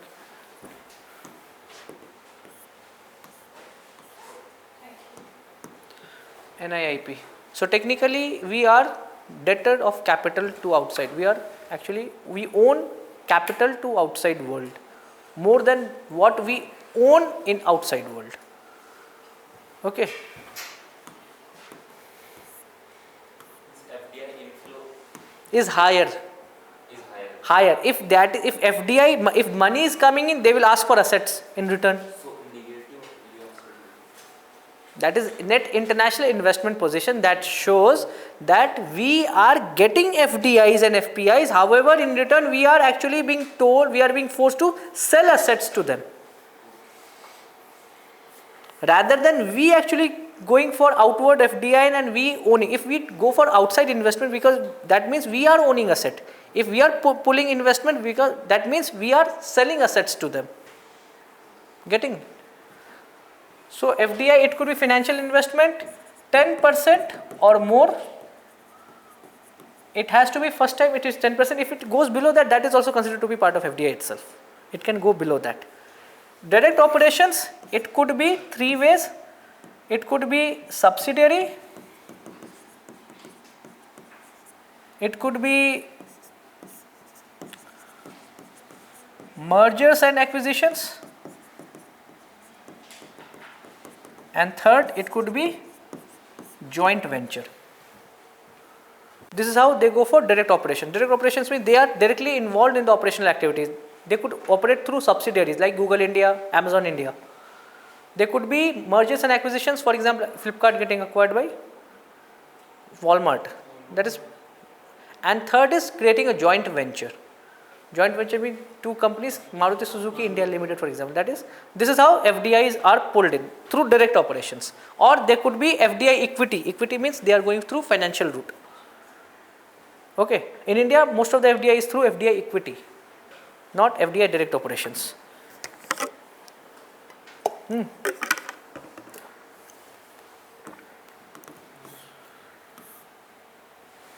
Investments can be brownfield, greenfield. Brownfield means existing companies are taken over. For example, Flipkart. That is a brownfield investment. Greenfield is Amazon. It's a pure greenfield investment. Or any company which was set up for the first time, that is greenfield. Automatic route, no government approval needed. Company to company direct contact, B2B dealing. B2B dealings. So there are various limits to that under various FDI policies. B2B dealing means two companies interacting together without needing to get approval from any government entity. Okay, and government route means needs to have government approval.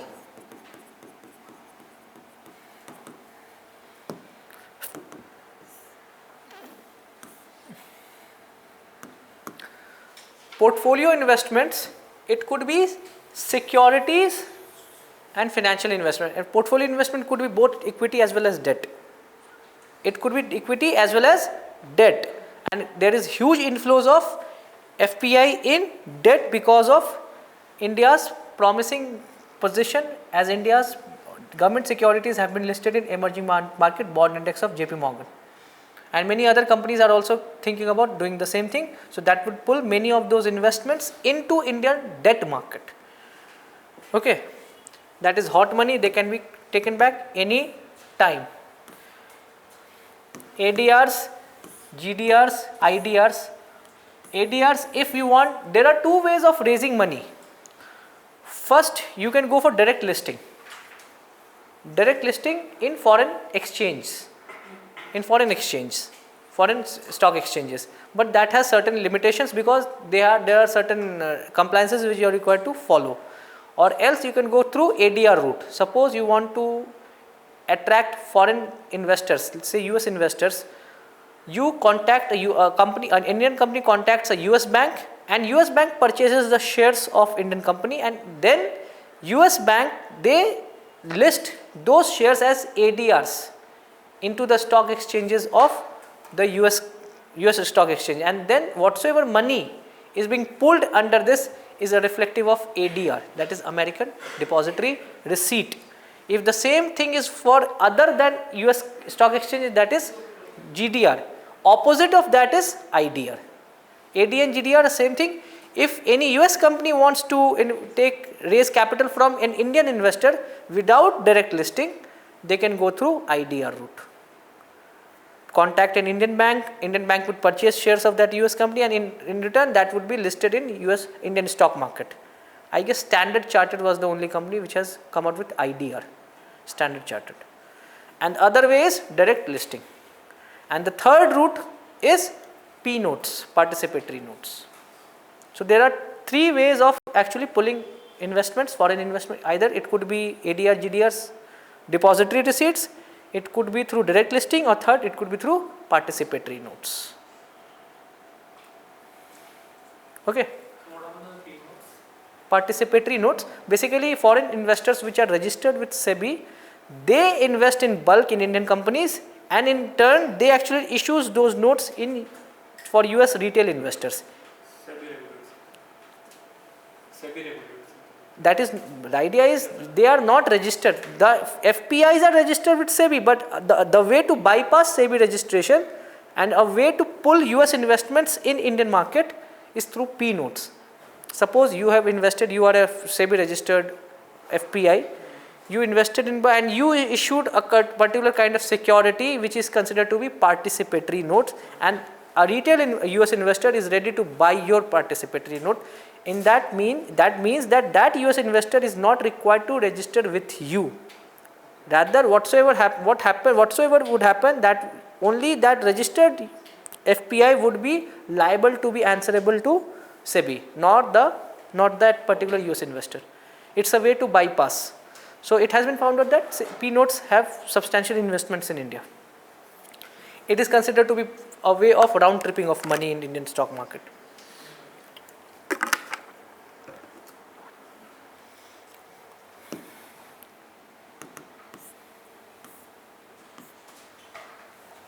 Now comes the debt part, that external debt. External debt can be raised by both corporates as well as government. The government can also raise external commercial borrowings, but if it is for commercial needs. However, if the government goes for multilateral financial institutions, if they raise money from, that is known as external assistance. Okay. External assistance is multilateral financial institution, that is government to multilateral financial institution. Most of these loans are for developmental needs. These are considered to be soft loans at relaxed terms and lower interest rates. But commercial borrowings are at arm's length means at normal transactions, and it could be done by a corporate or it could be done by the government if it is for commercial needs. Okay.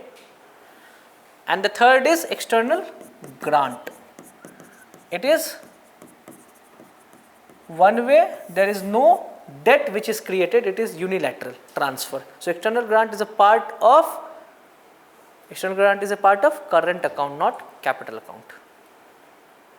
Because it is unilateral, there is no debt or liability which is getting created. Okay.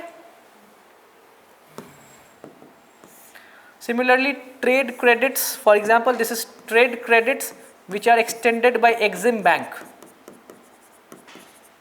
As I told you, if there is trade which is happening on credit, they issue trade credits, that is also a part of debt.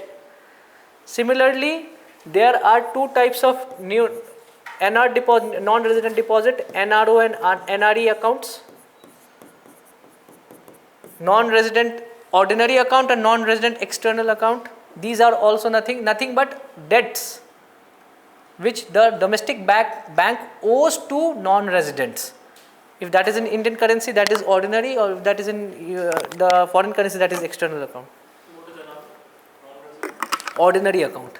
NRO and NRE are two types of account, whether the amount which is invested in foreign currency or whether it is in Indian currency. If it is in Indian, then It is, I guess, ordinary account.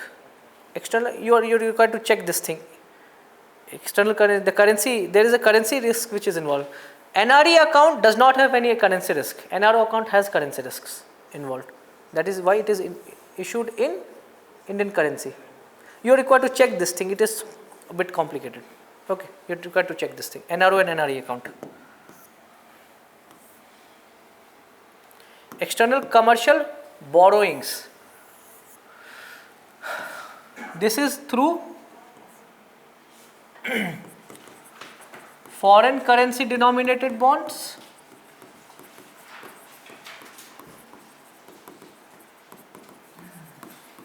or it could be through multilateral institutions also.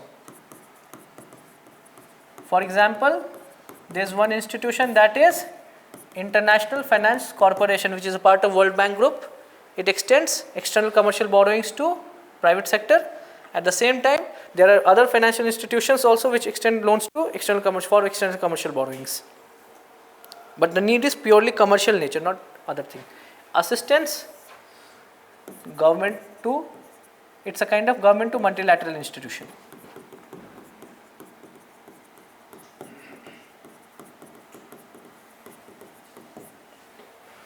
Okay, and non-resident deposits we have covered. There is always, what is the meaning? Liability means that till it is not repaid, there would be always a liability. You are required to have constant interaction. Multilateral to government, government to multilateral, the idea is same. Forex. So Forex has 4 component. Foreign currency assets. What is foreign currency assets? Bonds of treasury bonds, I would say. Treasury bonds of developed economies. So whatsoever is the currency which is held as treasury bonds. Okay. And the second is gold reserves, that is gold bullion, physical gold, not gold bonds. Okay. SDR, it is indexed by IMF, index for general resource account.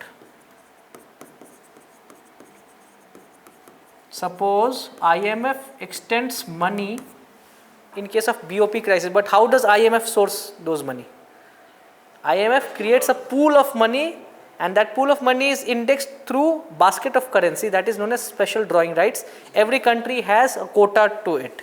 You are required, to become a member of IMF, you are required to pay for that quota, and your membership, your quota amount is your total loan amount. Up to that level only you can be given extended loan, and that SDR is also part of your Forex.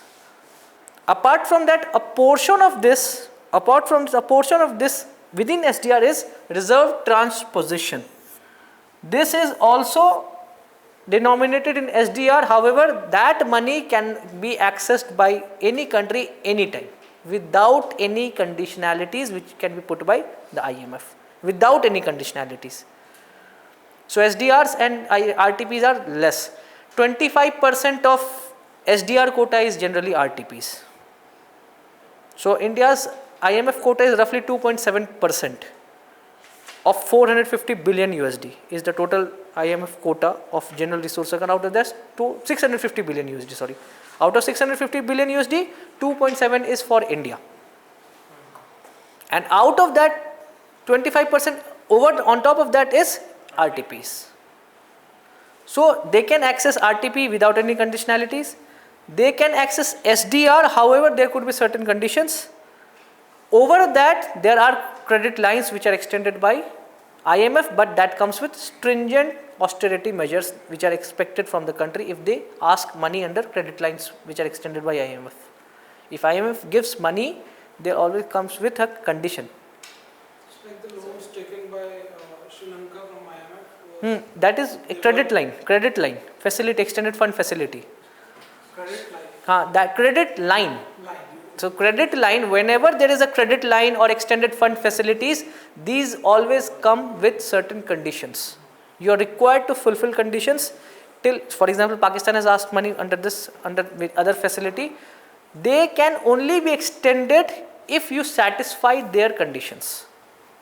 Else they will pull back the money, because the money is not given instantly, it is given in tranches, different installments.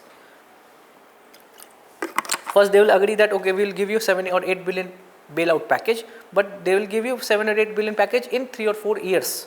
They will give you in first installment, they will wait and see whether you have complied to those conditions or not. If they have complied, then they will give you another installment. This is purely without SDR can be asked, however the first claim is RTP. RTP is over and above, but that is linked with SDR, that is 25% of the quota. And these are minor. These are minor. Out of 700 billion whatsoever India has, hardly 15-16 billion and 4 billion is SDR and RTPs. Rest 80-85% is FCAs, foreign currency assets.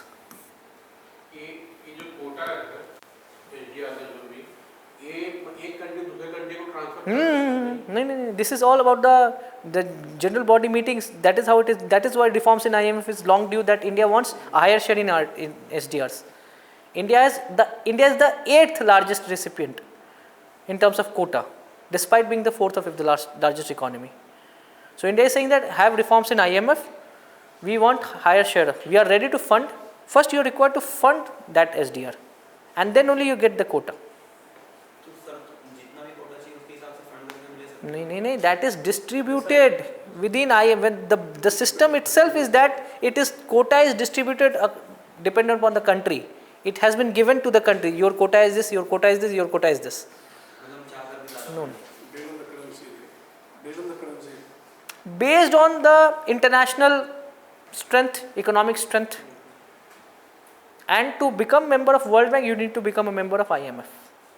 To get access to access loans from World Bank, you need to contribute to IMF. This is the condition. Now, autonomous transactions, any transaction in either capital or current, both, which are happening without looking at the position of BOP. These are happening on its own terms. But accommodating transactions are those transactions which changes the position of forex reserves, or which, if in dire consequences, if the forex reserves are quite less, the government is forced to go for loans. Those all are accommodating transactions to accommodate the position of balance of payment, because balance of payment is always balanced. They cannot be unbalanced. So whatsoever is the current account transaction, capital account is matched, and whatsoever is the surplus, it is transferred to the forex reserve. If there is a deficit, money is pulled from forex reserve to make it balanced. Accommodating is transfer, or in direct consequences could be if in situation like BOP crisis, and BOP crisis means you do not have adequate forex reserves, you are forced to go for loans and all these things. These are also accommodating transactions. Okay. Now, exchange rate systems. So, exchange rate system is first, if we talk about appreciation of rupee, your rupee becoming stronger. So stronger rupee means the movement is vis-a-vis dollar, it is going down. Going down in the sense that from 85 rupees it is going to 80 rupees per dollar. That is appreciation of rupees. And appreciation of rupee leads to lower export competitiveness, and also it leads to cheaper imports. So that is a trade-off between imports and exports as to what the particular government wants. Whether it wants exports competitiveness, they will try not to have appreciated currency. If they want to reduce imported inflation, they will try to have appreciated currency, depending upon the stances of the Reserve Bank as well as the policies of the government. Sir, there is a statement that the appreciation of rupee can create balance of payment prices. Appreciation of rupee can lead to export competitiveness. This is incorrect.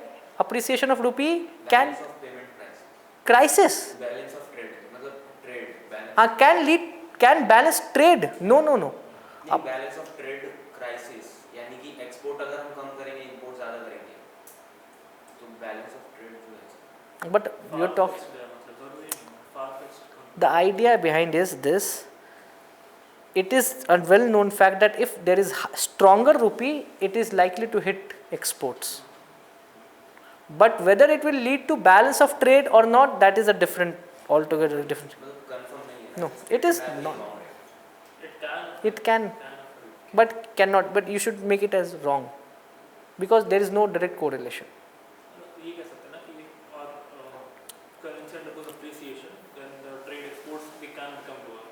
It can As a be. result, BOT can Exactly, it can, exports can become lower, but can it worsen the trade deficit? Tough. because imports being planned. It is very tough to know. Opposite of it is depreciation of rupee becoming weaker. It leads to higher exports, because per dollar the total worth of exports would be higher, and that increases the export competitiveness. So that is why a depreciated currency is good for an exporting country. So that is why a highly exporting country likely keeps their currency more devalued or depreciated, depending on whether it is fixed or floating.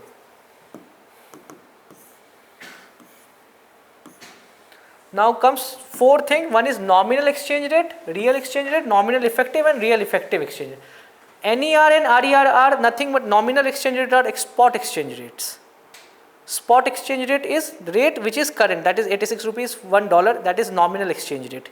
If you discount for the prices or the inflation differentials, then you arrive at real exchange rate vis-a-vis one currency and INR. That is INR, if we take an INR versus USD, if it is inflation adjusted, it is RER. If it is nominal at current prices or current exchange rate, it is also known as spot rates. It is known as NER. But we have created a basket of currencies.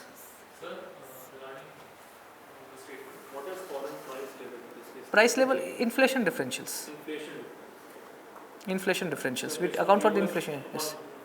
Inflation differentials. We take into account the inflation differentials of those economies. Calculated by which organization? NER and RER? We calculate for this. Okay. We calculate for this. So we'll take the data of US Central Yes. Bank of their inflation. The inflation of what? CPI to what? CPI, consumer based index inflation, we take for consumption. What is the level of, it is always in general price level is always inflation, average level of inflation in the economy we take. And what is the base year same as CPI? See, inflation is always calculated on year. Index are built on base years. Whenever we say that there is 5% inflation, we always say 5% year on year. That is not with reference to base year. Whenever we say that inflation is 5% this year, we say that compared to last year, the inflation is increased by 5%. Base year are only constructed to know about the price levels, to create that basket only. It has nothing to do with the inflation levels. Index, whenever we create index, we take price levels, and we take reference values. But we say, whenever we say inflation, we always take year on year value, just like GDP growth rate. We always take year on year values. So 5% inflation in India, 2% inflation in US, we multiply it by 2 upon 5. This is how values are calculated. So in that case, RR will be less than NR. Yes. So there was a question like for read value they are saying like we'll take the base value of some 15, 16 like that. Read. That is what I'm saying. That is RER, real effective in. That is REER. And that is what I'm saying. You just see RER and REER. That is different. This is 1-to-1. And we have created an index also. It is index. And once we create an index, for real values we need to take base year. It is a basket of currencies of 35 or 36 largest trading partners of India, either exports or imports. Taken together, we have created a basket that, okay, the weight based on the weightage. If India has good trade with China, China's weightage would be higher. These 36 currencies constitute roughly 90% of India's trade or 85% of India's trade. So we say that whatsoever would be the real value is a reflection of that would be the strength of India's currency vis-a-vis all currencies taken together. Just like Sensex. Sensex is a reflection that if Sensex is moving up, it gives a signal that the stock market is performing better. But that does not mean every stock would be performing individually in that manner only. That's an average. So to know about the performance, we have created weighted average for 40 currencies. There are 2 sets, 5 currency sets, 6 currency sets and 40 currency sets. And what is index? Index means India, China, India, US, India, UK, India, Russia, India, and whatsoever is the trade volumes. We say that, okay, these are the weights. Out of 100, we assign weights to that. And over that, we create a basket, an index. And these index gives a single value as to if India is stronger in currency terms or India is weaker in currency terms. Because it is very difficult to know vis-a-vis one on one and NER and RER. So we have created that thing. And it is calculated over 100 as base. If it goes above 100, we say that it is entering overvalue zone. If it goes under 100, you say that it is undervalued. Okay. And this nominal exchange need says strength and or weaknesses of INR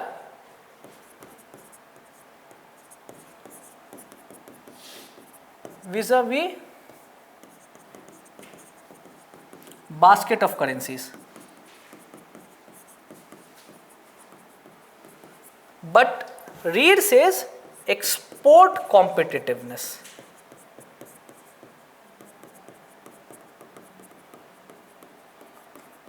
So if need goes above 100, that shows that India's currency is roughly becoming stronger, more appreciated vis-a-vis basket of currencies. It does not mean every currency would have same effects, but over a basket of currency, India's currency is becoming stronger.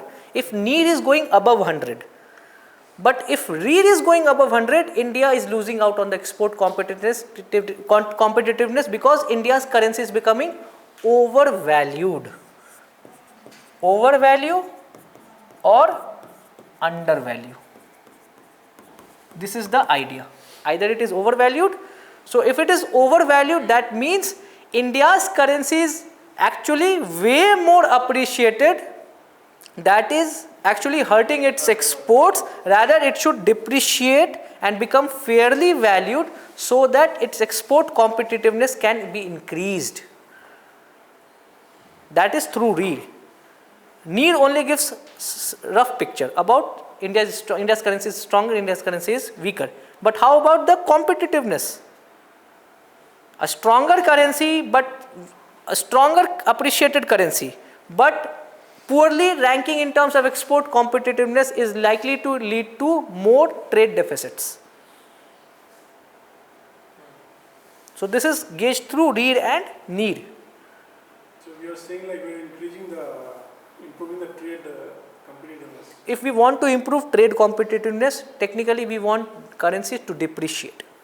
If currency depreciates, what would happen? NIR would go down and that would also pull down REIR below 100. If REIR goes above 100, rupee enters overvalue zone. Overvalue means you need to give more value. You need to actually shell out more USD.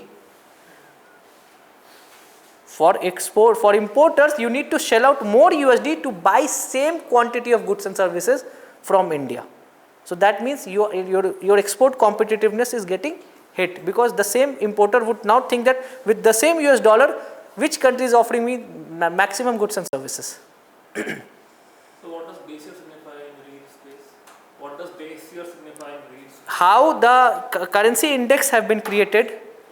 So the strength of currency in 2015-16 is to be used. How the currency, the total exchange rate values at that time, and then you multiply it by the price differentials. Then you create an index. What should be the weight at that weight at 20, what was the trading composition at that time? 2015-16, 36, 30, competitiveness. And then we extrapolate that values taking into account the inflation differentials of the current years. So these things we do it ourselves only. There is no foreign agency that does it. So then why have we taken base year of 2015-16? Because it is around 10 years. No, this is by RBI. This is done by RBI. This is done by RBI. No, the government is not involved in all this. All the BOPs and exchange rates are done by RBI. The data is coming from RBI. RBI only collates the trade data. So the exchange rate of 2015-16 with respect to other countries will be. The idea is what should be the ideal weight, because every day the trade baskets are changing. The trade weights are changing. So we need to fix a base year as to what was the trade basket at that point of time. And based on that, we will create an index. At that time, maybe China was not China, US was the largest trading partner.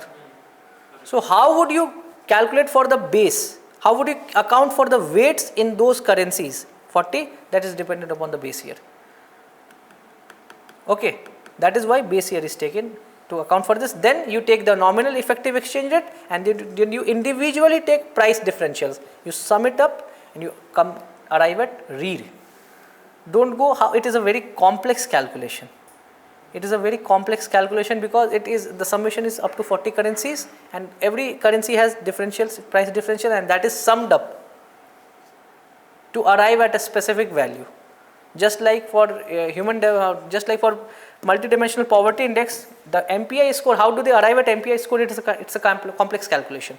Every indicator has a particular cutoff. You reach that cutoff, you are given that particular point, and then only you come cumulatively at a particular score. That is also between 0 and 1. So it's a complex geometrical mean calculation. The same manner is this. The roots are taken. It is under root. The calculations are taken under roots to arrive at the same value. Now comes currency convertibility. Current account convertibility. Any transaction in current account, the government of India or the RBI cannot impose restrictions. You can exchange as many dollars or as many rupees for carrying out current account transactions. However, capital accounts, there are partial blockage. For example, liberalized remittance scheme, it allows you to not take out that much amount. For example, if you want to sell off your assets in India and take back the money, there are certain restrictions. You cannot get it converted into US dollars instantly. That's the same value cannot get converted. There are certain restrictions, cooling off period, you are required to deposit that money in Indian bank, then over a period of time you are required to take that money out. Okay, not instantly, else that would lead to capital flight. Okay, so that is capital account convertibility and current account convertibility. That is what you are required to know. Do not go deep in that. You just think one thing. REIR, a higher REIR gives stronger value, but that does not mean that our currency is more competitive. It could be less competitive.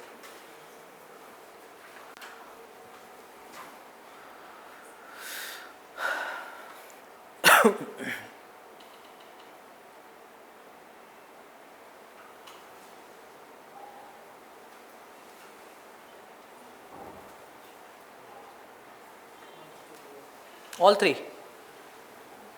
All three? All are current account transactions only. Okay.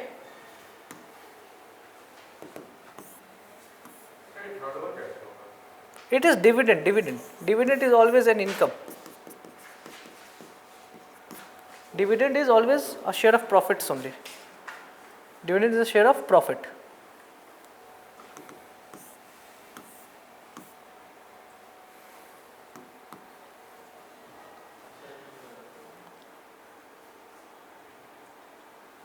What first is correct, second is incorrect.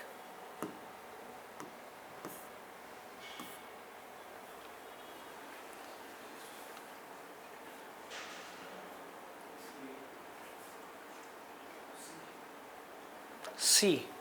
Obviously, this is incorrect statement. India's external debt includes external commercial borrowing as well as external assistance. IMF and World Bank, IMF is all about exchange rate stability. Exchange rate stability.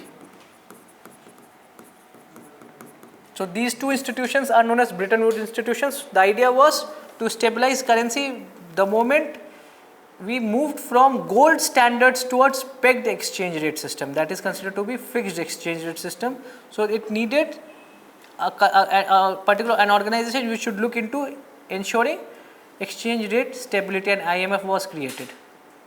So IMF works on SDR. SDR is nothing but an index of basket of currency, and that is how their IMF funds, they get money from various member states, they fund their general resource account, and in turn if any member experiences any POP crisis, that member can be rescued by way of lending activities from IMF, but with a condition. Okay, that is known as bailout packages. The World Bank got created as this International Bank for Reconstruction and Development. The purpose was post-war reconstruction of Europe. But after 1960, Europe got reconstructed in 15 years. The focus shifted to developmental financing. Developmental projects of developing countries, middle income countries, and another arm was created, that is International Development Association, which ensures developmental needs of poorest countries, because these countries are considered to be more surviving on grants rather than, they do not have the capacity to repay back the loans. So whatsoever money is being given to them, it is mostly in form of aid and grants. So that is why together these two are considered to be World Bank. They both are considered as World Bank. However, there is a World Bank group which has 3 other sets, that is IFC, which it looks into private financing. If the projects are being, suppose Reliance gets any project for developing roads in rural areas, then Reliance can ask for loans from IFC. It has to be developmental needs, not commercial needs. Reliance cannot ask for loans to pay back the salaries of their employees from IFC. It has to be developmental financing. Okay, PPP based model. Then MEGA for non-commercial risk. Suppose an investment was done in Sri Lanka, but Sri Lanka faced post-COVID issues. However, at the time of investment, everything was going good. That risk is non-commercial in nature. So MEGA guarantees that investments. And third is ICSID, international arbitration in case of any dispute. However, India is not the member of ICSID. Okay, so that is what you are required to know, not more than that.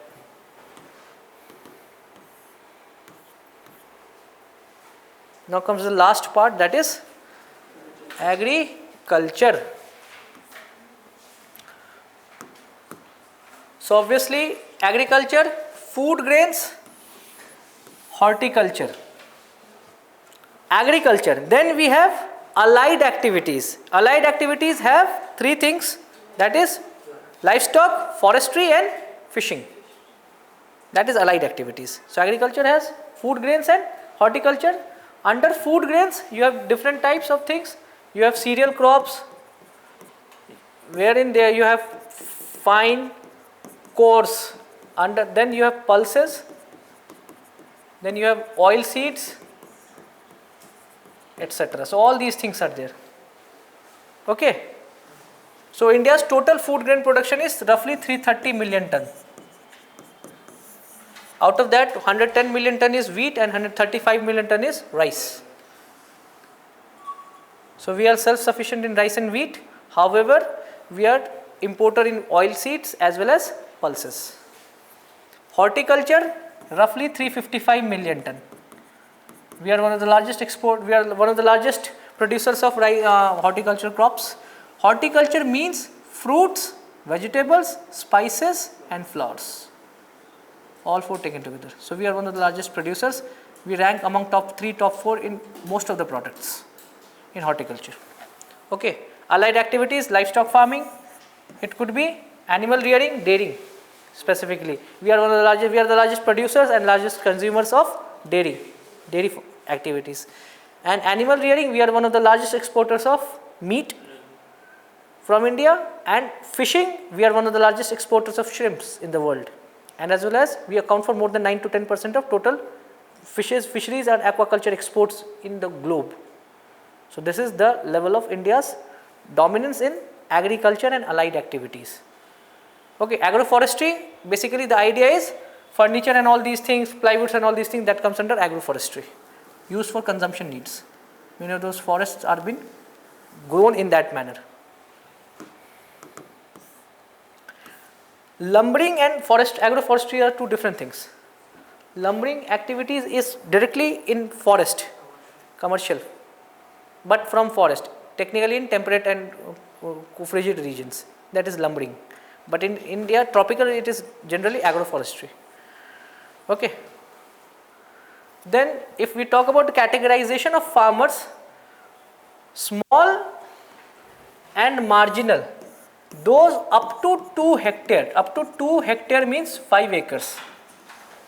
5 acres, they constitute roughly 86% of total farmers and roughly 47% of total arable land.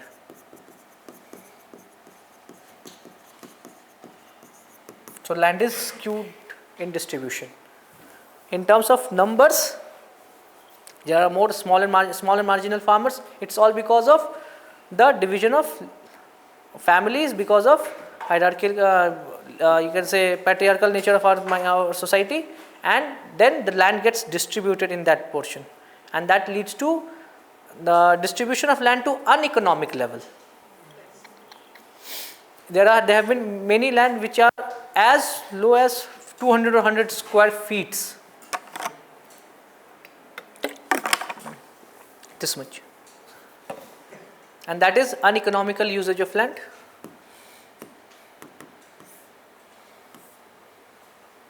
So if you talk about subsidies, so now comes subsidies. Farming, you are required to know from the perspective of WTO 1 and also the subsidies. So direct subsidies, although the government of India does not specifically mention which are direct and indirect, we technically take it those subsidies which are given as cash in hand to the farmer directly is known as direct subsidies. Indirect subsidies, which are done to reduce the cost inputs or which are facilitated as a way to reduce the credit costs to the farmers. These are indirect subsidies. So direct subsidies are generally considered to be cash in hand direct income transfer schemes like PM Kisan. Okay. Apart from, most of them are indirect subsidies only.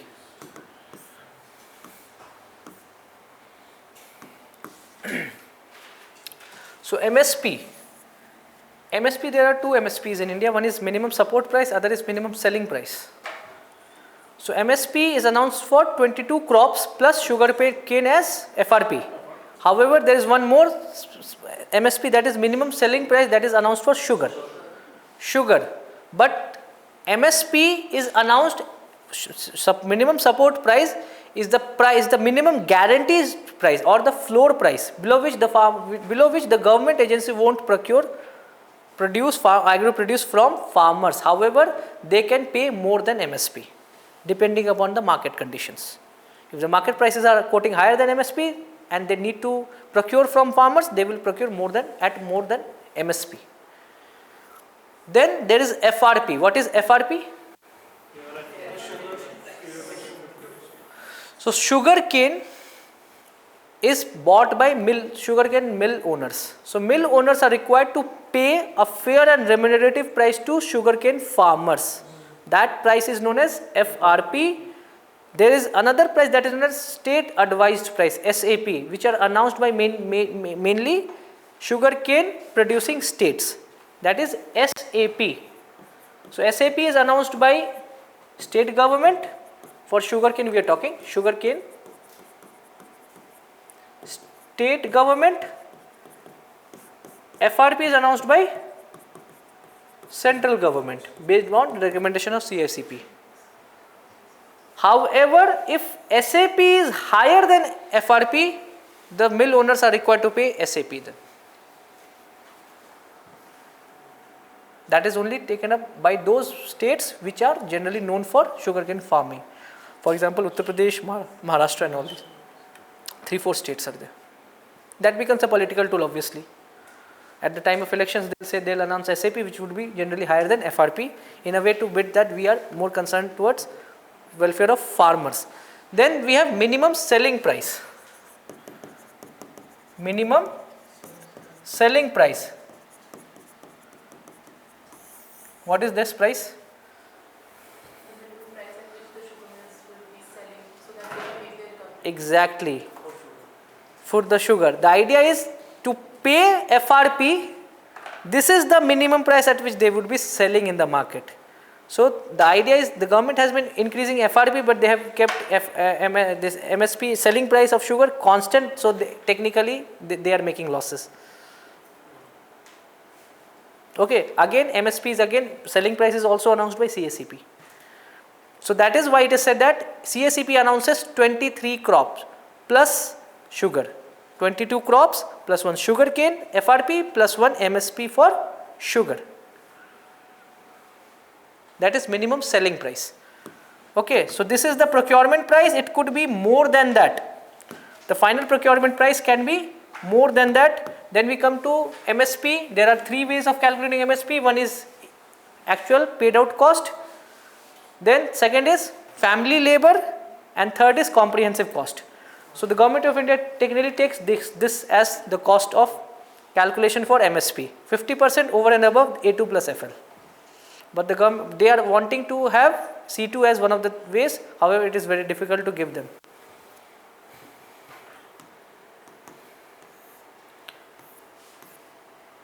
So these are the values.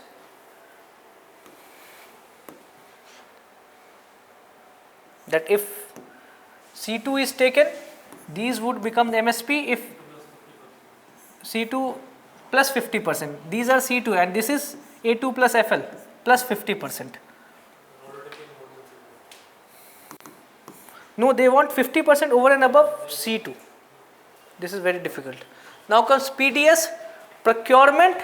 It is done by FCI, allocation done by FCI plus central government to the states, storage initially it is FCI, then it goes to the state godowns and then distribution by the state government machineries. So technically PDS is a channel which is joint responsibility of central government as well as state government.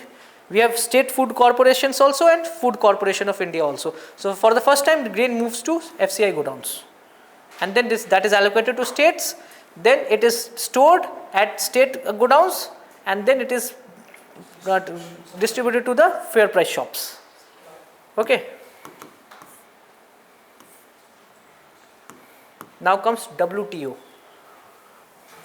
So WTO is an organization which is consensus driven. It talks about making rules which is fair, making sure that tariffs are not there and making sure that trade goes smoothly. Trade negotiations are done. If there is dispute, that should be resolved through dispute resolution body that is there. However, that is not functional. Then whatsoever rules that they have made, whatsoever agreements that they have signed, it should be enforced and monitored. other conflicts are raised, what happens that if any agreement is signed and the other country is not following, then then the different rival country can drag them to WTO. Dispute resolution. However, what happens that if anything is challenges in WTO, then then those member states are actually forced to comply with WTO norms, and that is why reciprocal taxation may get defeated in future, because there are conditions that unilaterally any tariffs are increased that has to be WTO compliant, and every country has a specific maximum tariffs that can be imposed. However, there is a condition that the tariffs can be imposed under the garb of national security, and US has taken this national security as a measure to increase tariff tremendously. Currently it is different only. The dispute resolution Mechanism so different. any dispute that is there, it will not be solved. It will not be solved. So basically, it is the highest decision making. However, there are other decision making bodies also there under various agreements. So it can't, like how this is going to be resolved? No one can force you to. Basically, this is the only idea. You ultimately it will move out of WTO. This is the only thing. They will just threaten that okay, we are moving out of WTO. We are not the member state of WTO, so we are not compliant to whatsoever is the rules of WTO. So the barriers could be tariff barrier, non-tariff barrier. So even WTO के non compliance से कोई consequence है क्या अगर कोई नहीं करता है कंप्लाई नहीं करता है उनके रूल्स से क्या कॉन्सिक्वेंस क्या हो there, I won't think that there would be any higher larger complications or any issues, but it would not look good in the eyes of the WTO that this country is trade restrictive, rather than in any monetary impositions and all these things. That is why every time India is dragged into any particular dispute, India uses most of the way out to come out of these issues.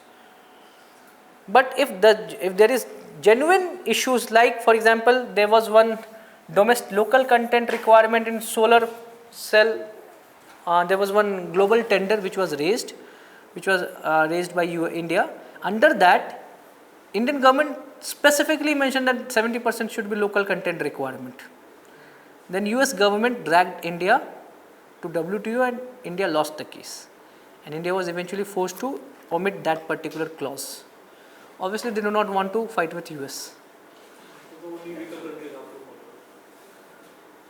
However, the idea of WTO is seamless trade. None of the countries want to actually make sure that they are creating certain bottlenecks in trading.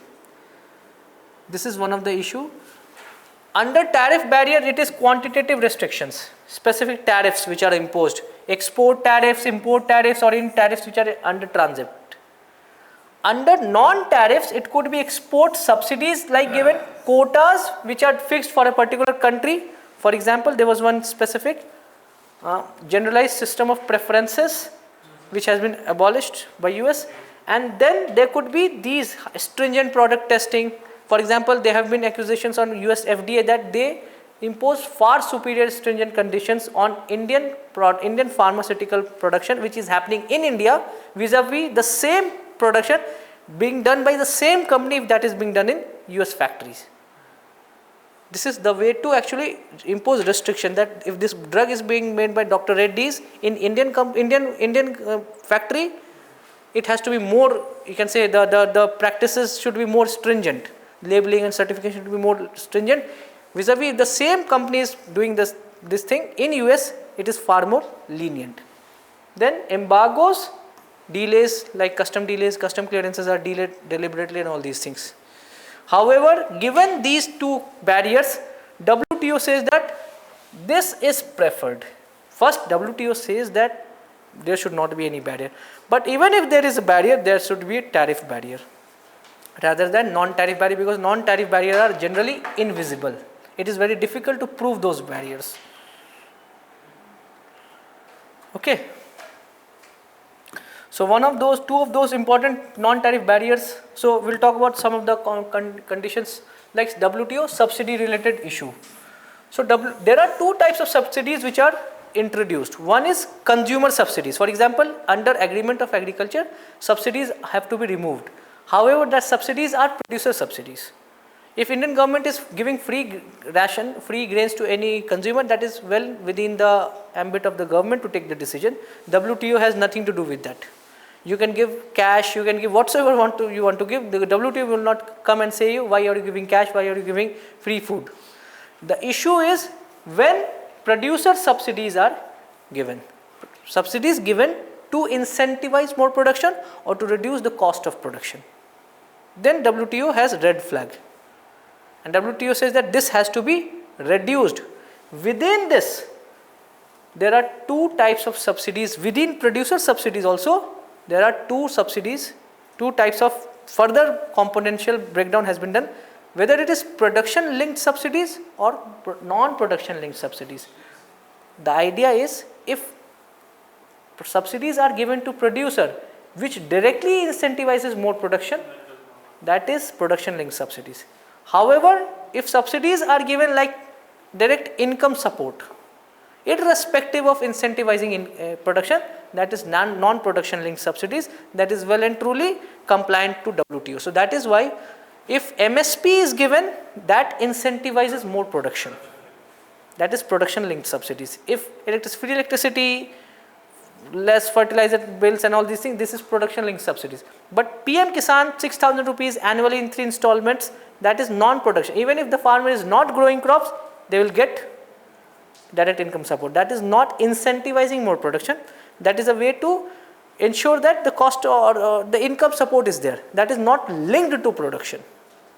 So the government of India being accused of promoting more production linked subsidies are now converting most of their subsidies towards income support to become more WTO compliant.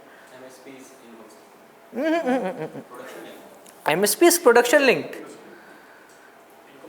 Income support means direct cash transfer. MSP, once you give higher MSP, you announce that you are giving higher MSP for a particular product, that incentivizes more production.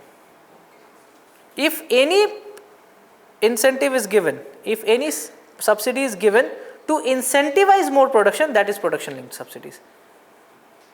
So the production linked subsidies are not encouraged only under agreement on agriculture, or are we talking about in general? Because then India's PLI scheme, I mean, that is directly basically giving production linked. That was also to be dragged. It was just before under India, it could have been dragged. It could have been dragged under many of the subsidies. However, that was compliant. We are more talking about agreement on agriculture here. PLI is more for exports.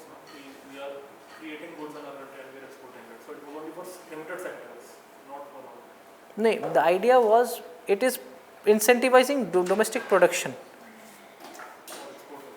She is saying whether it is under agreement or agriculture, because those PLI is not agriculturally linked. But that could have been dragged because we have general agreement on trade and tariff. We are compliant to GATT. If we are not exporting, then also it is for foreign trade, no? Because then import comes. Foreign trade nahi, any trade. The government, it is saying if any subsidy incentivizes production over production, that in a way gives more of a goods. Ideally, it is the market forces that should define, the demand should define the supplies, rather government entering and saying that okay, we are giving you more incentive, you produce more. This is not as per WTO.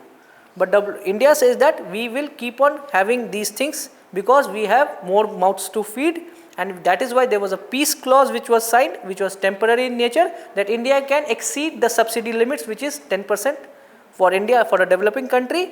And every time whenever India exceeds that 10% subsidy limit, suppose total value of rice which was produced in India is say $60 billion.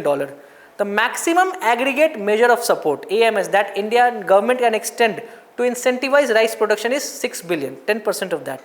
If that is found out to be more than 6 billion, because the data is shared with the international agencies, then the particular country can be dragged into the WTO dispute.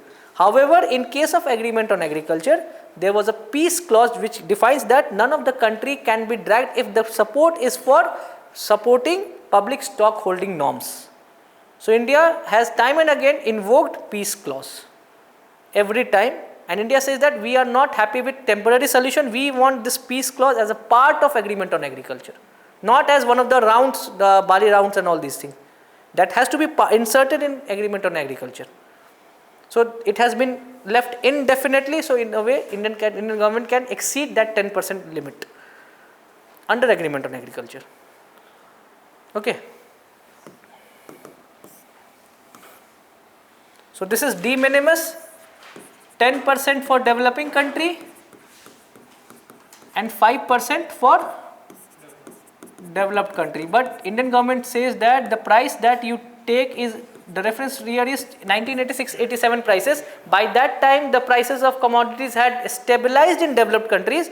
We did not get this value. So if you take 86-87 price, obviously it will look as if that is an inflated price. So rather we should have the leverage to change the base year, because our food prices get stabilized. This is the production and consumption gets stabilized in developed world. But in India that is always an issue. This is 10% of the subsidy given by a specific country. 10% of the total values of crops assessed in 86-87 prices. Okay. Suppose today is the cost price, we will take the prices of that time and then calculate 10%. You will say that okay, developed and developing are at same prices, but the discounting factors are different for developed and developing economies. So that is why they are arguing you give us 15 or 20%, or else you change the year. Second is stockpiling. Whether this is for trade distortion or whether it is for public stock holding. So this has been allowed for India under Pradhan Mantri Garib Kalyan Anna Yojana, or basically public grain public stock holding norms, which the India government has, buffer norms which we say informally. India has been allowed to go for that. Even if that exceeds the demand, they can keep on stocking it, because that is a measure to support food security in India, not to distort global trade. However, India has been accused that they have been excessively stockpiling rice and they have been exporting rice in a way to distort the global prices. We have been doing this. Recently we have allowed exports of rice, broken milled rice to Africa and all these countries. We have allowed. Okay, so this is all.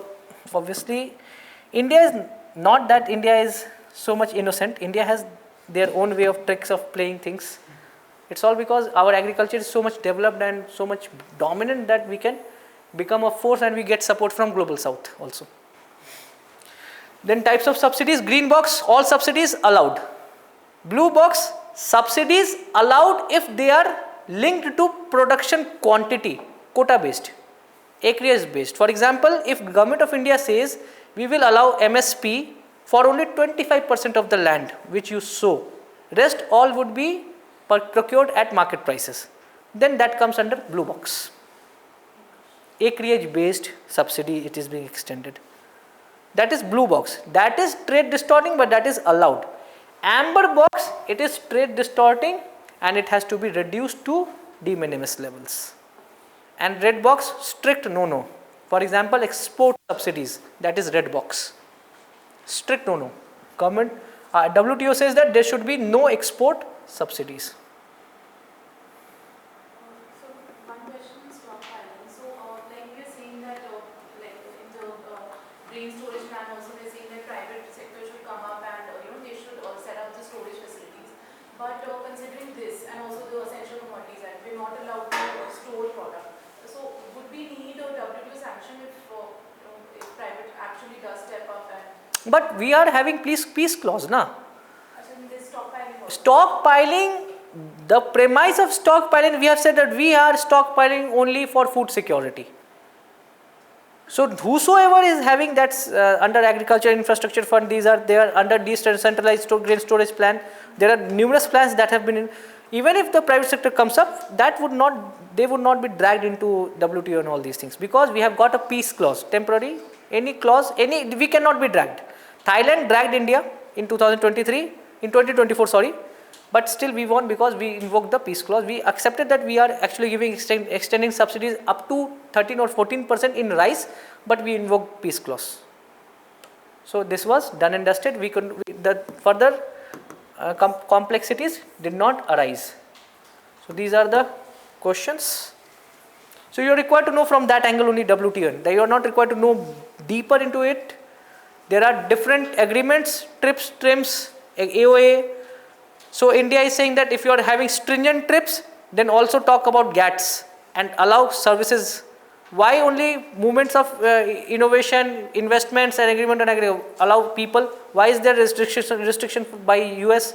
Why is there quota restriction by Australia or New Zealand? Allow free movement of people also. Then we will be happy. We will make another India outside.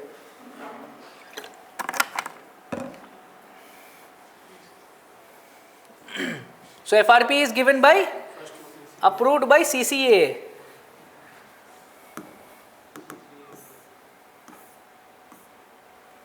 This question.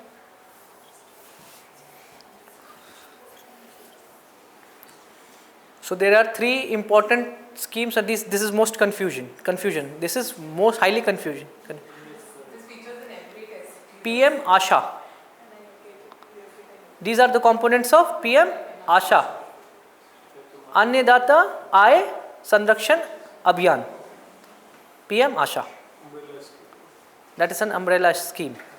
So price stabilization fund is for. So this is true. This is true. Obviously, deficiency payment means difference between the MSP and the market price. This is correct. It is all between first and third. गलत है.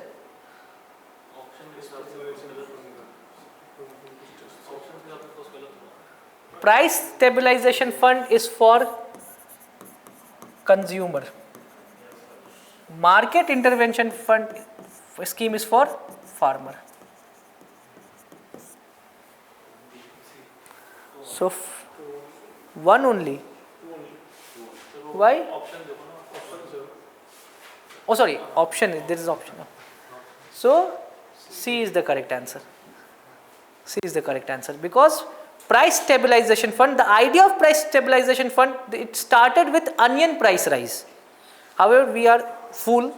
The government comes up with a dedicated scheme and makes it a generalized scheme. It started with onion, then we added many other horticultural crops, and last year we have added rice and wheat also. So technically it has become again a not general scheme. Basically we are giving supports to all types of crops. It was started with onion because of onion price rise. Then market intervention, whenever there is supply glut, there could be price crash in the market, and we extend market, where the farmers are given reliefs under market intervention scheme, MIS. However, there are calls from livestock sector that why not we also get certain supports under MSP and MIS and all these things. Why only farmers, the grain producers and those horticultural producers, they are only getting support? Because it is dairy farming which has become a highly non-remunerative business because of oversupply of milk. We are having good supply of milk. The average per capita availability of milk in India is roughly 500 ml every day. Adha liter doodh every day, it is huge. It is huge, and that leads to price crash. Okay, so this is all from economy, more than sufficient, more than comprehensive. You are not required to go more. You go and see the current affairs part and attempt as many questions as possible. Okay, thank you.